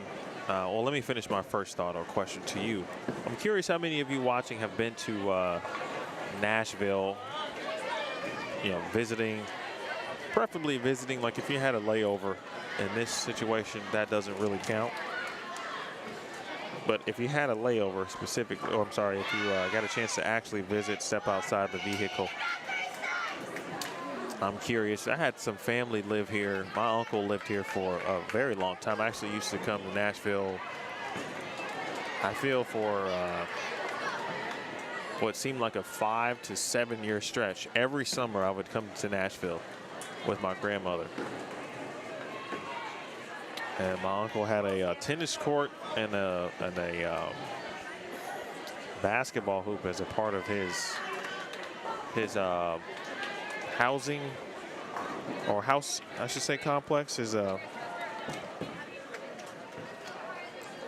subdivision, which is probably the best term for it now, thinking back at it when I was a kid. But it wasn't until a couple years ago when I was here for the PWBA event that I actually got a chance to like kind of check out downtown. And I know there's some cool stuff, great restaurants. Obviously, you know, if you really enjoy certainly country music, then this is the place for you. But I'm curious if anyone has visited, and even if you haven't, if you had it on your bucket list, are you looking forward to it? I know Kelly Whipple is looking forward to hopefully throwing this 5th strike to get off or get Whitewater onto the best start possible.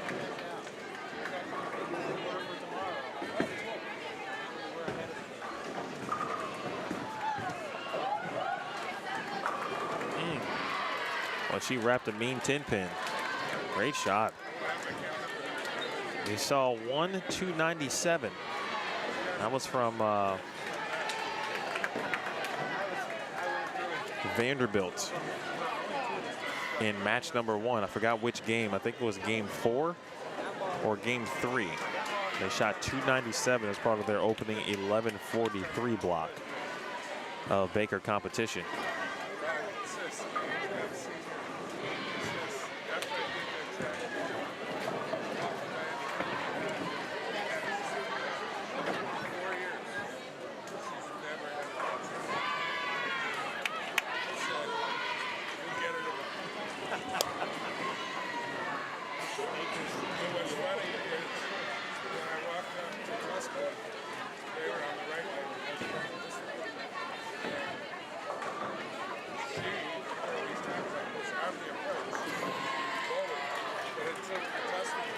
Chris, that's a great question. Why doesn't anyone build lanes in a complex? There are some houses out there with lanes.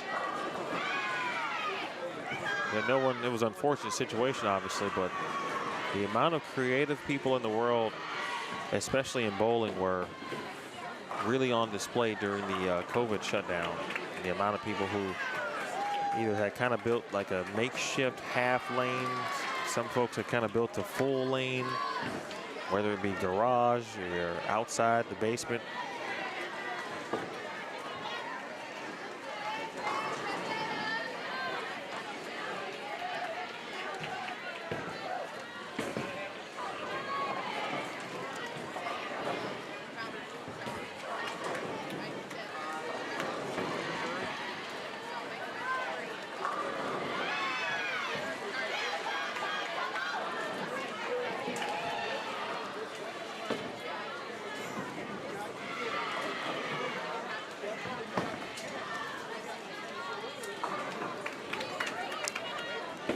Tens are always difficult.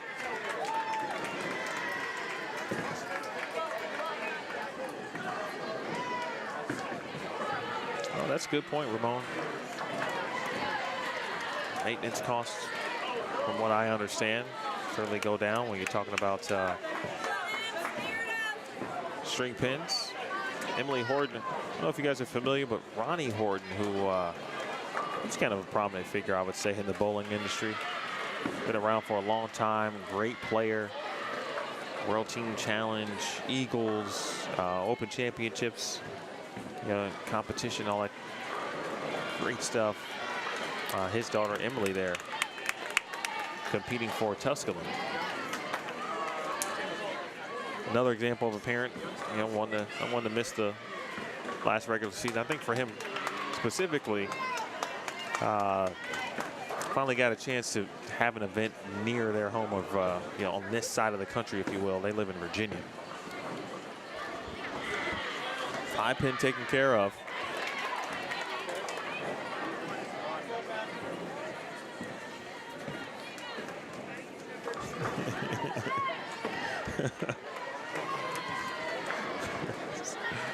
Oh, Chris, that's great.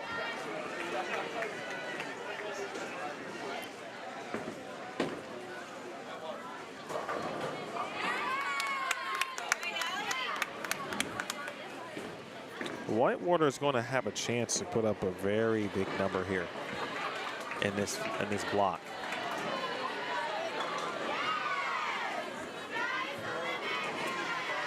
They've got 250 possibility. Started with the front four. Kelly Whipple wrapped 10. They've gone 225, 187.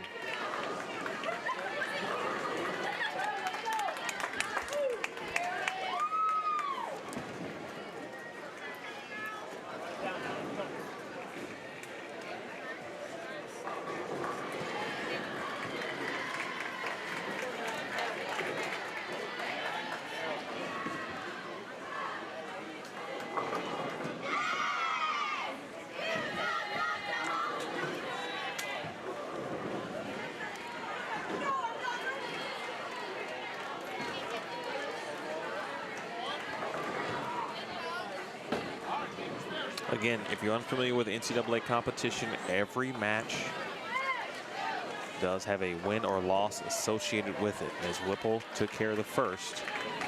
One more here, and then they're looking at a game in the 250s.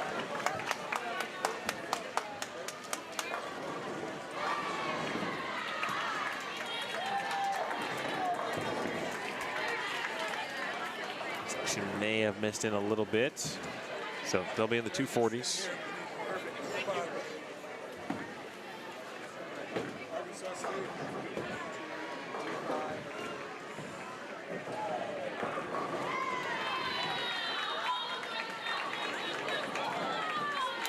Wow, what a good shot. Very tough 7-pin.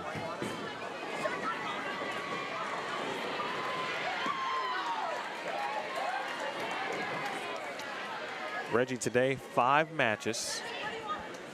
Tomorrow there will be 5 matches also. So 10 wins out there for teams to go out and get. And that's just today and tomorrow. And then Sunday we will get into bracket play where the top 4 teams after tomorrow's competition will have a chance to win the tournament. Those are the only 4 teams that could win it.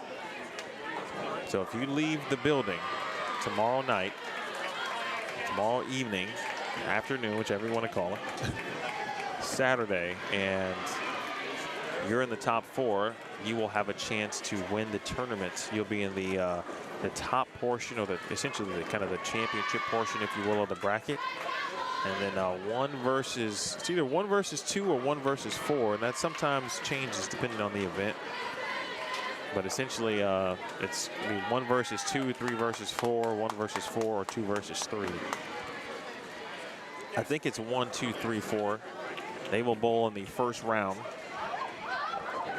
The winner, if you're in the 1-2 match, the winner of that match, 246 by the way for Wisconsin-Whitewater.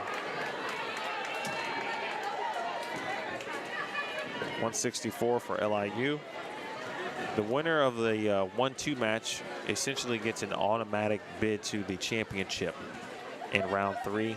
They still do have to bowl in round number 2, but it's kind of like a bye. The loser of that 1-2 match will then face the winner of the 3-4 match and what is effectively a very important semifinal. And then, of course, the winner of that match will go on to the championship match. So Sunday is undoubtedly the most exciting. When you walk into the building on Sunday, as soon as we're on the air, it's basically championship atmosphere from start to finish.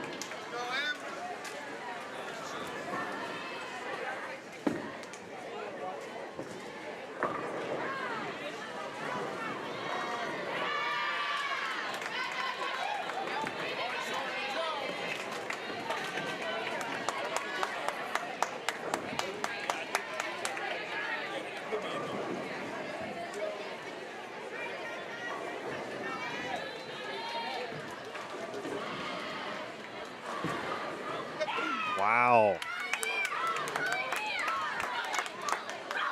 Emily Horton. Does it better than me, boss. Go, Alex.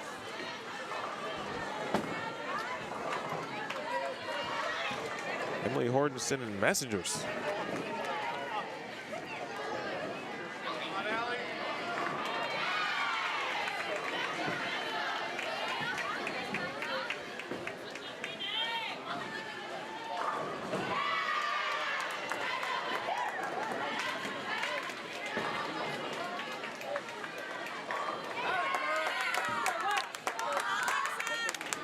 Tusculum putting something together here. They've got 3 in a row.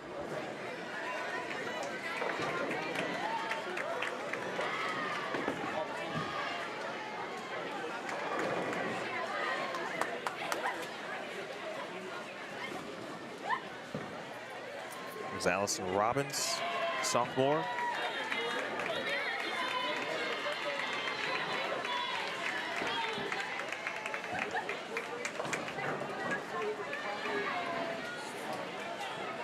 The NCAA championships again, April 14th and 15th. Like, you're going to see McKendree there, right?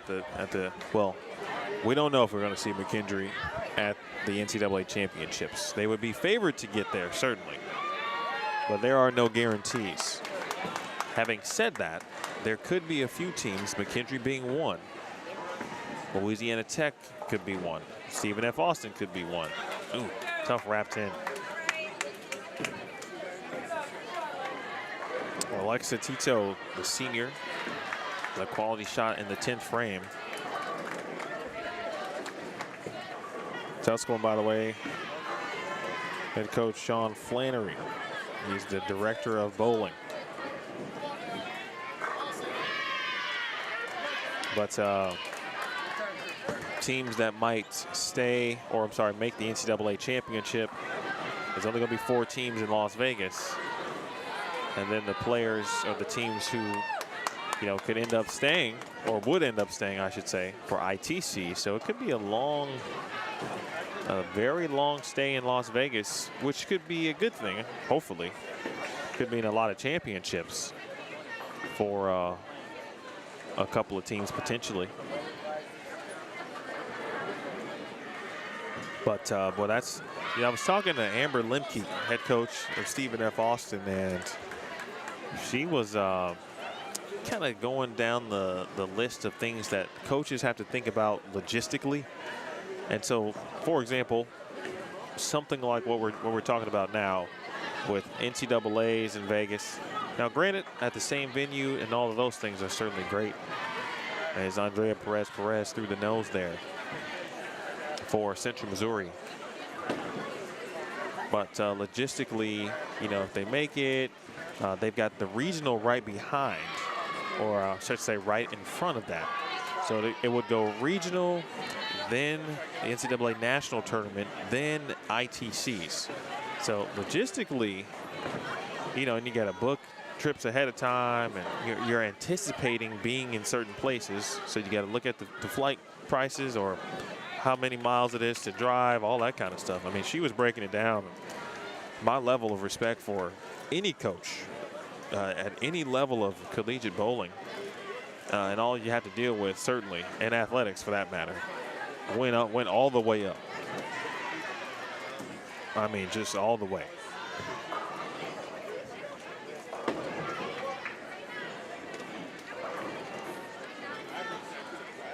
I mean, I was, you know, after she got done telling me all that, like, legit, I listened to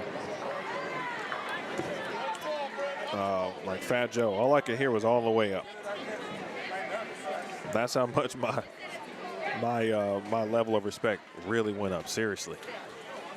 You know, situations like that are few and far between, but, you know, you have to assume that, you know, your team is going to advance to this. In this case, they already know they're going to ITC, so they've got a guaranteed trip to Las Vegas. Question is, how long are they going to stay in Las Vegas, and when do they get there?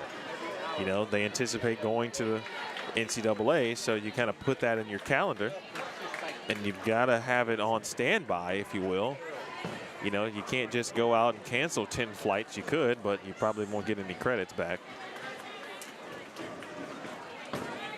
They're not driving to Las Vegas. I guess they could if they really wanted to, but she told me a wild story that, you know, there was one instance where looking at the cost of a bus to drive was actually more than the cost of flying, which doesn't really make sense, but that's the world that we live in at the moment. So it's, you know, I do not envy the coaches, but I respect the hell out of them. You know, not for just what they do for the players on the lanes, off the lanes, getting them prepared, but, you know, and they got to stay under budget as best as you can, right? You know, which is always difficult to do.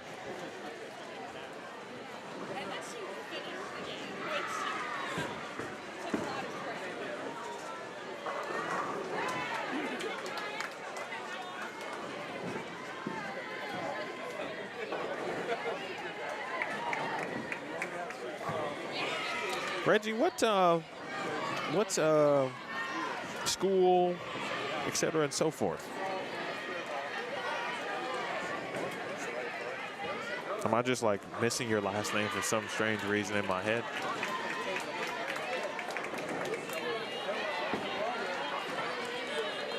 Yes, dear.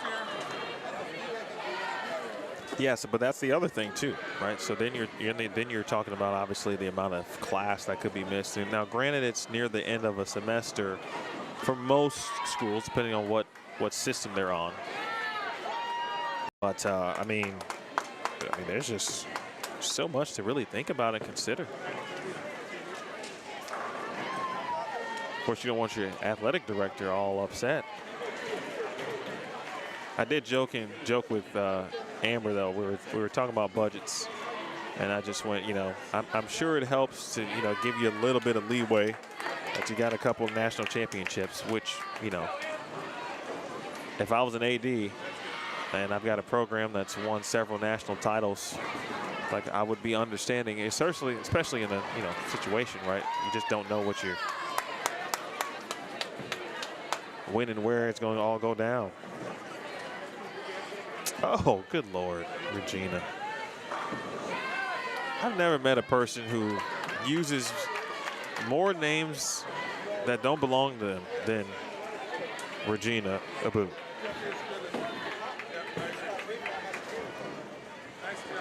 But I see what you're doing, though. You're out here trying to fool people.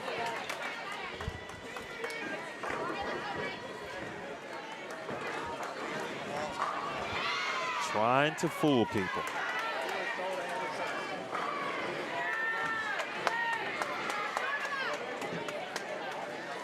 Oh, okay. Oh, more layers of Regina. We're just slowly peeling them back. Now we know that she played basketball.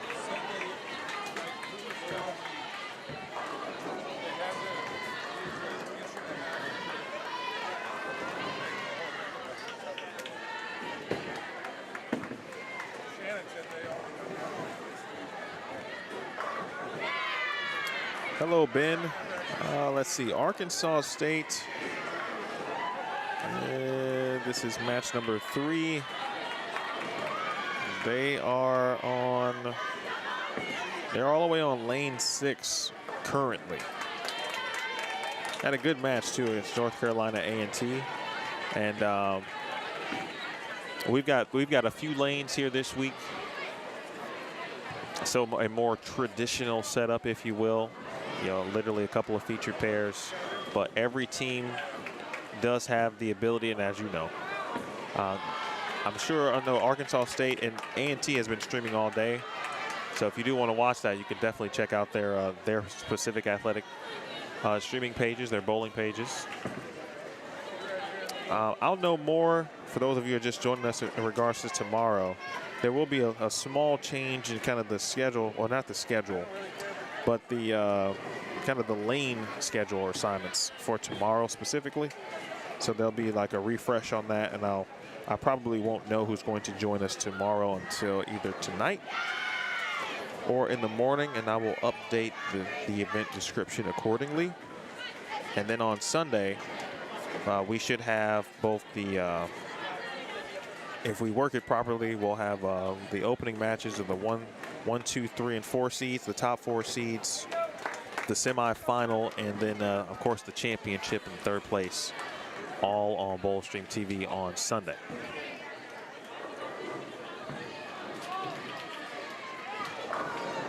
I do appreciate everybody's support, especially those teams who are currently watching.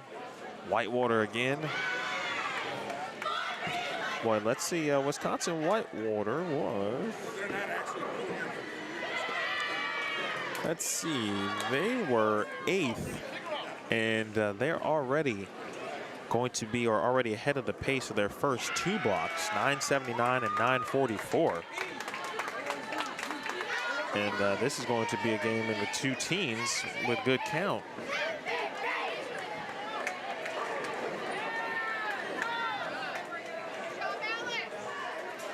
I mean, they were already 58 over coming into this game, and they're going to add more to it.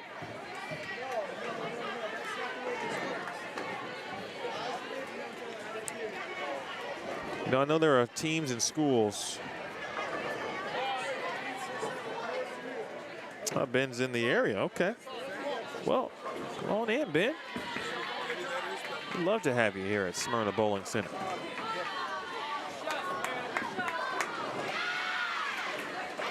Good fill shot. 213 for Whitewater. This is one of those blocks where you just got to finish the job here. You bowl that great through 4 games, you want to finish it out strong. That's got a hook for Lucci.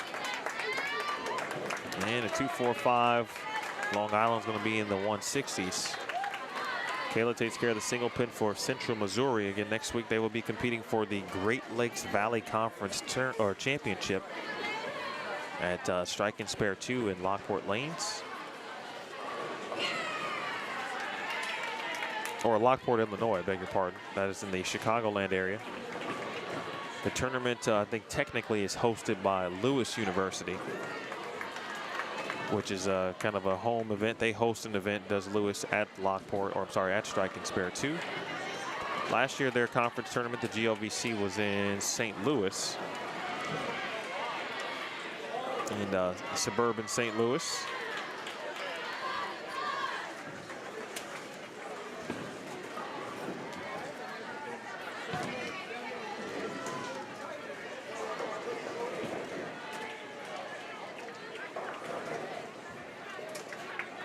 Oh, okay, Ben. Well, now it all makes sense. I actually just learned about that connection in regards to Arkansas State and Chris. We were talking about that yesterday.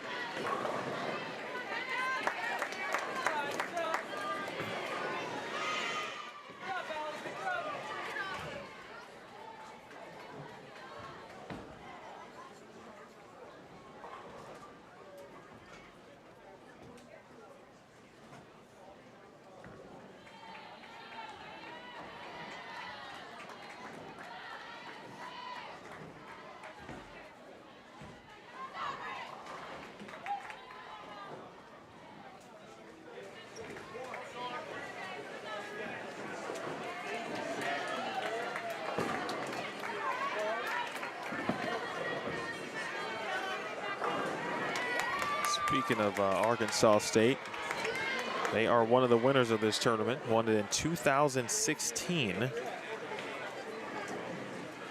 The winners from start to finish, Nebraska was the first to win the championship, which is not a surprise there.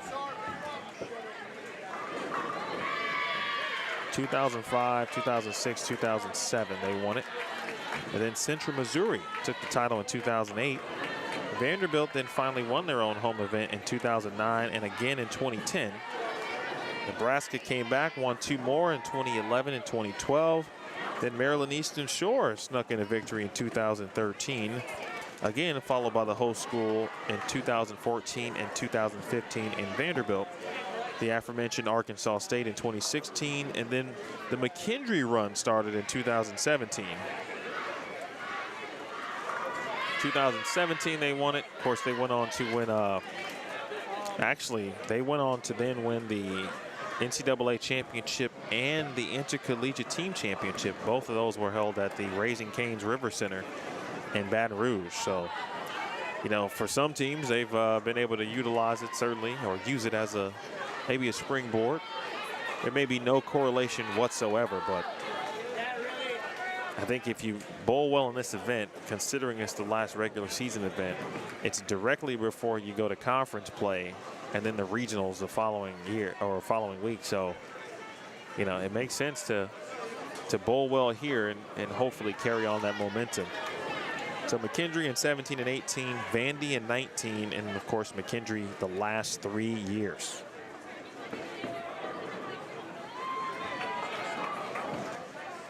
So can McKendree make it a four-peat?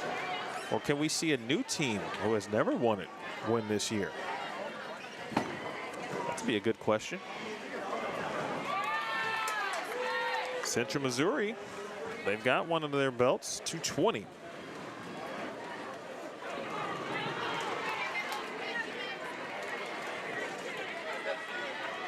They bowled pretty well this block. I'm missing one game, but that's their second game at least that I know of 200 or better.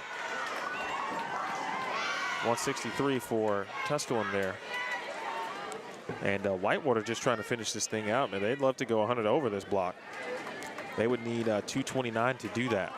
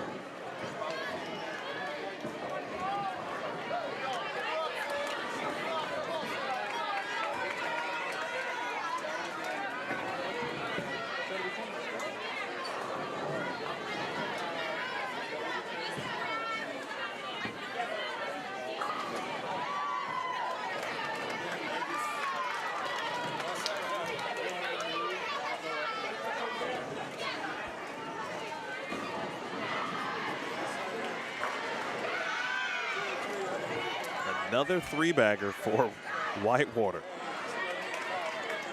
This has been fun to watch. They've been solid, to say the least. Long Island, again, talking to Coach Camera earlier, and I've seen her once or twice now this season. But they got some talent on this team. You know, college bowling to me, and I would like to be a coach in the future. Now, remember, after I heard all of what I heard from Amber Lemke yesterday, my thought process slightly changed. You know, there's obviously you got to be organized, detailed, all of those things. But I would like to coach collegiately in the future. And when I look at college bowling now, especially after being a player back in the day, quote unquote, I see it from a different lens now. And most of the time it's really about, we talked about this a little bit earlier, you know, if you're able to develop players, certainly improve them. Oh, how about that?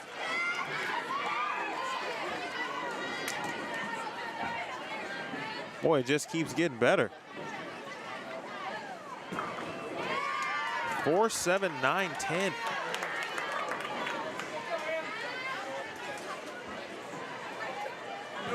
Wisconsin-Whitewater.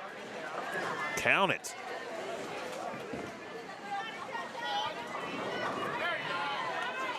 Great shot there. So again, keeping with that point, if you're able to develop, help improve, maybe you're not changing someone's game. If it's, you know, if it's a major change, maybe you do that. But, you know, typically you're just trying to improve on what someone already has. And if they've got a good foundation or a good fundamental base, and you can work with that. And I see a lot of players on some teams that are not high in the rankings, but they have several players that have a great, what I like to call, again, foundational base or fundamental base. Because the one thing about bowling that we always talk about that never really changes, if your fundamentals are great or good to great, even decent, you've got a great chance of improving, to me, quicker.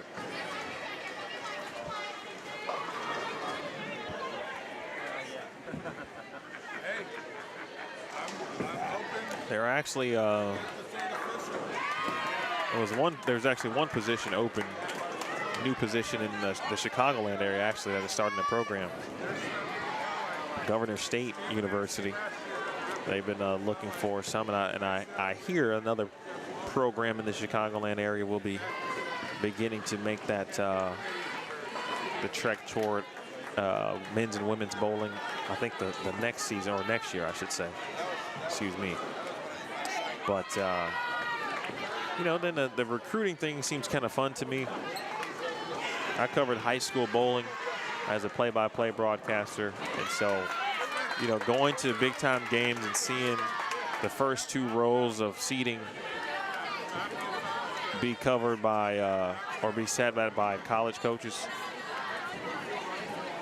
Yeah, that's a different situation, obviously, we talk about, but just the recruiting aspect overall. That's another thing too, right? You got to know all the rules to recruiting as a coach. You know, it's different if you're an NCAA coach, right? There are certain time periods where you can't have communication with players. Then as opposed to like another, you know, entity. So yeah, more rules and things you got to know as coaches. Perez, strike. Big double there for Central Missouri. Meanwhile, Tusculum with 4, make it 5 in a row.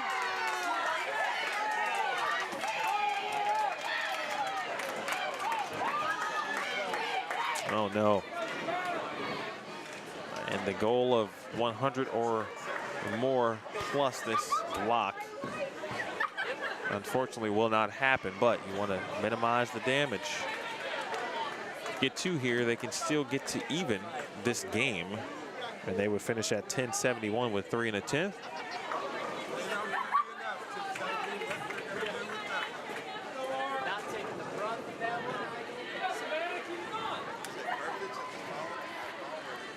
Now, the only caveat to that would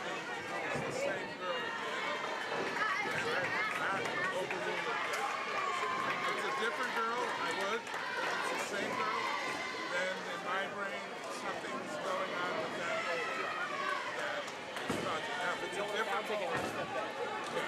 If it's a different bowler, I'm convinced to go ahead and change the first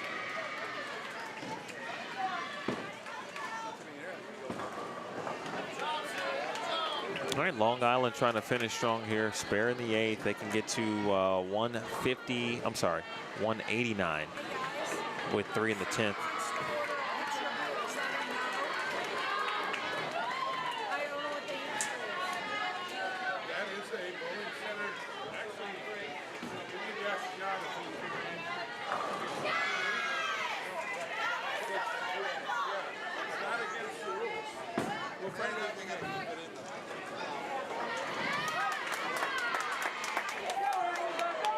Thanks, Regina. I appreciate that. One day in the future. I think when my kids have to be a bit older, though. It's enough being on the road now. That part wouldn't necessarily change much. At least 10 weekends a year or a season. And that's not including, you know, practice time, et cetera, and so forth.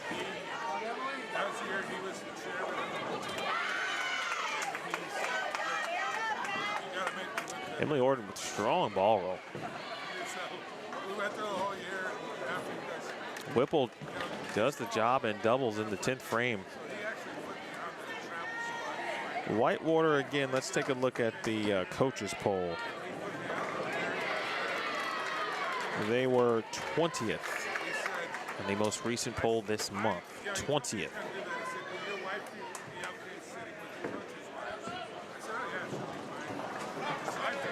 And according to, or just in comparison, they're one of the lower ranked teams here overall. I was right there, standing next to the quarterbacks, even in the signal. So it's like, oh my God. It was really cool. Yeah, and he said, you just need to understand, you need to pay attention. And, you know, and I understand. I mean, I played professional baseball, so I know the different levels. But I truly did not understand.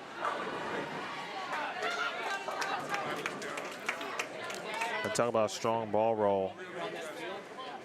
You know, watching Brittany Lucci, for example, for Long Island.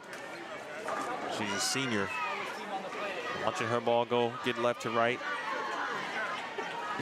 Nice finish by Whitewater. They saved 200. And they'll have a nice 1071 on the board. That's their highest 5-game block total of the day thus far.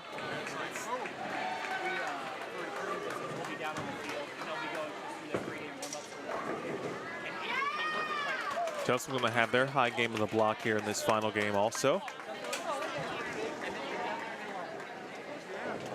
Want to give a shout out to my good friend Noelle Shuck, who, if you follow the PWBA tour, they were her and her good buddy and my good buddy.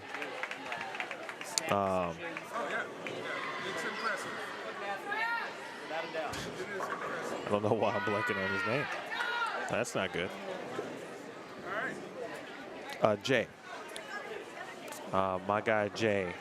They were kind of the first PWBA super fans, if you will, or first of a few. Probably the more accurate thing to say, as Long Island finishes with 165. But Noelle actually does a lot of, actually all of my graphic work. So the lower thirds, the thumbnails, and we've been working together, I guess, since I brought the business over. So I appreciate her, and we just kind of growing together. She's a graphic designer by trade. She's also a rock star. Like, she literally goes on tour. All brought together by bowling. You know, sometimes you just don't know who you know and what they know and how they can help you potentially.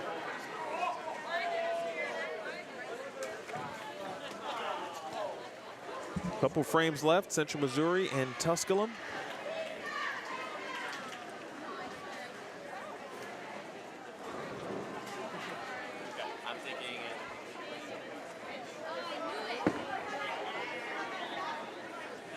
Looks like we've got a couple of, it's hard to tell, but looks like maybe some foul situations down near 13-14. Oh, nearly made it. Nice 223 for Tusculum to end things. 194 for Central Missouri. All right, let's take a look at what they got on 17 and 18 as we are all done here on 25 through 28.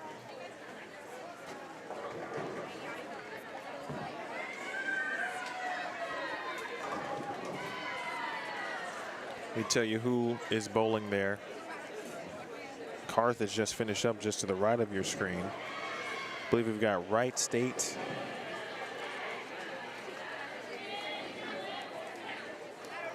And Kentucky, excuse me, Wesleyan.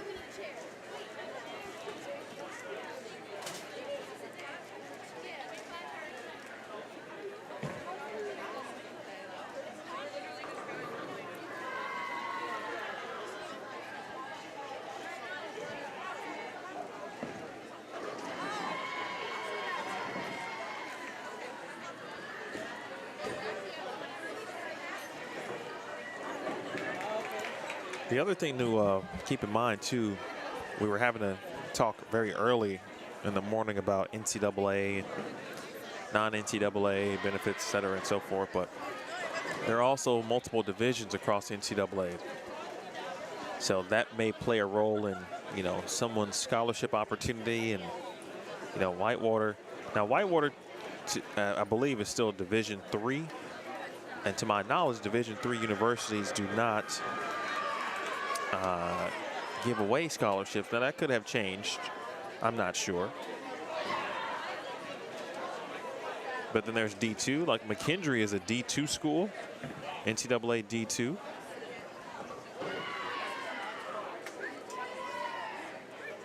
Obviously someone like a Vanderbilt, NCAA Division I.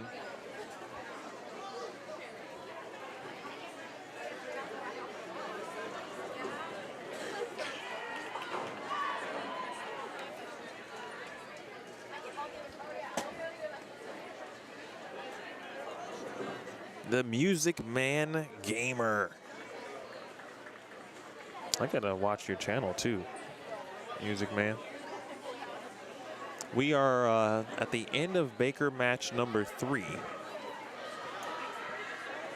Just flipped over from 25 to 28 to 17 to 20 to catch a little bit of additional bowling. And there looks to be one. Now there's one on the high end, and it looks like one on the lower end too.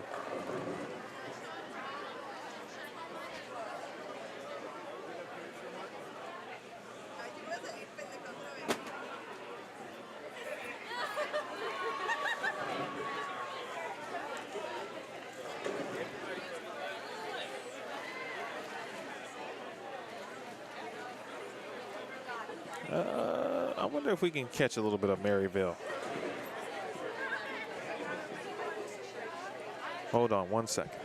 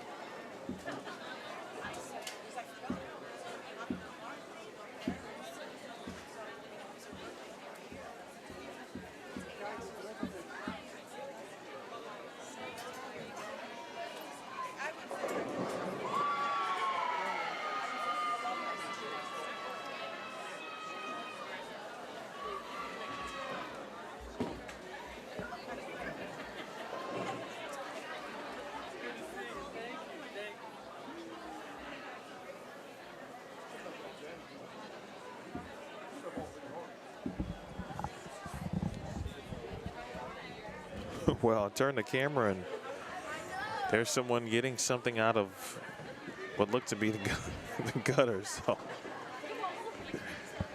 yeah. So this is just so you can see a little bit of bowling here. This is we got Maryville finishing up.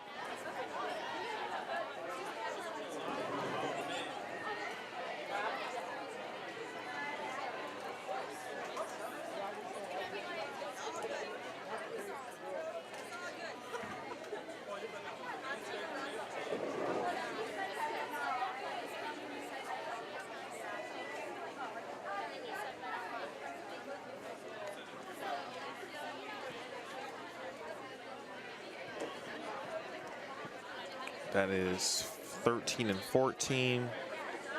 Again, at the moment, B7, like bingo. That's Wagner and Lincoln Memorial. And then on 11 and 12, Maryville and Maryland Eastern Shore.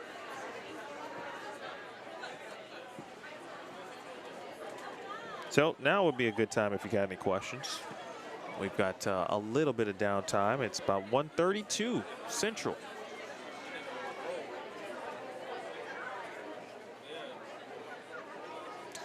Let's see, Ramona's, let's see, would the division the school is in depend on all of its athletic teams, not just bowling? Yes.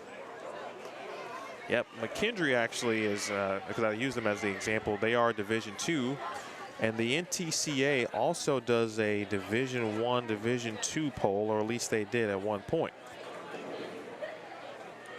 Division II, Division III, I beg your pardon, poll. So they actually do have a separate coaches poll for their Division II and Division III teams. Also, so Division II, Division III teams: McKendree, Maryville, Newman, Mercyhurst, Dale, Central Missouri, Wisconsin-Whitewater, Lincoln Memorial, Lewis, Marian, Damon, Wilmington, St. Vincent, Carthage, Kutztown, and these are just, again, some examples. Caldwell, Emmanuel, Fayetteville State, Kentucky Wesleyan, Malloy, Tusculum, Upper Iowa, Walsh University.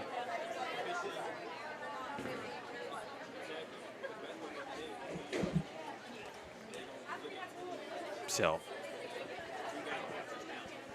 also doesn't mean that, you know, if you go to a Division I school, there's no guarantee that, you know, your budget is going to be larger. That, you know, you just have no idea. At least I don't. I'd assume that not to be true across the board. Music Man, after 2 Baker matches today, Vanderbilt, the host school, was leading.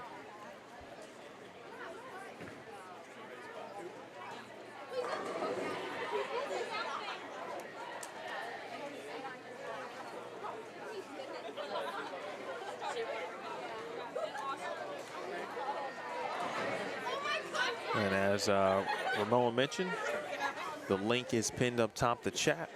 So Vanderbilt with 22-20, McKendree with 21-16, Maryville was third at 20-40, North Carolina A&T was fourth at 20-38, Louisiana Tech fifth at 20-26. Those are the only teams after 2 sets to be plus.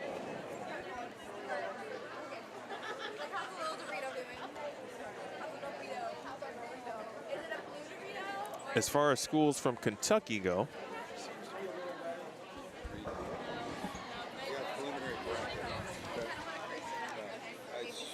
I assume these were the 3 televised players. 29 and 30, but 29 and 30 spot as far as 25, 26, 27, 28. So about all we can do. But I can't put either one of these matches on this pair. That's what it is. So if you right now I got this on 29 and 30. These 3 matches, or these 2 matches, 27, 28, 25, 26. I've got 17 eliminated.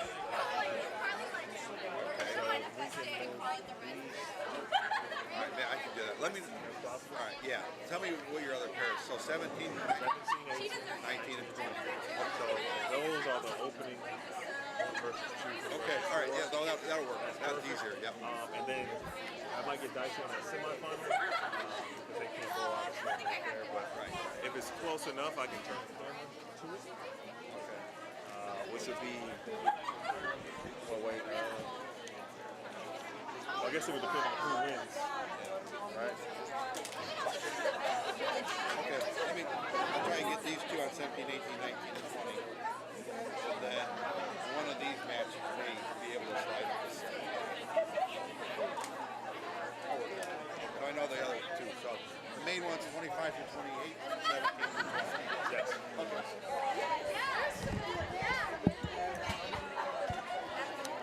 Big thanks to Mike Krauser. Trying to work with me so we can get the bracket situation all good.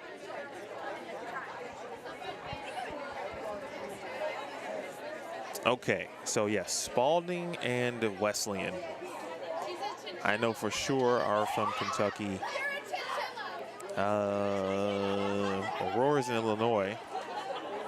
Actually don't know where Tusculum is.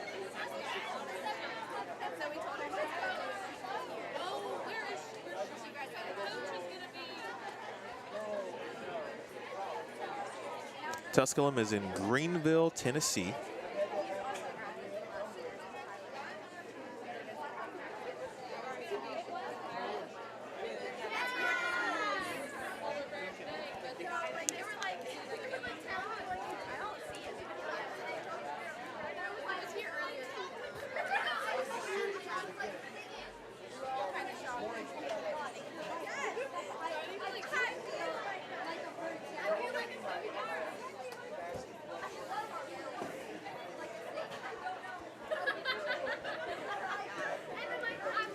Just joining us, we're just waiting for Baker match 3 to officially come to an end. Actually, we are close, and looks like we're about one shot away from that happening. So I'm gonna go get that camera all switched over. Oh, okay. It's amazing how a lot of cities and whatnot really do border one another. Obviously, states border, but you're across the tunnel, and you know, you got yourself another another university to check out.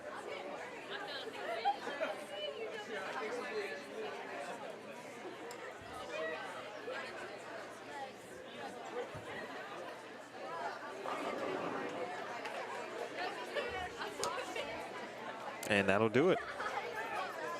That completes match number 3. You may begin your move to your next match.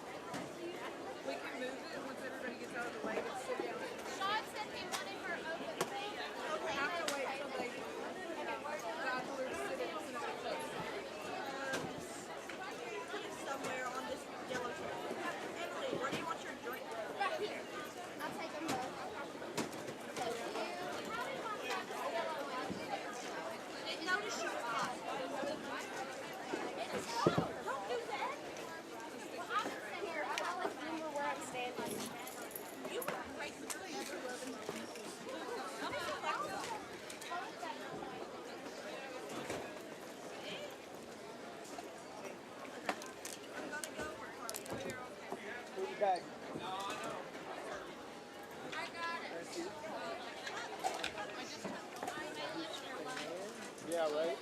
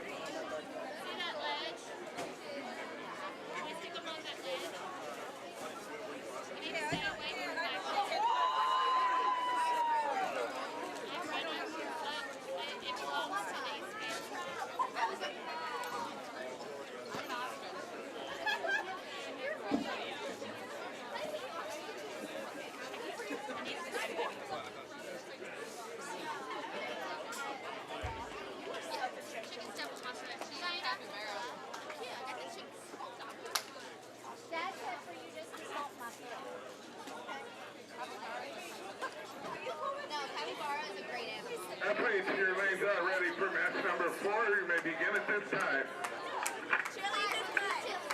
Go to Chili. I was telling my parents, like, I'm going to shoot away. He was like, how can you? I completely get that. It makes complete sense. Now she went to let me know. Tell me that I'm going to tell me to I go cross-eyed so I can lick your eyeball.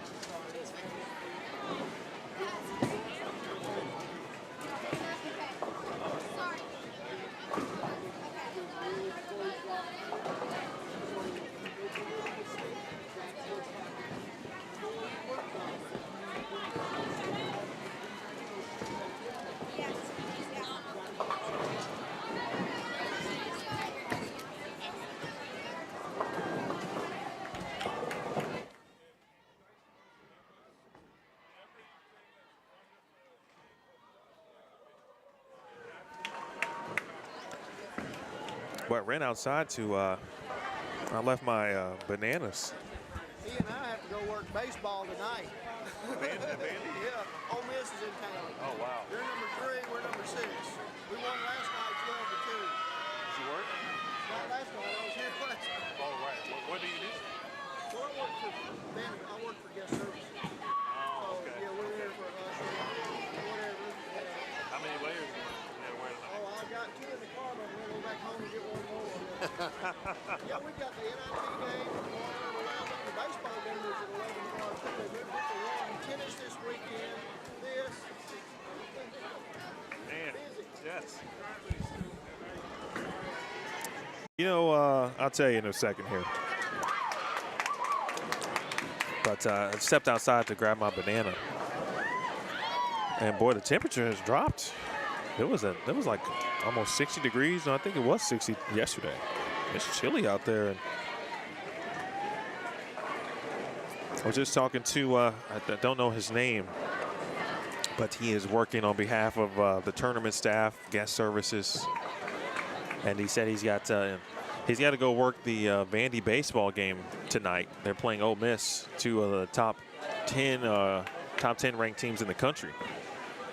Playing tonight, of course, you know, Vandy baseball. If you love baseball or if you know anything about Vandy, Vandy baseball is legit. They also got an NIT game tomorrow here at Vandy, and then they moved the baseball game to, I think, 1. It was originally at 11, and then I believe tennis also is happening tomorrow on campus. So busy weekend for Vanderbilt athletics.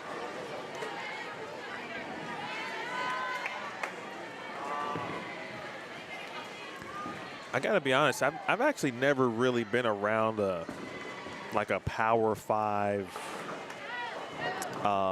you know, type of school where the athletics program, you know, is dominant in certain facets. You know, like Vandy bowling certainly has been dominant in certain facets, but as a group. So it was actually cool to listen to him describe all these things that they've got going on this weekend, and obviously, you know, all with national prominence and, you know, viewership, et cetera, and so forth. All right, Whitewater gets to kind of pick up where they left off, hopefully. And it's already looking like that's going to be the case. We got Lincoln Memorial for the first time, and I mentioned big opportunity here for the Rail Splitters. Let's see the chat and some conversations regarding the Tournament of Champions tomorrow.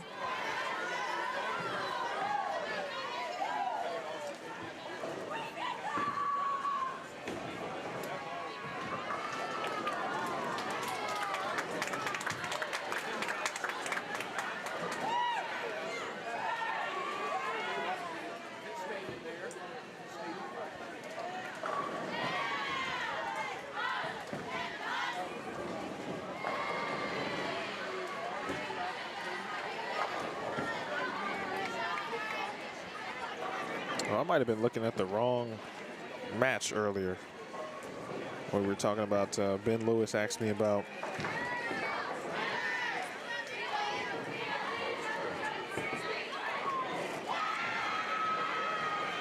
well, maybe I wasn't.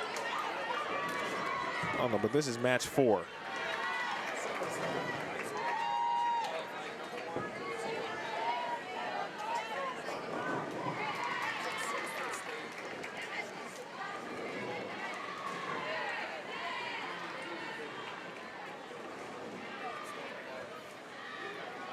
So we were talking about the Red Wolves. They are on 17, 18, and 19 and 20 on those additional cameras that I have down there. So I might check them out for a little bit. Meanwhile, Wisconsin-Whitewater. They just keep on plugging away here.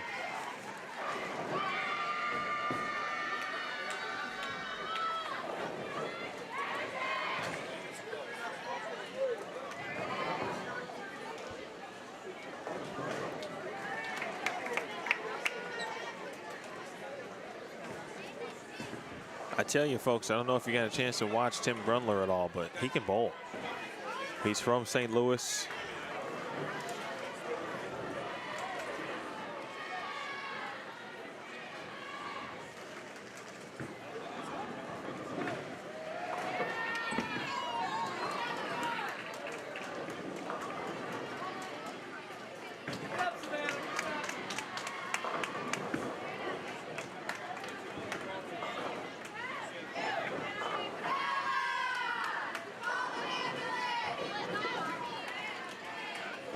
He actually bowled at Lindenwood University, which is my alma mater.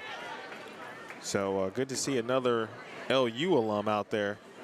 And not only out there, but having some success. And now that makes Brad Kyle and now Tim Grundler on a show. Not on the same show, but of course he's making a show. Brian Valenta has made a show as well as far as Lindenwood alums are concerned. But yeah, watch, that'd be great if Tim could do it. Keep hearing some intriguing thoughts on you know, the number of players on the show. You know, I think it's different, obviously. And I do think like Tom Clark is always trying to figure out ways to be a little bit different. Like I thought his Players Championship idea the last couple of years was great. Having like regionals. And then each regional had its own TV show. Then, of course, the main show once you got all of the participants from the regionals. 17 is like, what? But I think most people are thinking, oh, that's a good way to do it. That's a good way to do it.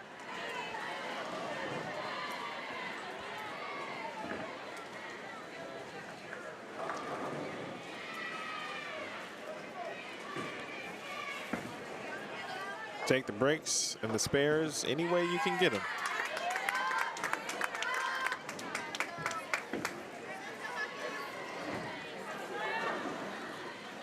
Madison Ferguson didn't like the spare. Didn't think she was going to make that spare. But she made the spare.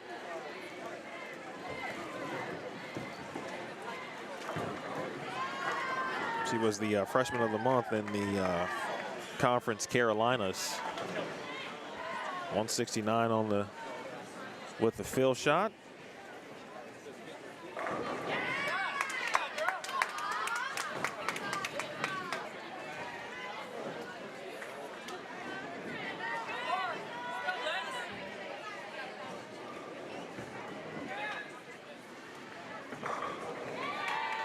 Marian got to 171, Whitewater 193.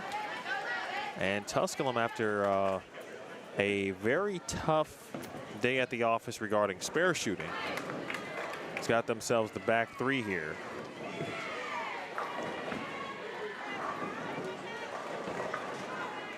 And that was a good shot, unworthy of that.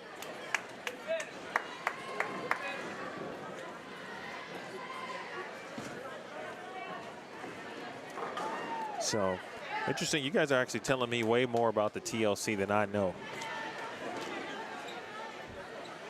I haven't been able to really sit and watch, so I've been following almost intermittently. But I do know that there are 17 players, and I think when people think or hear that there are 17 players that advance, they believe that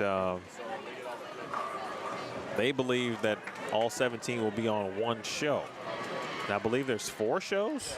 There's 1 tonight, maybe 2 tomorrow, and 1 on Saturday or Sunday, excuse me.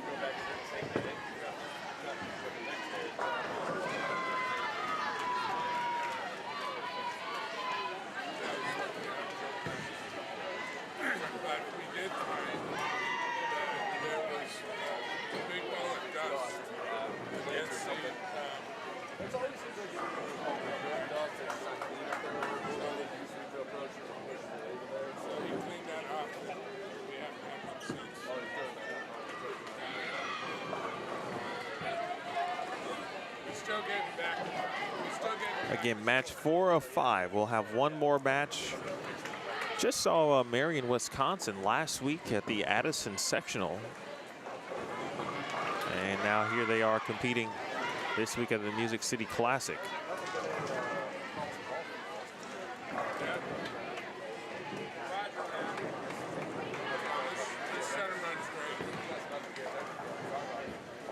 And then there's also folks that are saying that, you know, there's not enough bowling on TV, which if you're arguing that there isn't actually enough bowling, then sure, on TV. I mean, we'd love if everything was on national television, of course. No doubt. Then, you know, Bowl TV in its current state would not exist. And, you know, some of us would have to find some other things to do, but for the benefit of the game, sure. But I don't think it's just it's a bit non-traditional this year, right? Because there's 4 shows and 17 players, for example. But people don't know that there's 4 shows, I think.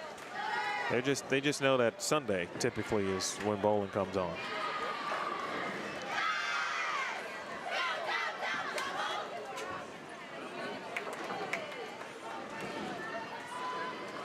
All right, it looks like based on what Ramon is telling us that we do have standings, and Vandy is indeed dominating. They now lead by 204 pins on the rest of the, I should say on second specifically, but for Louisiana Tech making a surge up the leaderboard. They are now second. Vandy and Louisiana Tech are 3-0. McKendree shot 988 in match 3. I'm sorry, there's a tie for second, I beg your pardon, with Louisiana Tech and McKendree at 3104. All 3 of those teams are undefeated. North Carolina A&T is 1-2, but 4th in total pinfall at 30-11. Sam Houston State is 5th at 30-07. And the last team to be plus overall, with Wisconsin-Whitewater 6th at 29.94. Maryville is 7th at 29.74. Youngstown State is 8th at 29.23. Arkansas State is 9th at 28.52. Central Missouri is 10th at 28.42.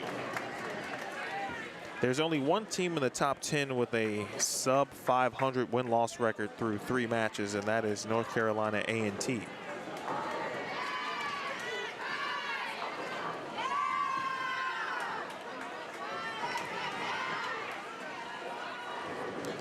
I missed who Chris thought I was rooting for, would have been rooting for. Oh, he said Andrew. I'm curious, Chris, why would you say Andrew? Probably because he's tall.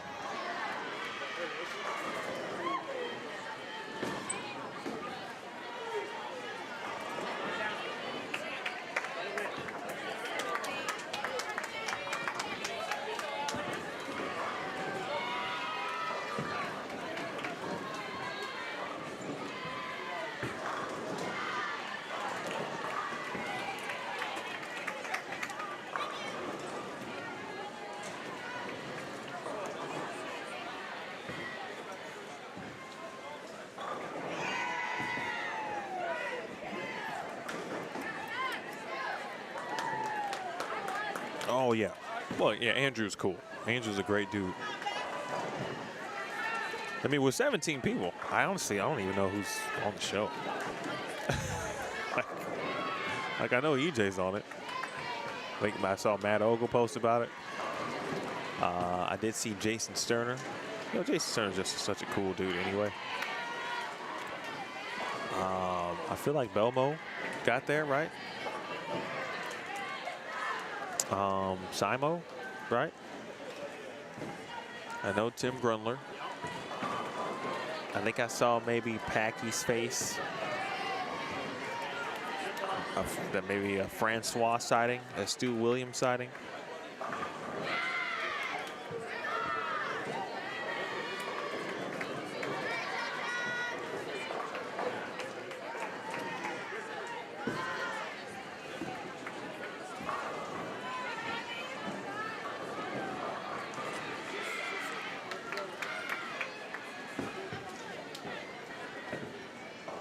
Tusculum, and a lot of coaches do this, something that you may see if you watch a college bowling event. Nice shot. See, the players have made some moves left, try to open up the pattern a little bit now that the pattern has had some good and fair amount of traffic, especially on the 40 feet or 40-foot condition, excuse me. you need to get left and open up the angles a little bit.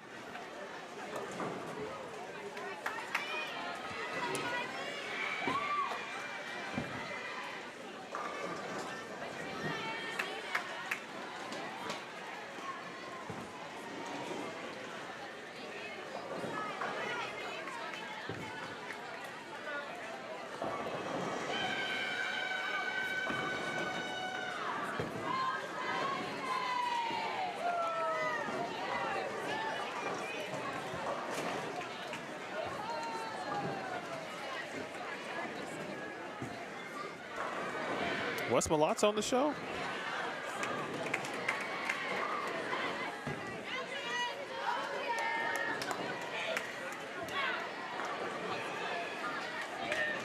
Oh, Jake Peters, my man.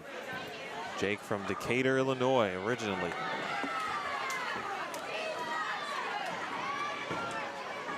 That's Stu, Chris Vi. Yeah, that's, I mean, to me, that's just great bowling viewing. Yeah, 4 shows worth of that. It's like, where do I sign up? I saw you guys talking about cable too. What are you guys using out there? Feel free to, just let me know in the chat. I actually would love it if you did. Because, we moved last year and we had DirecTV.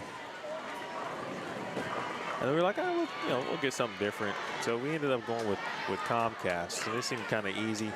Great internet, by the way. I will give Comcast their props in regards to bandwidth.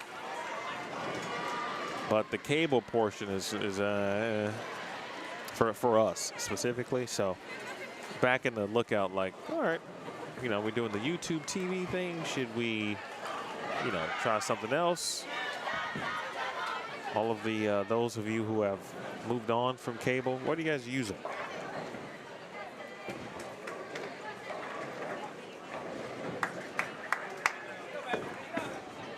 Man, that's man, Chris, or I'm sorry, Wes Malot's on the show. That's a great person too, by the way, to talk bowling with. His appearances on the on Earl's Journey to 900 back in the day on the that should be, it's on the Bowl TV YouTube channels and or the Bowl TV platform as Whipple strikes again.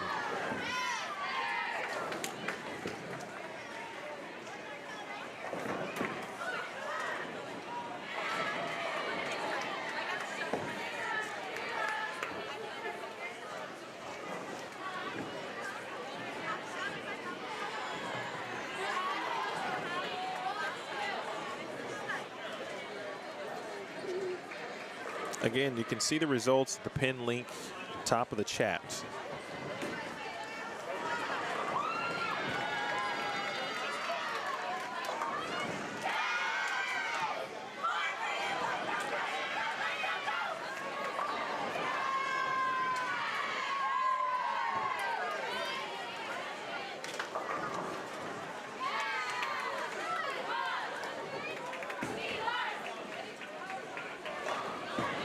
Nice shot. Again, Marian, another example of a team I was talking about. Newer program, younger program, but with plenty of players that have great foundational basis.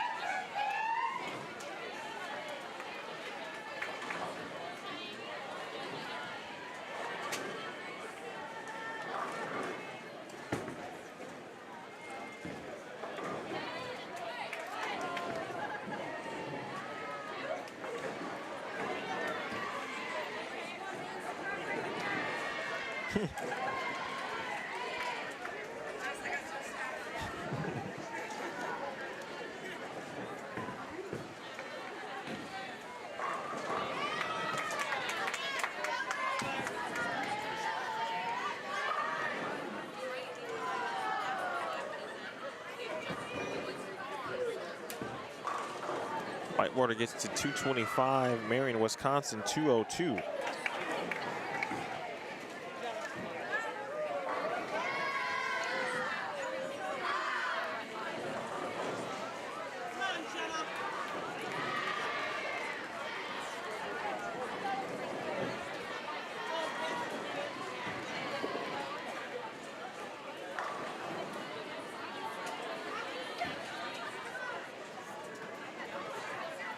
Again, we're going to see Maryville, final Baker match of the day, or matches.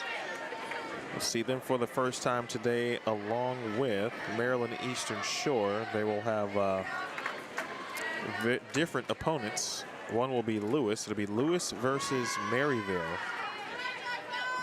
on 25 and 26, and then Maryland Eastern Shore versus Carthage.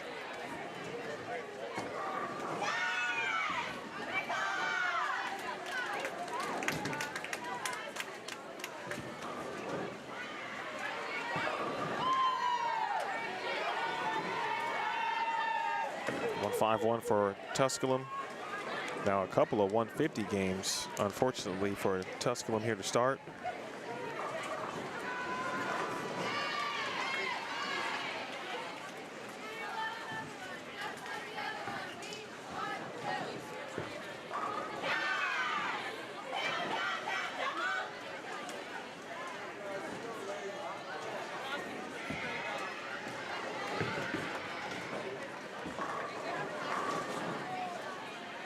All right, good quality shot on the field. That's a really good game overall. One missed single pin.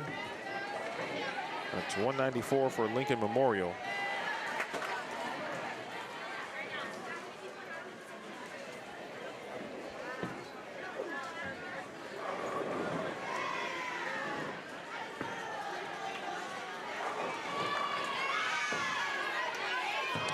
Again, tomorrow we'll have 5 traditional team games. 5 traditional team games. So no Baker tomorrow. The NCAA event, their traditional format essentially is 5 traditional Baker matches on Friday, 5 traditional team games on, or say 5 game Baker blocks on Friday. On Friday, 5 traditional team games on Saturday. And then Sunday, of course, is bracket play. Now at the regionals, and I'm skipping the conference part just because, every conference is different, and I'm not sure of every rule regarding double elimination for each conference and how everything works. But even for some conferences, there are, I think the mega match is what kind of decides some conference play, maybe, or if not all, and definitely regionals. When you start thinking about a mega match is, I think it's what,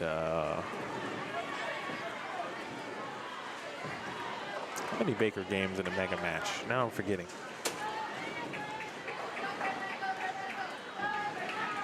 Because you get all 3 basically in one match.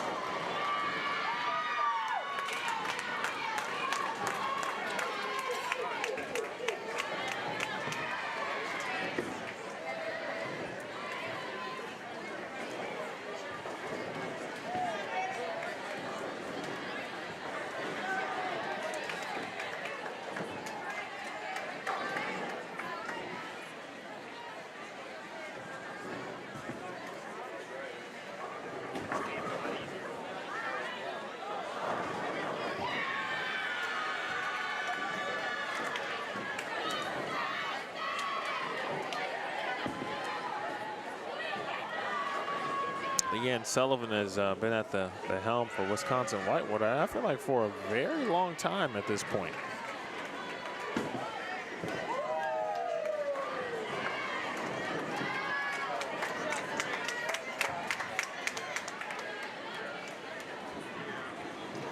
historically, the Warhawks, we got a couple of third-place finishes at the NCAA championships.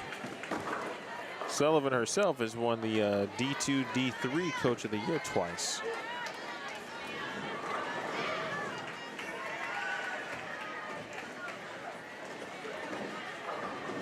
I was talking about conferences earlier. The Central Intercollegiate Bowling Conference is where the Warhawks have competition inside.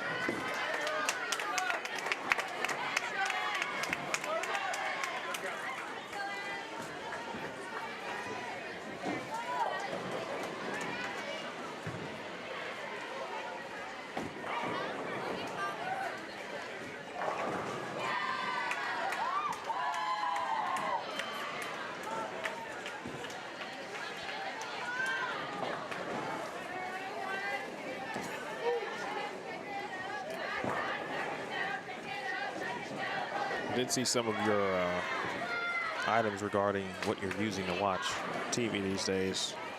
DirecTV, Fubo.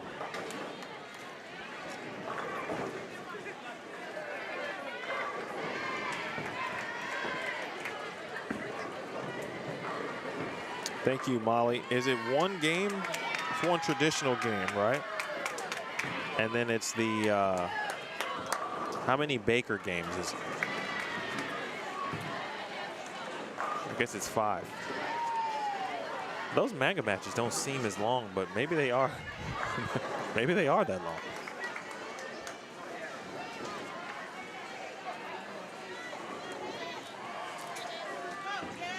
That's right, because if a team wins both the mega match, I'm sorry, the traditional team game and the Baker total, they've won the match.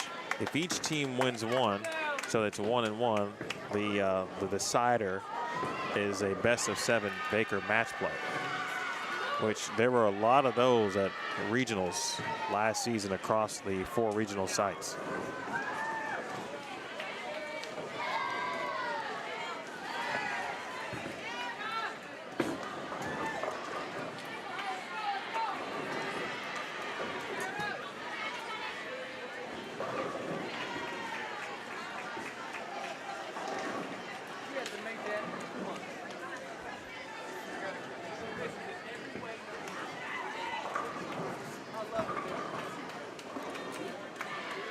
Horton misses the 2-8.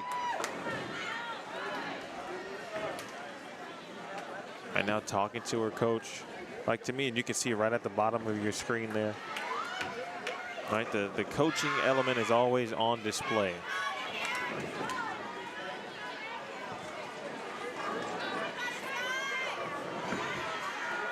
And that wasn't the easiest of spares too. I know it seems rudimentary at the end of the day, but it's not.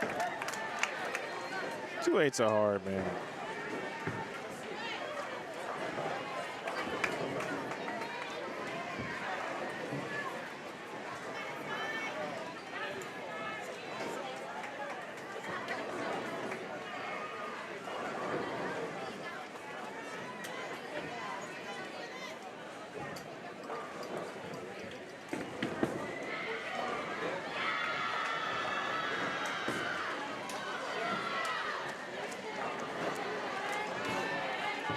Molly, I appreciate your support, by the way. Just watching and hanging out. Obviously, McKendree is not around as Whitewater continues to split the 8-9. I'm sure they are streaming on their respective either Facebook or YouTube channel. So if you've got an extra tab up just for me, we appreciate you.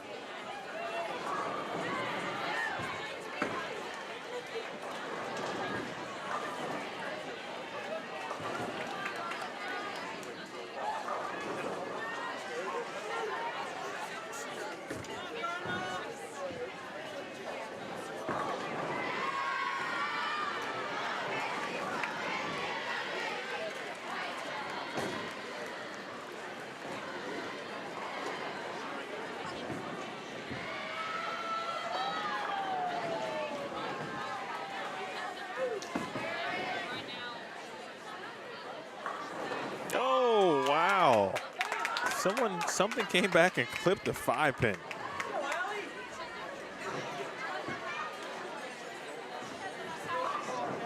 That ball was kind of deflecting and was going to veer right and leave the 5-pin. And I think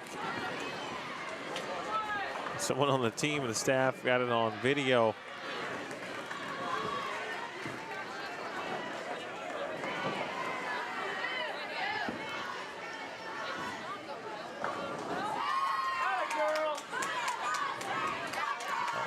And that's the power of Baker to me, folks, right there. As it can look bleak for 4 frames. In this case, 2.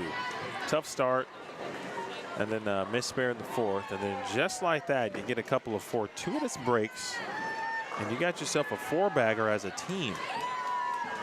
The Baker format, man, really allows for opportunities to quickly put strikes together.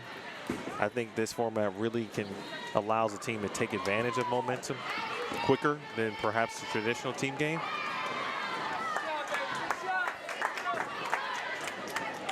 Great shot there by Horton.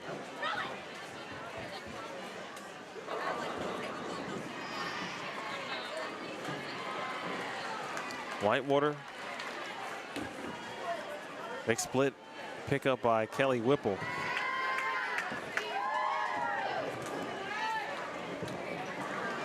2:08.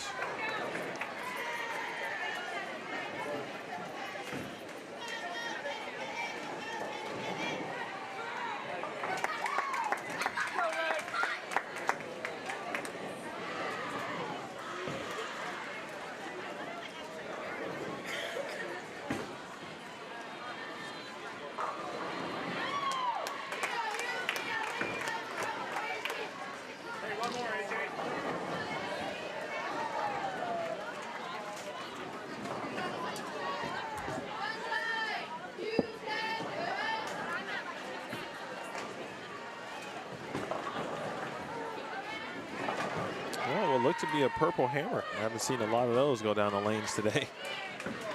And more than likely wouldn't see it. Unless, of course, you might see it in the lefty's hands, which is what we see here from Madison. Marian, Wisconsin. Speaking of Madison, this is Addison. Trying to fill it up here in the 10th frame.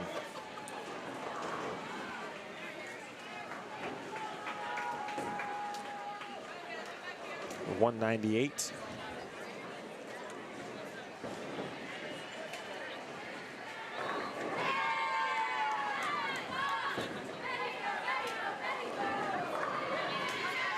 Well, we got a decently close match between Whitewater and Marian after 3 games.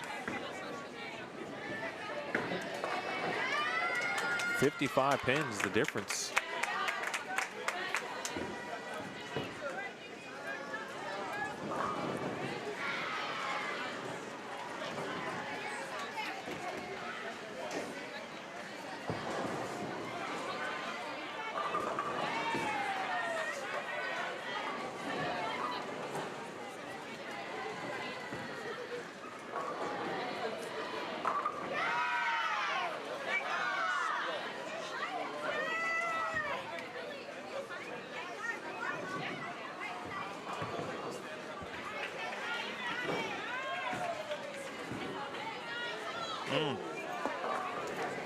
Jenna Benz gave that a run, the 5'6" junior.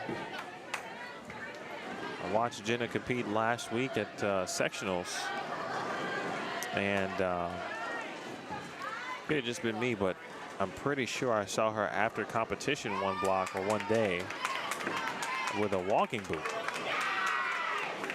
And when she comes back from the approach, yeah, kind of a small but noticeable little limp, so I hope she is all right. But whatever it is, it's allowing her to bowl, but I'm sure she's got to continue to make sure her recovery is good after she gets done competing. 2:01 for Tusculum. That's a nice rebound game.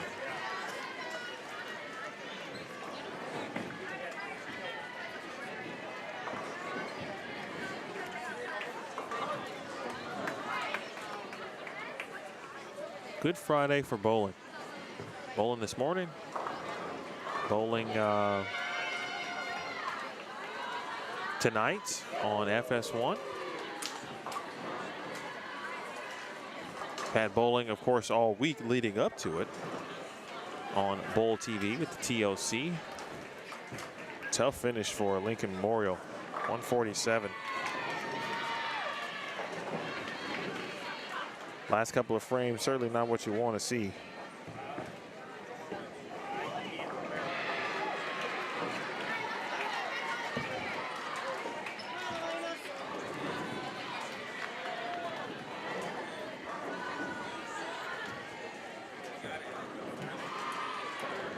Indeed it is there, Pritch. Always a good day indeed, but taking a look back at the week. Actually, this weekend, there are 2 TNBA Rodmans. One in the western area of the country and one in the southern part. And those will be on Bowl TV. So many of you already are subscribers, so if you're interested in checking out some TNBA content this weekend, you can do so. Then next week will be the Eastern and Central Rodmans, also on Bowl TV. I think the SWAC Championship, yep, so that'll be on Bowl TV.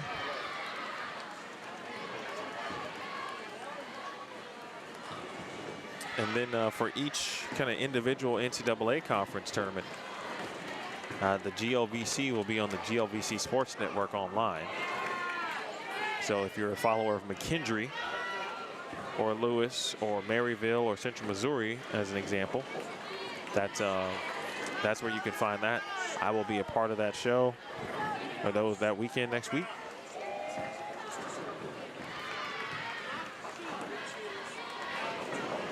Then you still got the MEAC, you still have CCIW, we've got the Carolinas,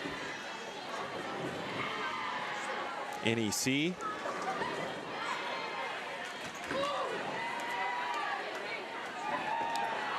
Once the year starts, typically, I mean, it's just full bowling.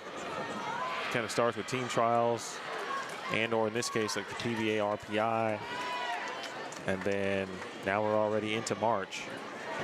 At the end of the collegiate season, got national championships coming up.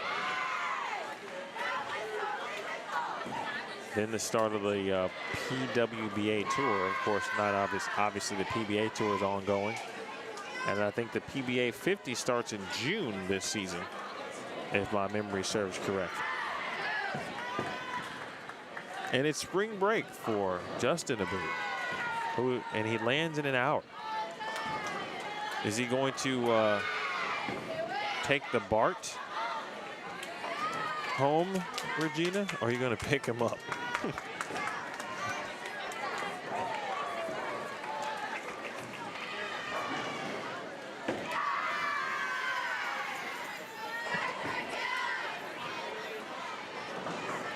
That's a big double. Lincoln Memorial needs some positive stuff to happen.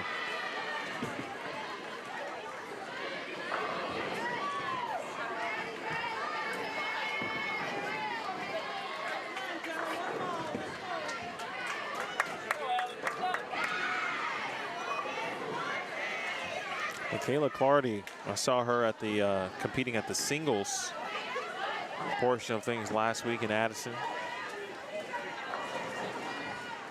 She was in contention for until about game number, how many games was it, 6? Till the last couple of games, actually to the last game. She still had a chance.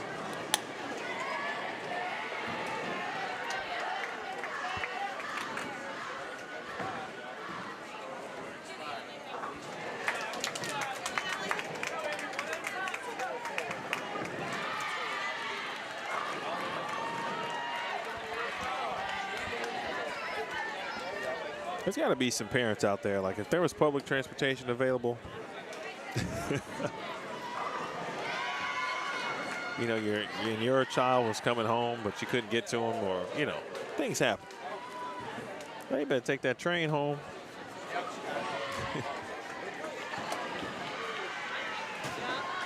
Missed the BART days back in Northern California.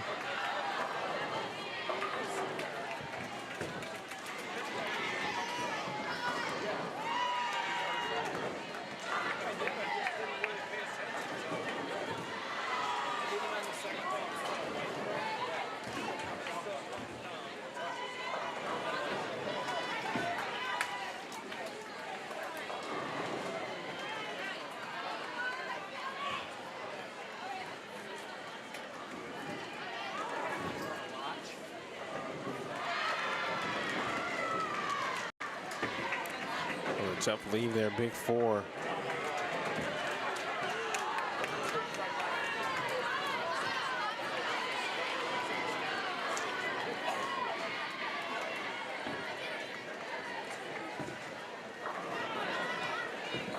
As mentioned before, Lincoln Memorial, located in Harrogate, Tennessee.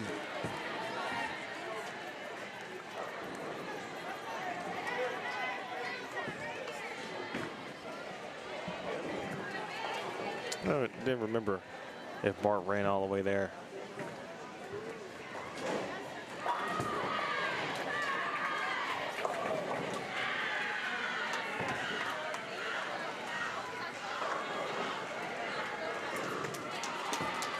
This is game 4 of this 5-game block. We've been talking about Arkansas State, or the name or the team came up, I should say, a little bit. But when you talk about two-handed bowling now, especially in the women's game, now I have to talk about Maggie Toma, who was a freshman or a sophomore. Well, let me double check that. At Arkansas State.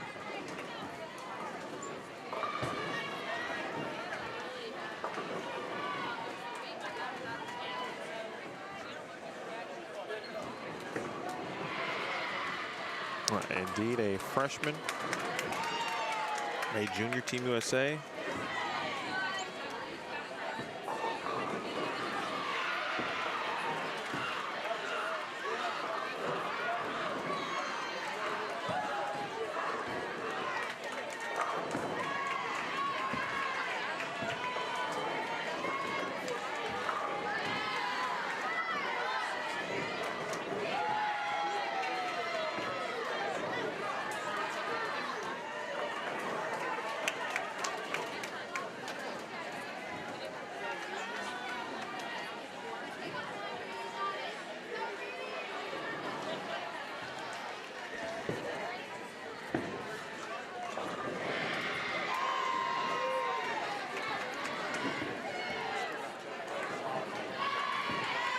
Talking about Tusculum's coaching staff using video, not only using it to talk about what's happening, but like really per shot for in some cases.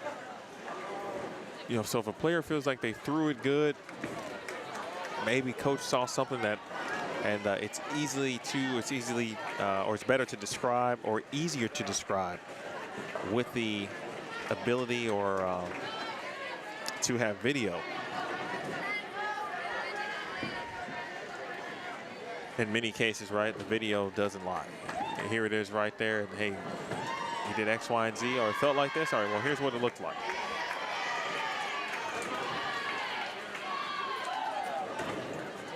Seeing an area of the lane that maybe looks a little strange.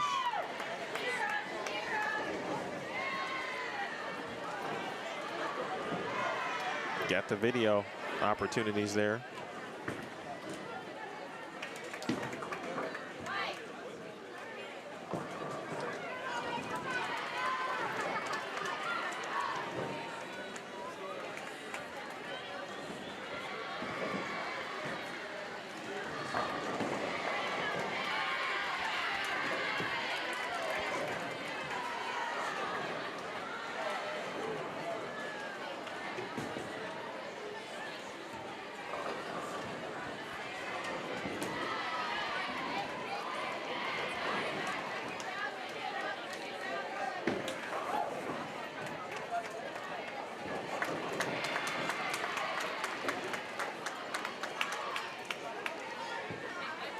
.813 for Whitewater after 4 games.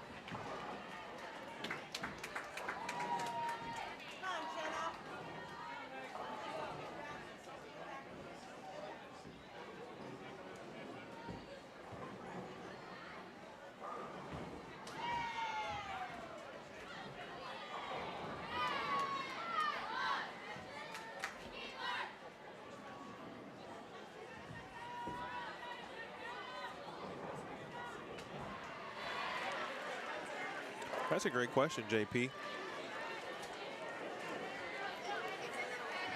Here's what I would say based on my experience. Excuse me.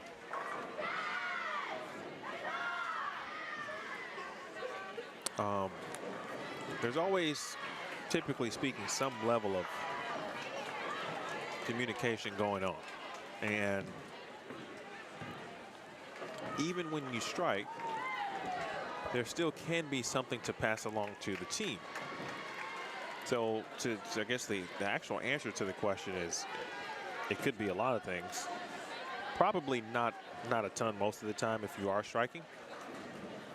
Now, if you made a move, right, and the coaches maybe just want to verify if the move worked, just to be sure, you know, that's probably a conversation in itself right there. Just to double check, hey, you hit what you were looking at, et cetera, and so forth.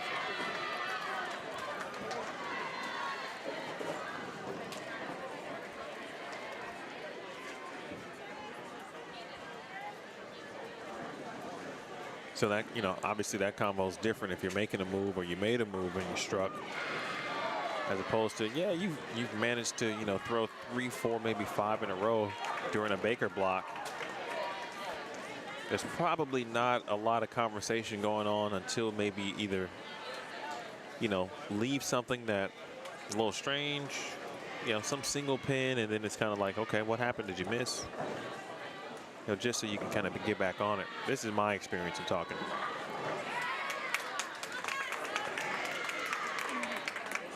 But I mean, Tusculum has been at it in regards to the communication part. Alexa Tito and the coaching staff, they've been chatting it up.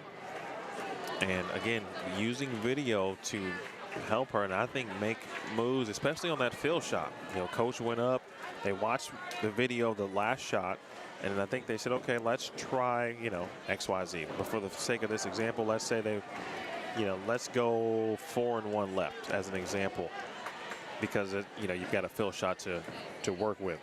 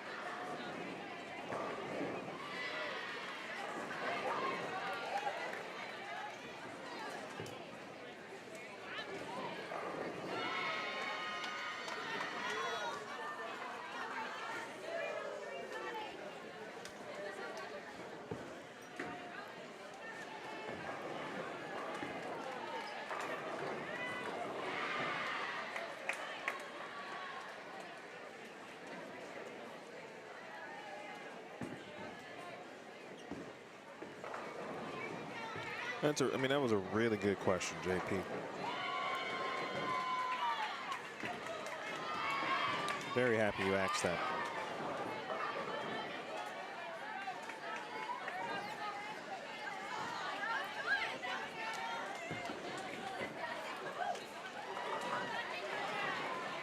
I always say the world of communication as a team is so much different, and different just meaning better to me. And I'm thinking back again to when I was bowling, because we talked and communicated, but it was almost, you know, hey, you're gonna make a move, great. What's the move? What are you thinking? You know, if someone was struggling, then maybe the communication is a little bit different, because then you're trying to help a player get to a better spot, make better shots on the lane. But you also got to realize that they're already struggling. So, you know, you got to know your teammates in that regard and which way is the best way to effectively communicate. That's kind of, you know, the extent of it. Whoever's in the leadoff role, you know, make sure you threw the best shot you could, and then you can kind of disseminate the information, and everyone else would absorb the information, take what they needed from it, and apply it to their respective games. And then that'd be it. But now, again, with the, not that video was not prevalent, because it was, but it wasn't a, you know, we didn't have iPads to use or tablets just to go out and, like, we didn't even, there wasn't even phones you could use to get video at that point.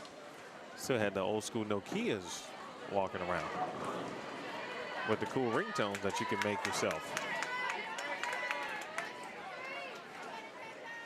Now you can literally dissect a shot, a problem. Man, you know, coach, just something just doesn't feel right in my downswing. Am I doing something? Oh, let's see. Let's take a video of it. And you can, you know, I won't say you can fix it, but you can kind of diagnose it.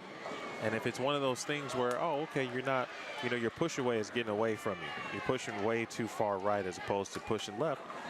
Then those are the things that you can easily try to fix.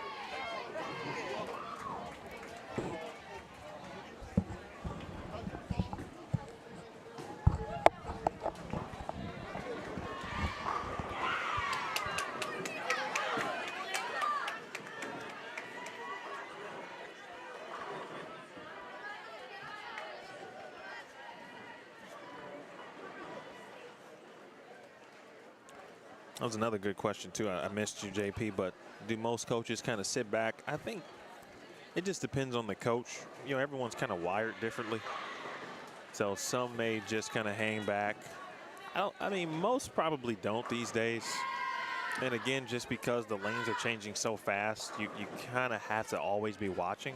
And I wouldn't, I guess, necessarily say that they aren't watching. It would just be like, you know, will they always go up and engage a player on X, Y, and Z topic? Yes, but notes are always happening. Now, a lot of times what you see when you see people with a clipboard, they're actually doing score sheets. They're filling in. They're taking manual score for their own statistics.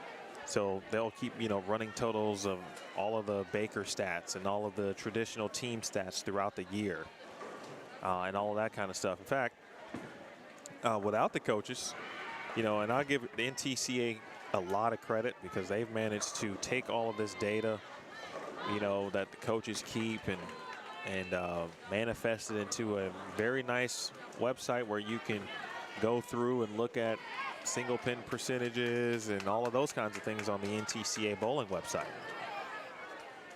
So if you do see the clipboard out, most of that is probably score notations, but doesn't mean that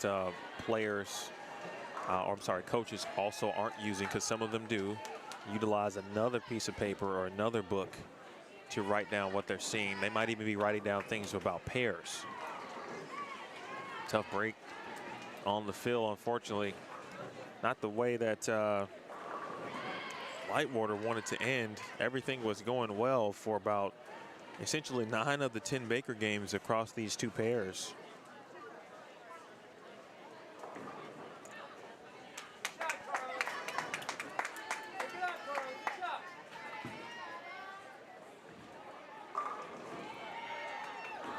So they're going to end with 961, but they will get a match victory. Speaking of Whitewater.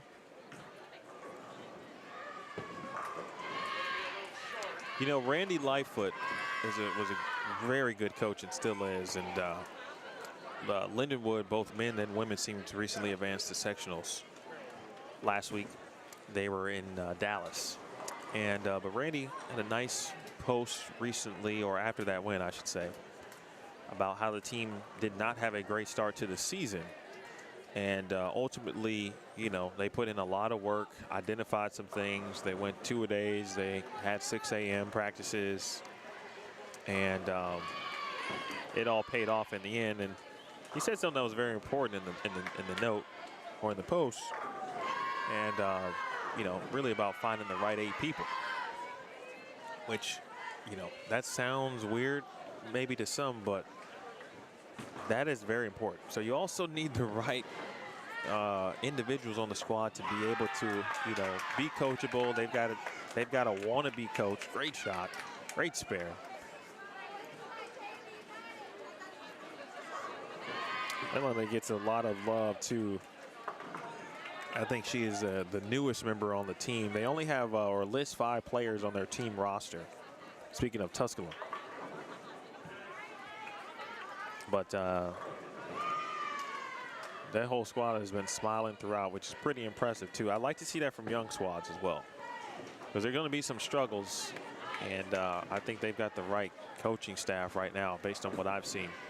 But finishing up the point, so you do need to have the players to be able to be receptive to the coaching.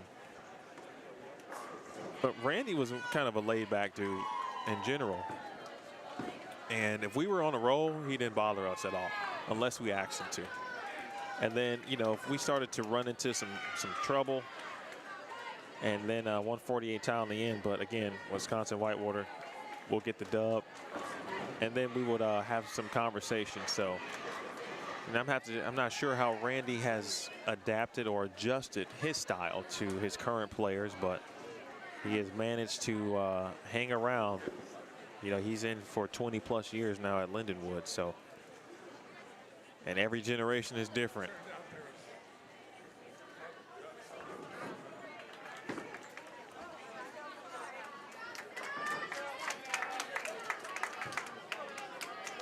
Another good question from JP.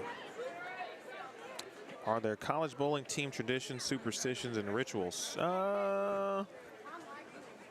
Yeah, probably in between or within, each program, sure. Team chants prior to the start of a round. It's kind of a ritual. It could be something as simple, not even as simple, but something like if your team, or if you bowl, let's say you shoot 1100, maybe you go eat at wherever your favorite restaurant is, or, something like that. Or, from a superstition perspective, yeah, I've heard a few things. Kind of individual players, wearing a certain pair of socks can only, like JPU, like side pony has to be on this day.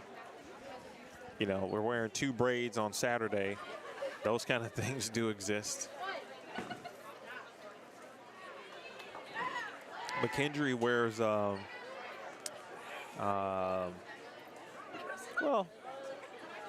I guess that would be more of a Shannon thing from the McKendree purple perspective, but I've seen them wear, I feel like they wear their grayish type unis a lot on a Sunday. But I've also seen them, wear a purple based jersey too.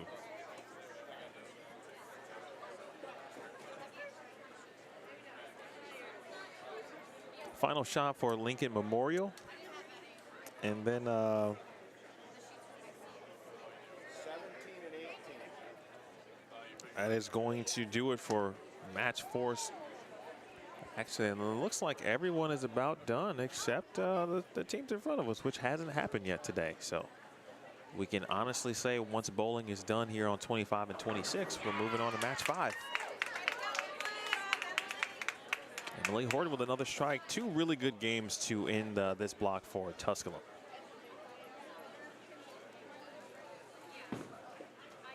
I think this is the greatest time to be involved in coaching, especially at this level, because there are so many young programs and newer programs that have began in the last 5 to 7 years, and a lot of young athletes, a lot of young minds who want to learn, typically speaking,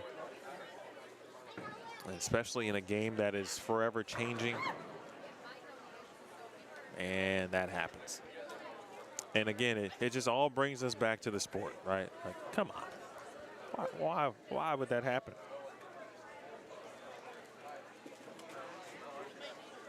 If you ever thought about coaching, folks, go ahead and start the certification process. Level 1 and then on to bronze.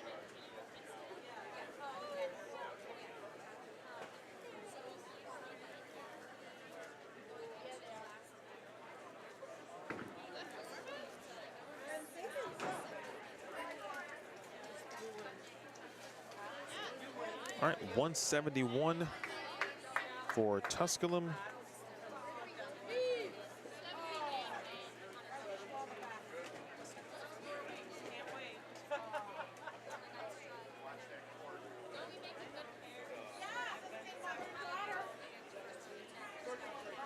Oh, I don't hear Rick's announcement, so maybe we're not done. And there it is. Begin your move to match number 5. All right, we're officially moving on to match 5. And we will see Maryville for the first time today. Very interested and looking forward to seeing them along with Maryland Eastern Shore. Another good look at 17, 18, 19, and 20 as the teams make their moves. Being very smart, using the approach as a walkway, and not clogging up the concourse area at the bowling center or on the center venue.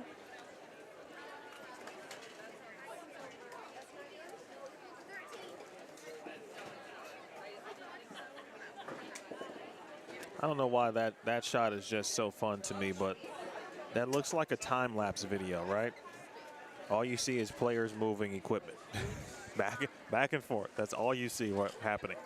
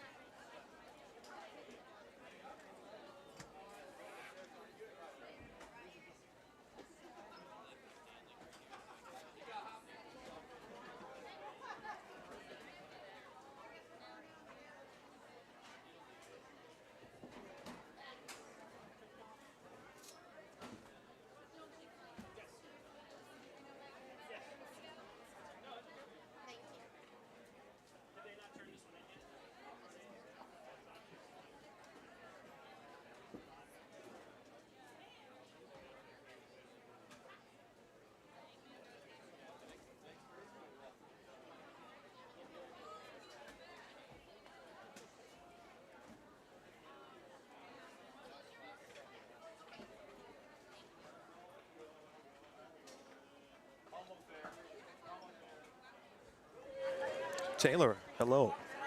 How are you? We have standings pinned at the top of the chat. So I'll repin it for you just in case. Maybe even rename it so maybe it's easier to find. So let's unpin it first. Then let's re-put it or enter it. And let's call it standings. Day 1.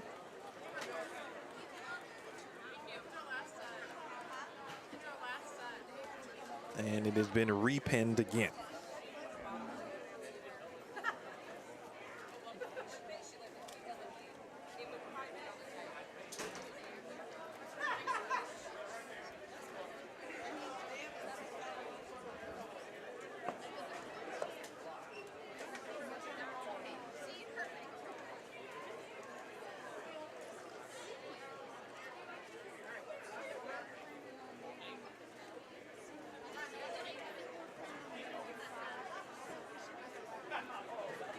Please, your lanes are ready for your final match of the day. You may begin at this time. Final match of the day.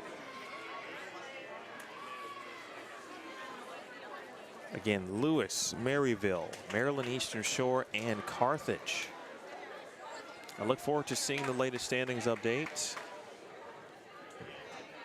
There's probably going to be at least I think 8 teams who are going to be undefeated, and that might be a little bit too short.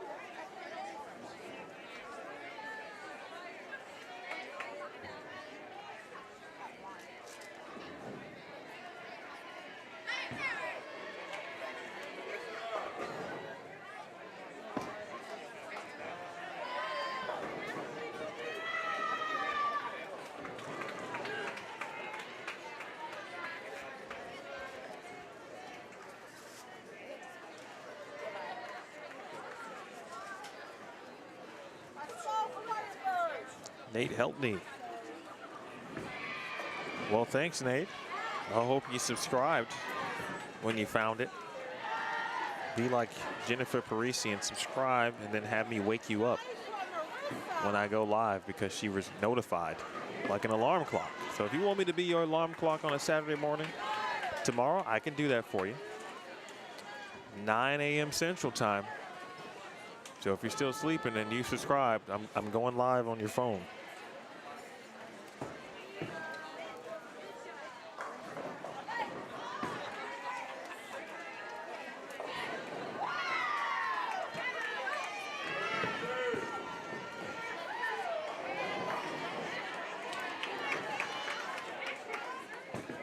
You know, it's wild that I am someone who really enjoys sports, and normally the NCAA tournament, both men and women tournaments, are on my television.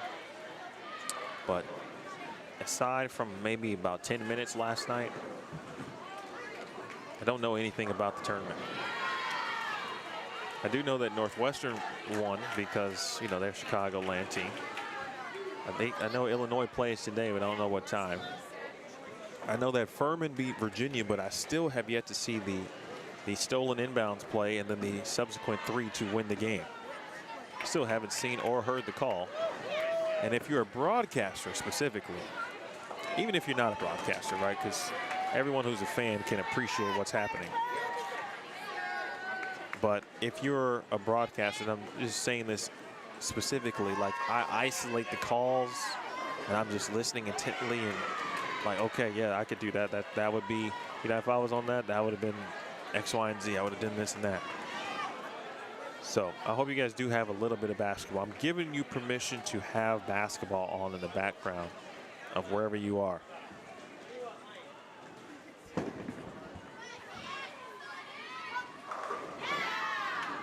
And it's St. Patty's Day too. Again, I forget. I just know what day I arrive at the center. I know what day what I set up. I know what day I tear it down.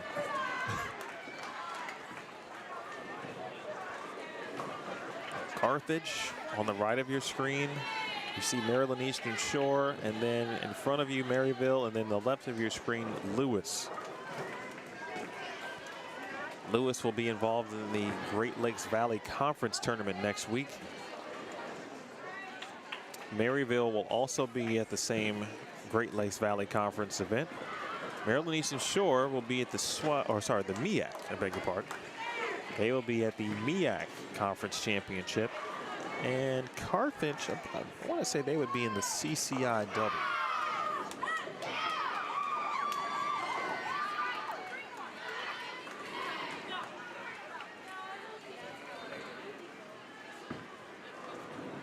Yep, in fact, Carthage and Marian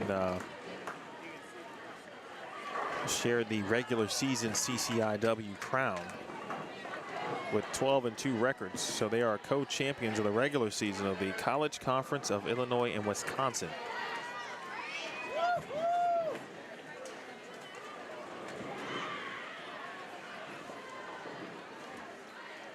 So that's the additional element, or one of them. Oh, Princeton beat, oh, right, yeah, Princeton beat Arizona, forgot about that, yeah.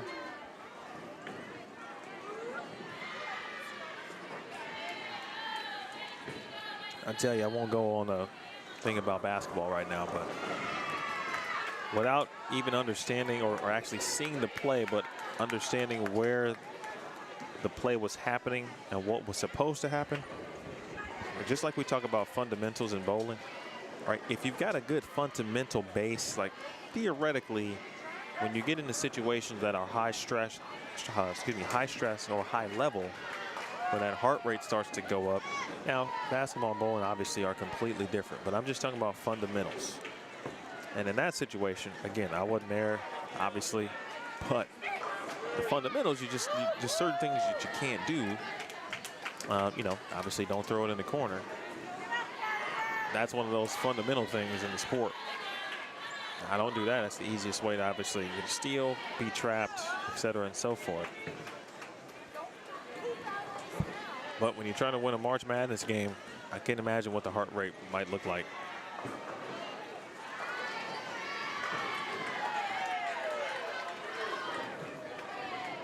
Maryland Eastern Shore, actually, you know, that's the talking about historic programs. Coach Sharon Brummel, Hall of Famer at Maryland Eastern Shore, responsible for a lot of the success and the recruitment of some Maryland Eastern Shore Hall of Famers. Most recently, Maria Jose Rodriguez, who recently again inducted into the Maryland Eastern Shore Athletics Hall of Fame. A couple of championships, plenty of MEAC championships under her belt.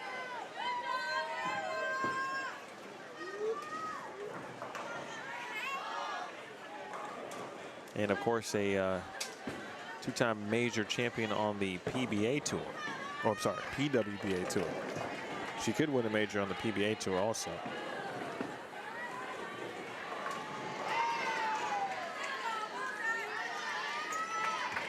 Ramon, I don't even think about when I have a 9-bagger because I never get them. So I just don't even need to think about that.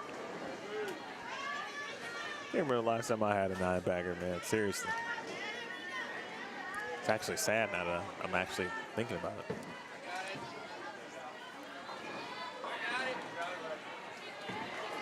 That's just a reset if we go, right?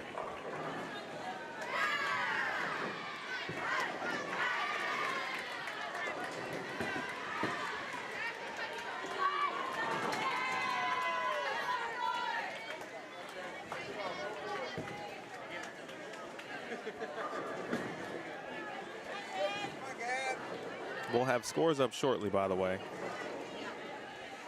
Big thanks again to the tournament staff, led by the officials, Rick Barbera, Stephen Padilla, Kyle Barnes, Ethan Hansen, acting as officials as well, helping all calls and such go to Rick, or funneling them to Rick and Stephen, along with Jimmy Krauser. Jimmy's dad, Mike, who is the scoring guru of NCAA bowling. He is here as well, working on the brackets for me and assisting with scoring this week, not necessarily responsible for it.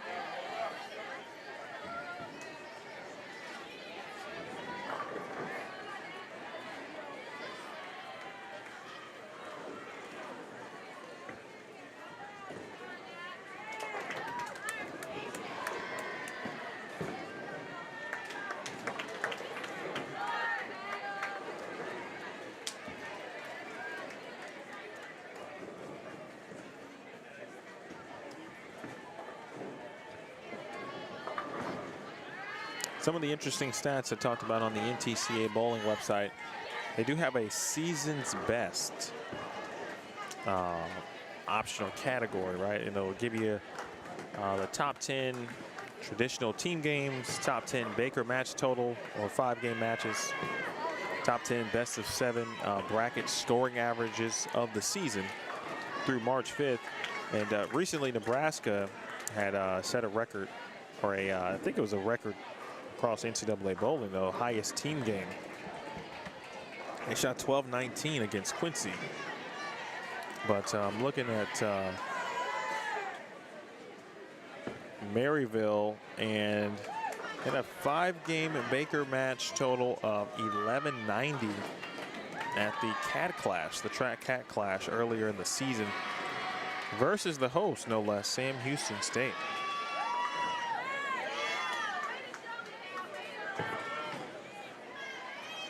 And then at the Flyer Classic, they averaged 231.5 versus Central Missouri. So this Maryville team can strike it up here in Baker, especially.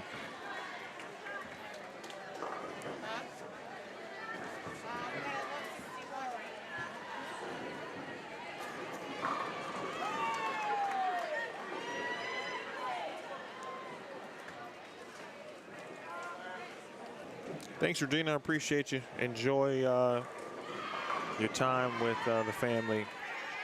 And Justin, certainly all the best.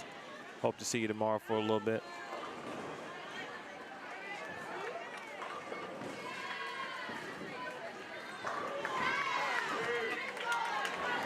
No, I take your word for it, Ramon. And I was just kind of playing a little bit. It's been a while since I had 9 in a row, though, for sure.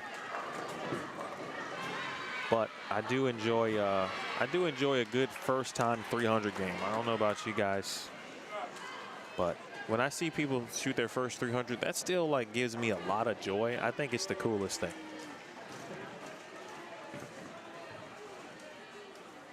Even 300s in general still, and I know, like, you know, at certain levels it's very customary, obviously.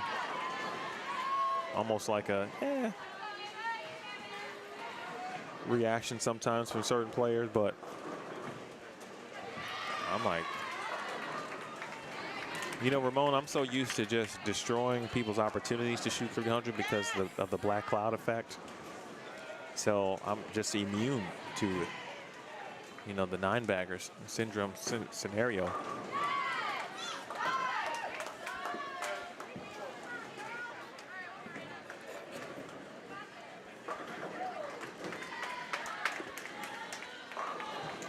Like Chris Pulliam will enjoy this story.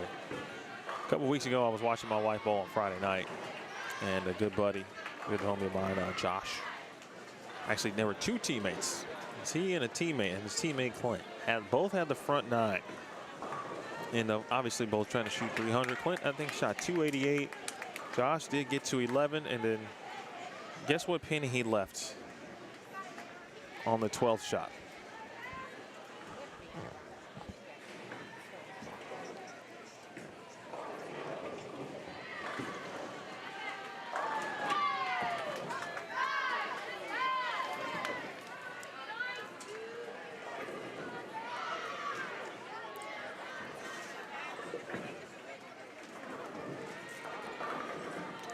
You guessed it, Ramon. Just a stone cold 8-pin. I mean, Steve Austin himself could have come down and left that pin stand, and that's how stone cold it was.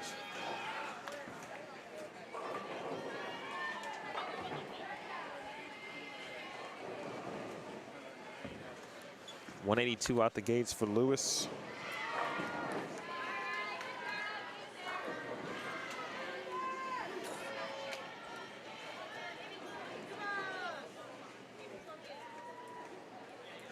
Carthage 180.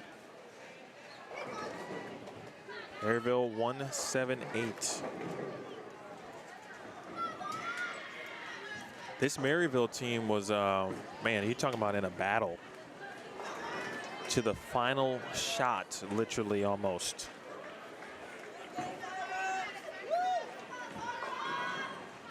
With Davenport to earn the final spot in the Addison sectional in the women's division last weekend.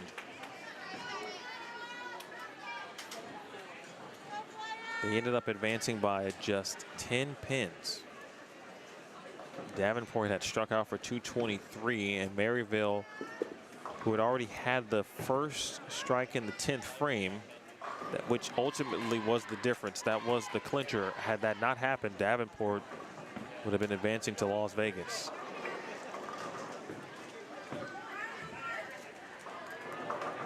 Scores are updated. Again, click the day one standings link pinned at the top of the chat as Carthage comes over and gets some things going.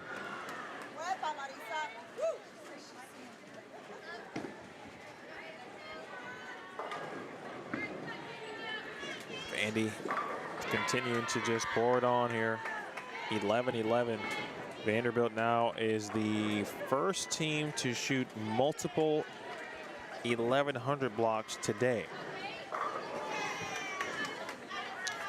I mean, it's early, but considering their history in the tournament, and they are the host, you know, you never pencil in a team, but if there was ever a team you'd be like, they'll probably be in the top 4. I think Vandy would be a team you'd think about at this tournament. So they lead it at 44-19. 11:43, 10:77, 10:88, and 11:11.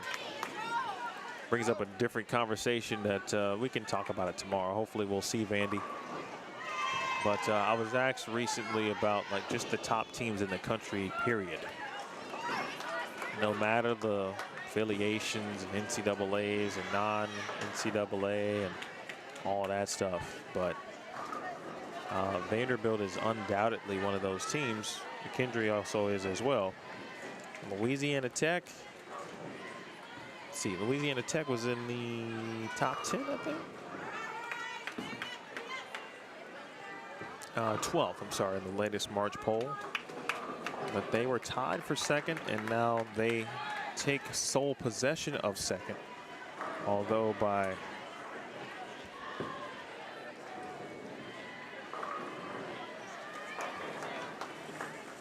just 17 pins, excuse me, over McKendree. Louisiana Tech at 41-63, McKendree at 41-46. That is second and third, respectively. Those top 3 teams, though, are undefeated. Both, or I'm sorry, all 3 at 4-0. Sam Houston State, 4th at 40-40. They are 3-1. Youngstown State is 5th at 40-18. And North Carolina A&T just can't win a match. They're 1-3. And their blocks have been 953, 1085, 973, 998.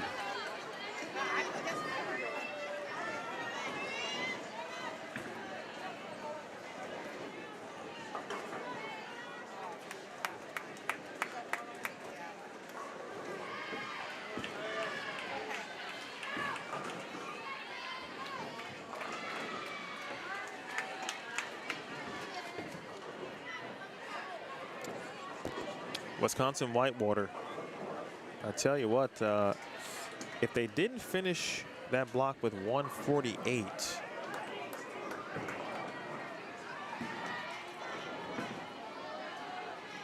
they would probably be in definitely 6th, maybe 5th, and maybe even the top 4, honestly. That's how well they bowled this afternoon. They've got a really good opportunity tomorrow if they can find a way to have some success during tomorrow's traditional games. Maryville is 8th at 39-48. Maryland Eastern Shore is 9th at 3,900. Arkansas State is 10th. They're also undefeated. Speaking of the Red Wolves at 4-0. Slow start for them, but 10-17, 10-12. That's a team that looks like might have a lot of success tomorrow in the traditional play. Learn some information, apply it tomorrow. You've got some players on that team who can strike. Brooklyn Buchanan.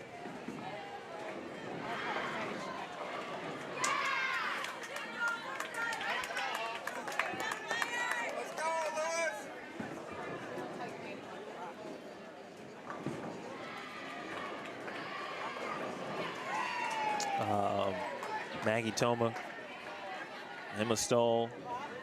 I mean, they've got some players. Carly Van Dunen, Sarah Sains, Shayla Bradley, Faith Welch. I mean, I fully anticipate them to be in go mode tomorrow, if you will. Sacred Heart 4-0. So I thought that, I think I said maybe 6 or 7 teams will be undefeated when we got this latest update.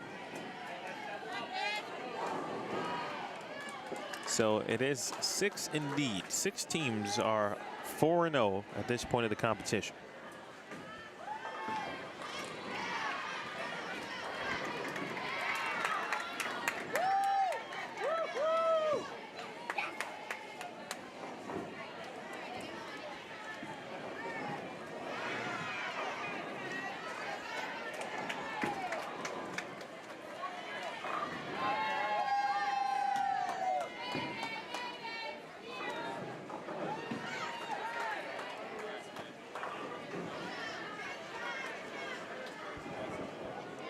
Maryville led by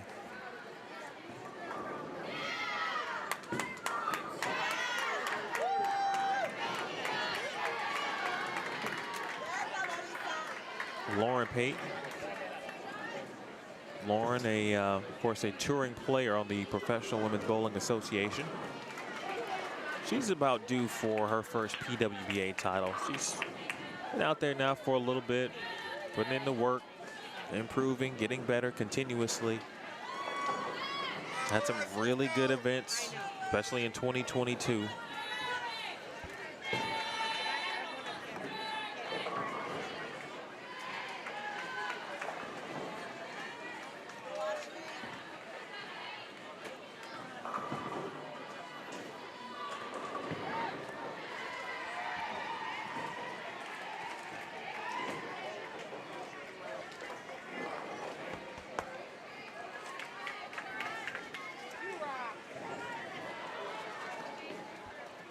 Well, for those of you who know John Janowitz, that shot there by Lewis in the 8th, coach goes by the nickname JJ. JJ is, we always talk about him as a cupcake connoisseur. He likes the finer things in the dessert / pastry world, right? And yeah, he's working the tournament this weekend on behalf of Kegel. So he is handling the lane maintenance. And we were having a conversation about a particular beverage from a particular cafe, and they have varying flavors: mango, dragon fruit, strawberry, acai, pineapple. I'm not saying the name because if Ramon's wife is listening or watching, she would be upset with me until I, get paid for it. So I'm not going to say it. So we were having this conversation, and I was like, there's one I never had. That was JJ's favorite, of course. He goes for lunch, comes back, and he brings me said beverage without asking. All right, my man JJ, always, So today, we were talking about the second. Well, we didn't even have the conversation today. This is all yesterday. We were having conversations, and I'm like, oh yeah, I like this one. Well, he just brought me the one I like, along with some cupcakes. And the man always finds the best, pastry, bakery / standalone brick and mortar, whatever. That's a one-of-a-kind gentleman right there, John Janowitz. Thanks, JJ. Good washout, by the way, for Maryland Eastern Shore. That's a team that also can get hot, and they've got some players. Appreciate those of you watching, representing Lewis and Maryville and Carthage and Maryland Eastern Shore. Thank you so much for your support of Boldstream TV. Hit subscribe if you haven't. The thumbs up as well, and good break.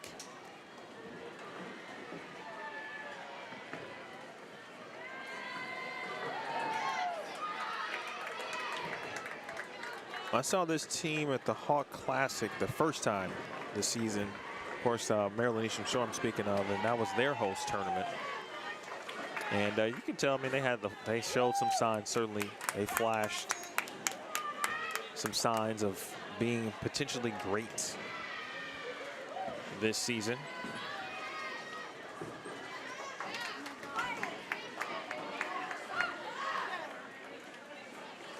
It was still kind of the beginning of the season at that point. And then I saw them again, I think in January in Vegas. They looked better.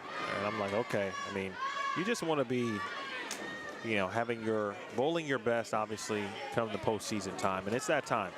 If you're bowling good in March, that's exactly where you want to be. Big shot there in the 10th. Carthage now can turn this into 180, potentially.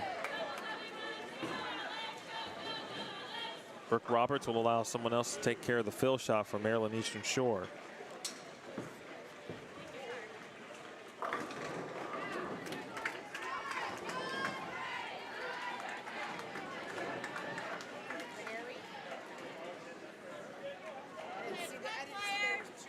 Ramon, yes, Taylor Bailey, another player. Of course, both of those players went to McKendree. Taylor, somebody who is inching closer to that first title. Really, even first title. Sometimes it's just first. You need to make your first show. I think both of those players could be in line for that type of season here in 2023.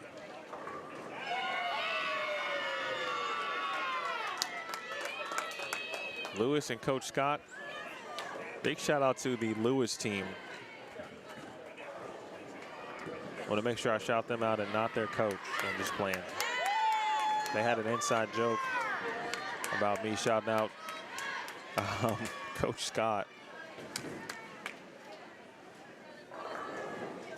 during the sectionals assignment show. And so I told them I would only shout out the team here today.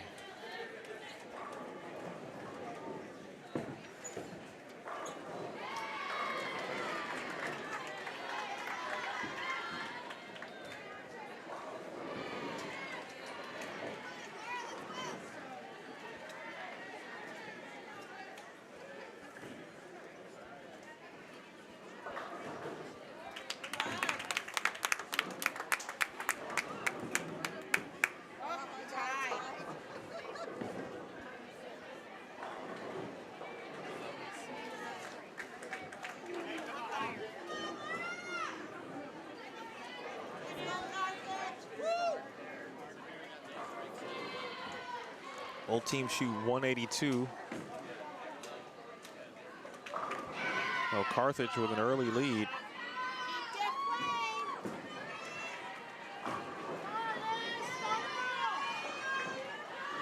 $19-pin advantage for Maryville after 2 games.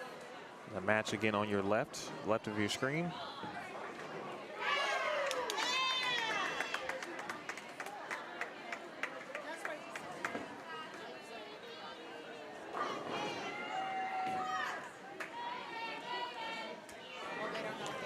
Yes, Ramon Brianna Clemmer is coaching. She is a graduate assistant at Pikeville University.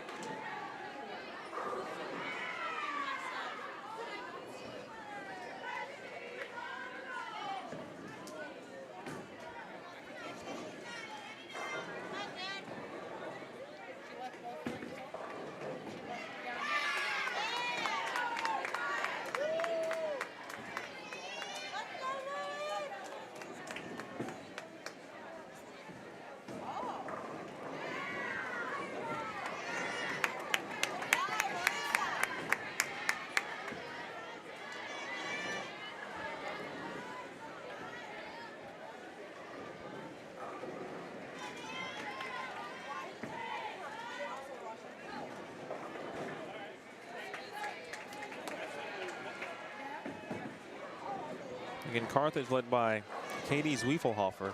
And Katie is also a player who was on tour for a little bit as well.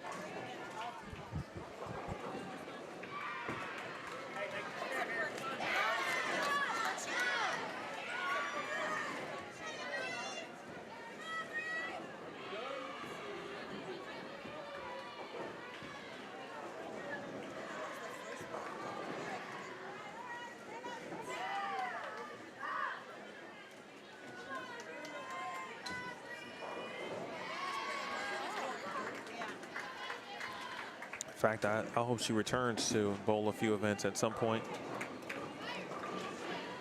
It's having a good convo. She kind of came up last week, and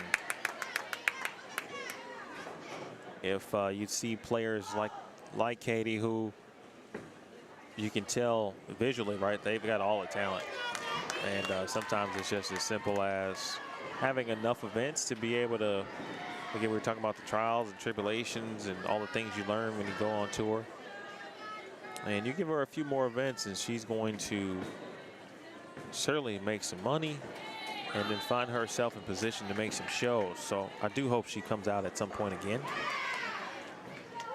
All right, Lewis off to a solid start here. Erica Lohr, the junior from Sun Prairie, Wisconsin. Have to imagine that she competed for what kind of is a historic Sun Prairie High School bowling program led by the Brunig family in Wisconsin. Carthage is located in Kenosha, by the way. And so on their roster, you see several players from Illinois. In fact, Illinois kind of dominates. But it's so close, obviously, to the border. Jay Colon is from Wakanda, Illinois. Not Wakanda, but Wakanda, Illinois. Isabel Gonzalez is from Burbank, Illinois. Mariana Ristigos is from Mokina, Illinois. Cassie Highland from Elk Grove Village, Illinois. Alexis CCO from Manhattan, Illinois. Caitlin Powers is from Sun Prairie. Caitlin Robinson from Mount Prospect. Marissa Robinson from Mount Prospect. Jessica Rosa from Berwyn, Illinois, and Ashley Turner from Kenosha. So Coach Wiefelhofer has figured out a way to tap into the some of the really good high school athletes in Illinois. And so for those who, you know, hey, let's get away from home, but we don't have to go too far. That's like the perfect distance from the Chicagoland area, no matter if you're on the north side, if you live in the city, if you're in the northwest suburbs, the south suburbs, the west suburbs. Like, it doesn't matter. Like, Kenosha is just a perfect distance.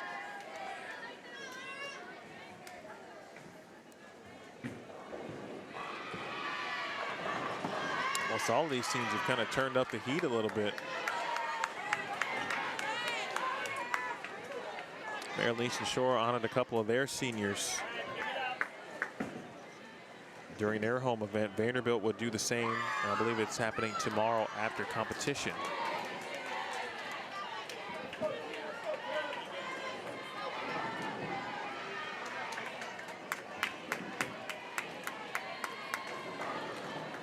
Where Amelia Kiefer and Mabel Cummins will be honored.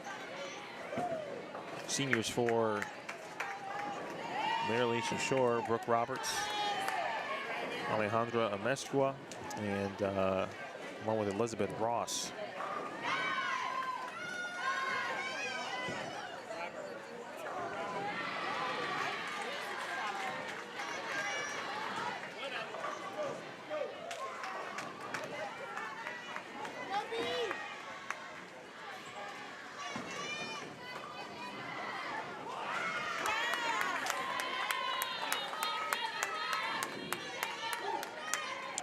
Yes, Kyle Barnes is indeed an alum of Pikeville. Kyle and I bowled at around the same time. I was ending my collegiate career. Kyle was just beginning his. In fact, you can't see it, but he's got a sign. Well, his name is on a sign. That is the men's series and house record. He holds those records respectively here at Smyrna Bowling Center. He is originally from Smyrna, still lives in the area, lives in Nashville. His wife, Josie Barnes, of course, associate head coach for Vanderbilt. 879 on 27 and 28 back in 2013.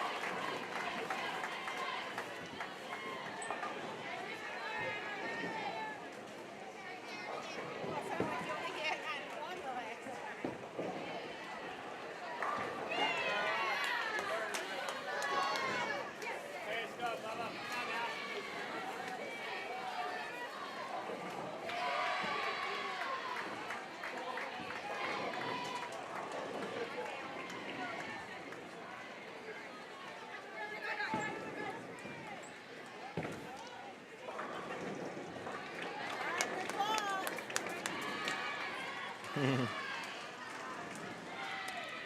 right, tough end to the game here for Maryville. Lewis, meanwhile, able to get the 10 out. Sometimes that's all you're asking for. Just get the 10 or the 7 out.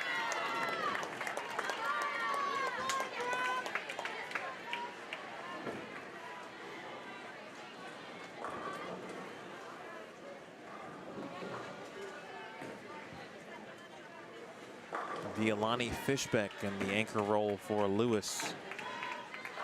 This one to get him into the 2-0s.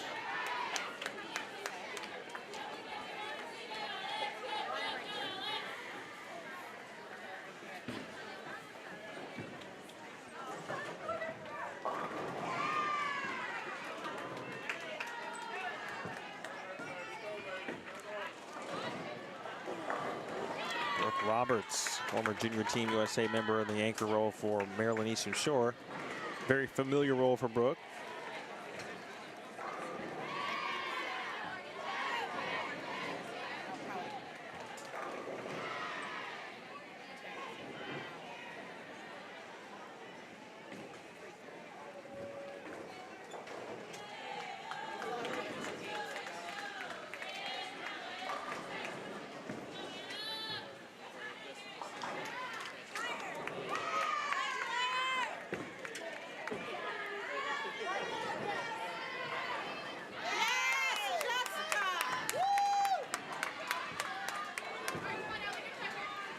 .200, 196.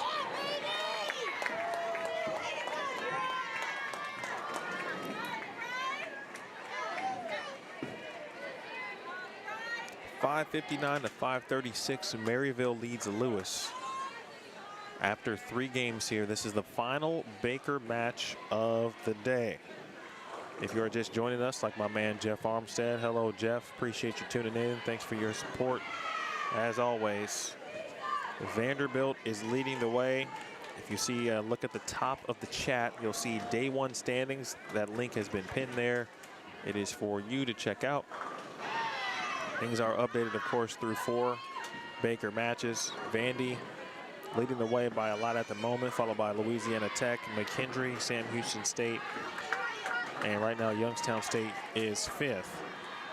With North Carolina A&T in 6th, just outside. What really is kind of the top 4 is the cutoff here when you think about NCAA. The first 2 days, you have to be in the top 4 to have a chance to win the tournament.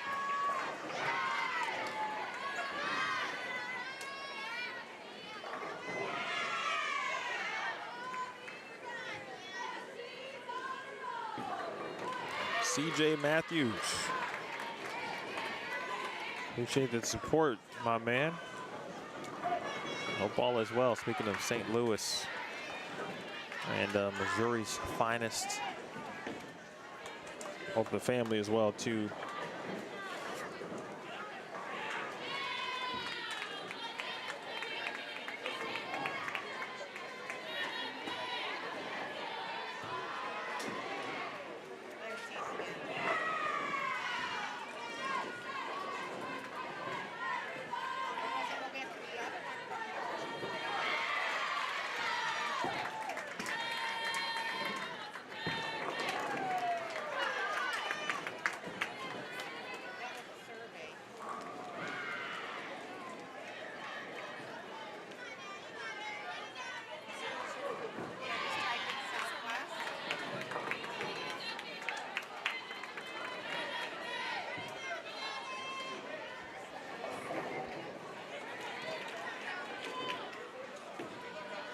All right, 178 for Carthage.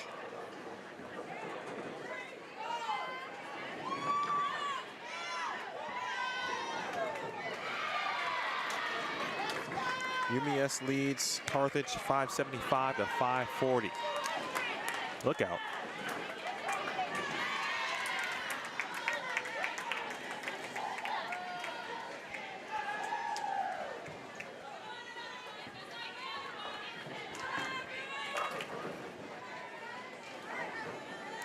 Looks like we got a battle brewing with Wright State and Louisiana Tech. Over on 21 and 22, might be able to catch a little bit of that near the end here.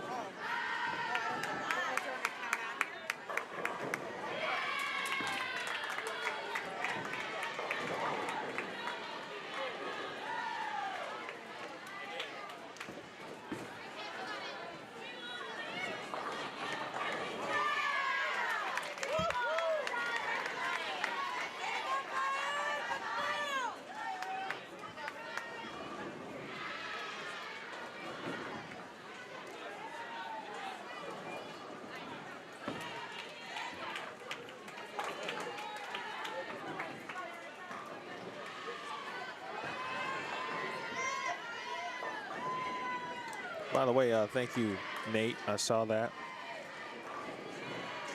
An early riser.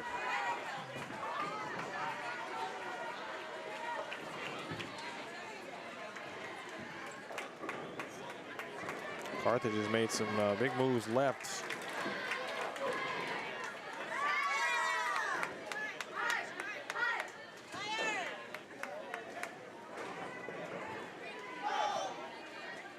In Gleeful Hall for the head coach. She's assisted by David Eggert.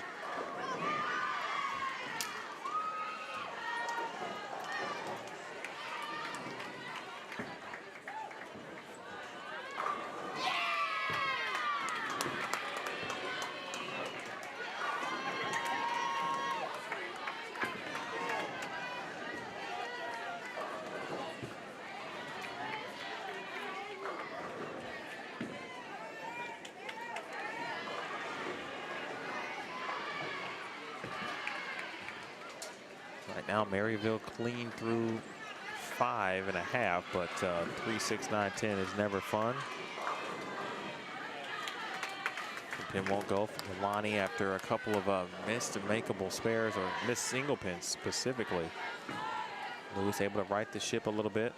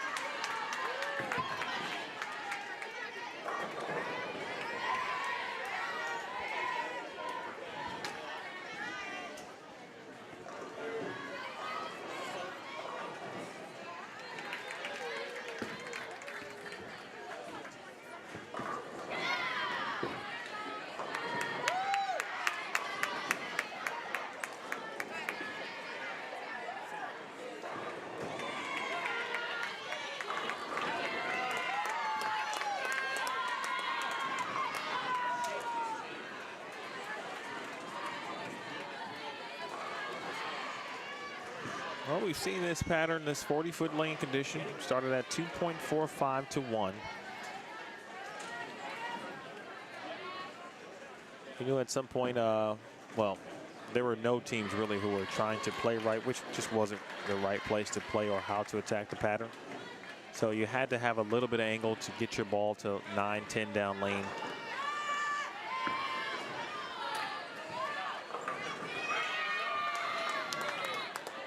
And as the day has gone on, we've seen players move a little further left.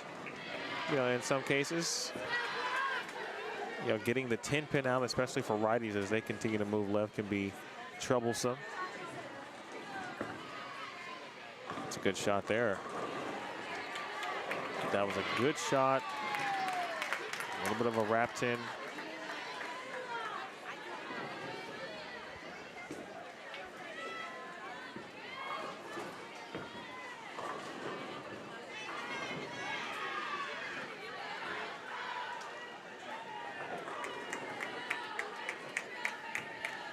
Schmidt in the 9th frame for Maryville. Meanwhile, Maryland Eastern Shore taking advantage of some breaks. It's exactly what you should do, especially in this format.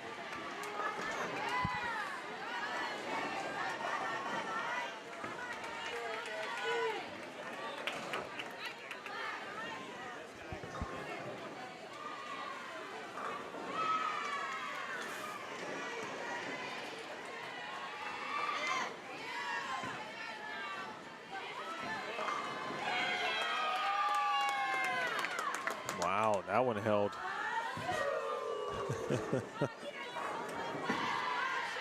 Did not look like that was going to be the case at first. Or Gabriela Ochoa.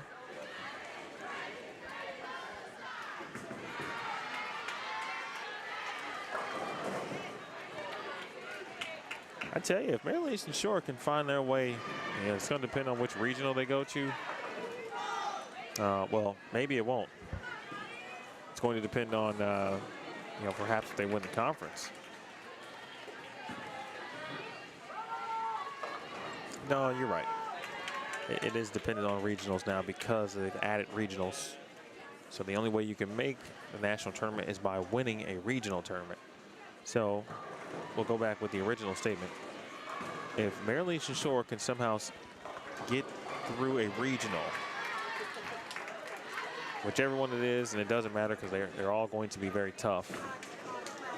They have the talent, and I think a lineup that can get them to back to the kind of national championship promise. They have abilities on the left side of the lane. They've got power on the right side of the lane.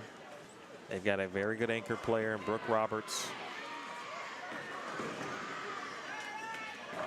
To me, all keys that you need in the postseason. You don't have to have a lefty, but I think it certainly helps.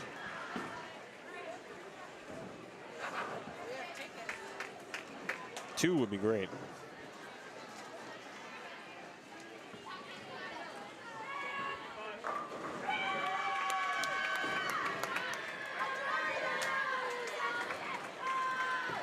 One more, the Maryland Eastern Shore will be looking at a game in the 230s as Maryville shoots 192.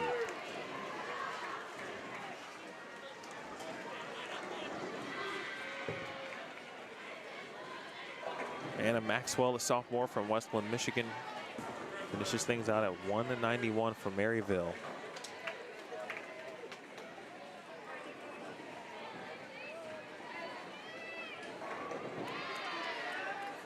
$750 for the Saints. That is after 4 games.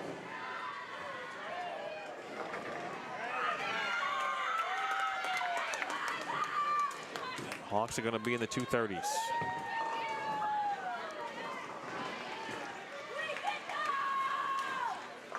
Nice shot there. Ball speed certainly helped.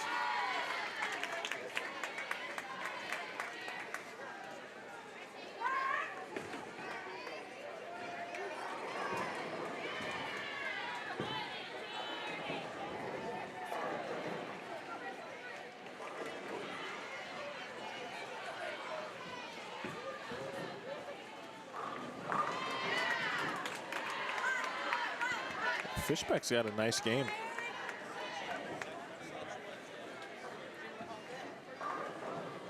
Biology major from Lawton, Oklahoma.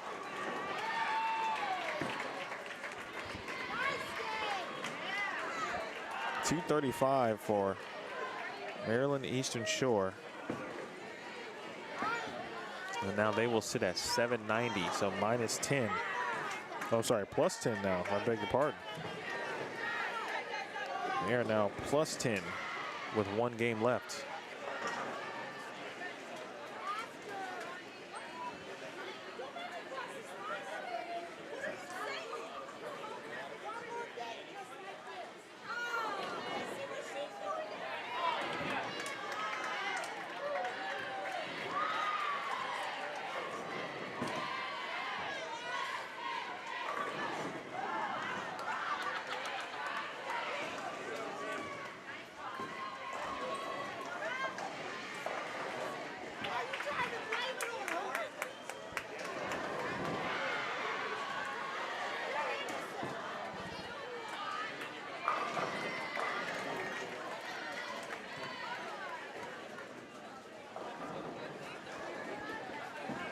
And a couple of players on the warm-up pairs. Maybe they'll get a fill for before it's all said and done. A little bit of additional info to prepare themselves for tomorrow morning's festivities. Again, traditional team games tomorrow. We'll see who bowls better and or bowls worse on day 2 here. You know, there's never any gimmies, any guarantees by any stretch, but some teams are better at Baker competition than traditional team games. In team games, you can have 1 or 2 players carry you through a game and get you to 1050. You know, in Baker, it's easy to string together strikes, in my opinion. As a team, get a couple of breaks, and all of a sudden you've got a 5-bag. When you're, you know, kind of looking at 5 individuals to get you 4-baggers, it's a bit of a different situation. But anticipate some of the better teams to be still near the top. In fact, McKendree actually might be a better team traditionally in a traditional team game perspective, because they've got 5 players at any time who can shoot 250. And not every team has that. Vanderbilt does too. Louisiana Tech's got some players like that also. If they're going to be hanging around the top standing still, that'll be something to watch out for. Sam Houston State's got a few players that can, you know, get you 250 or better every game.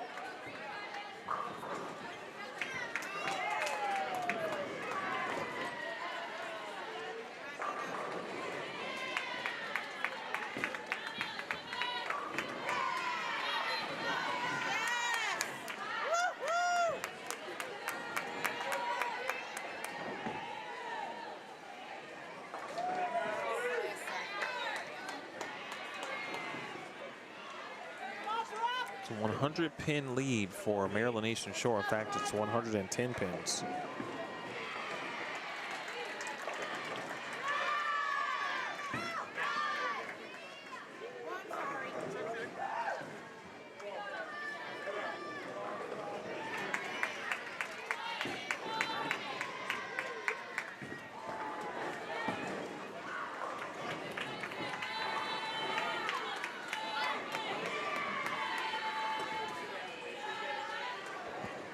Well, Rick Barbera has taken a seat probably for the 3rd time today, which is not a lot.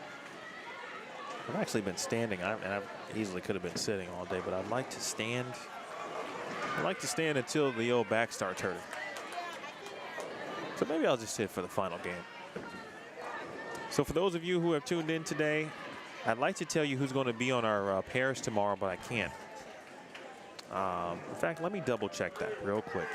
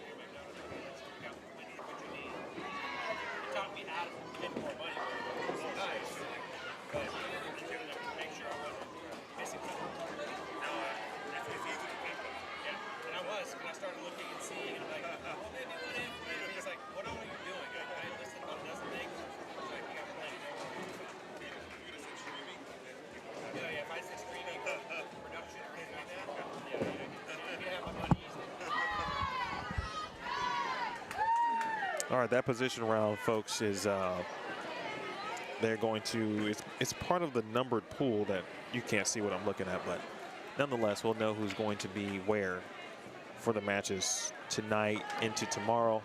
So, but I'll update you, of course, in the morning. Meanwhile, Maryville will end it on the best note they could possibly end it on.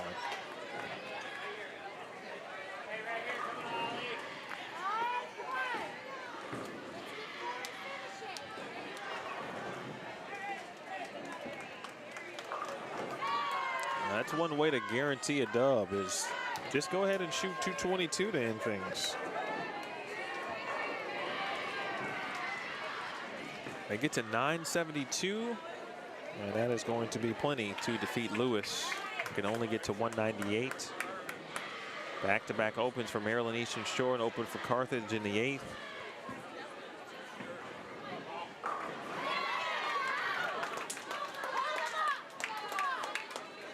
Alejandra Amezcua. That's a name you should look out for. Keep in mind, folks, as the years go by. Like, to me, she's got PWBA type of talent.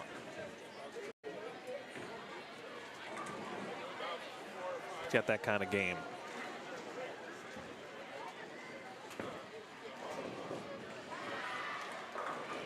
Good shot. Carthage can get to 179 this game.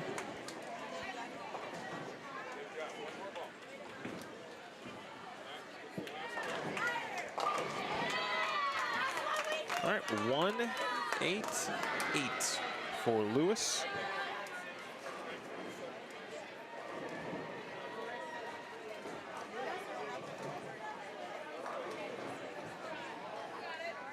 Oh, wait a minute.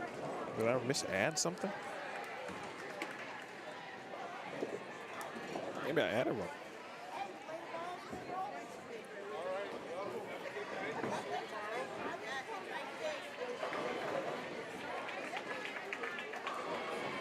I did. All right, so yeah, 892 for Lewis, 972 for Maryville.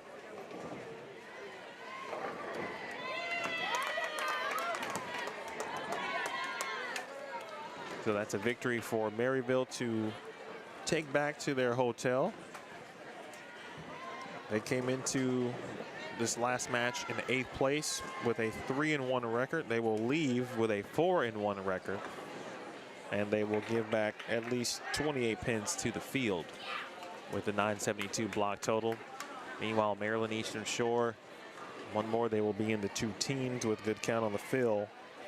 They're already plus 10 this block.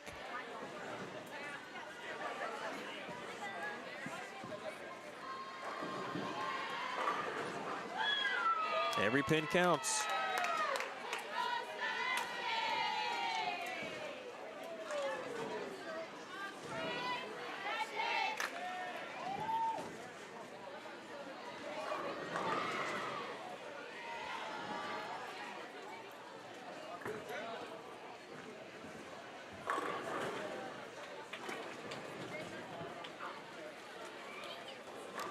Tell you, Carthage, again, they've got players with good fundamentals, good foundations.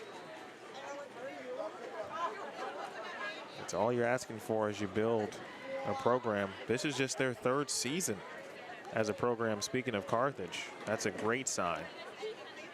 Honestly, that they are already, to me, where they are at this point.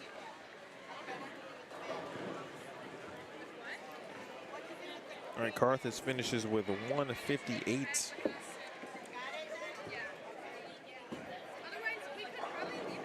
$867 for the block, and UMES, of course, adding 12 to their total. They get to 1022. That's a good way to end, and they will be, let's see, they were 9th coming in. They're going to move in front of, actually, let's see. They defeated Maryville. They weren't bowling them, but they were ahead of them match total wise by 50 pins. during that last block, and they were separated in the standings by 1 spot. So Maryland Eastern Shore is actually going to move into 8th place by 2 pins, if what I have is correct.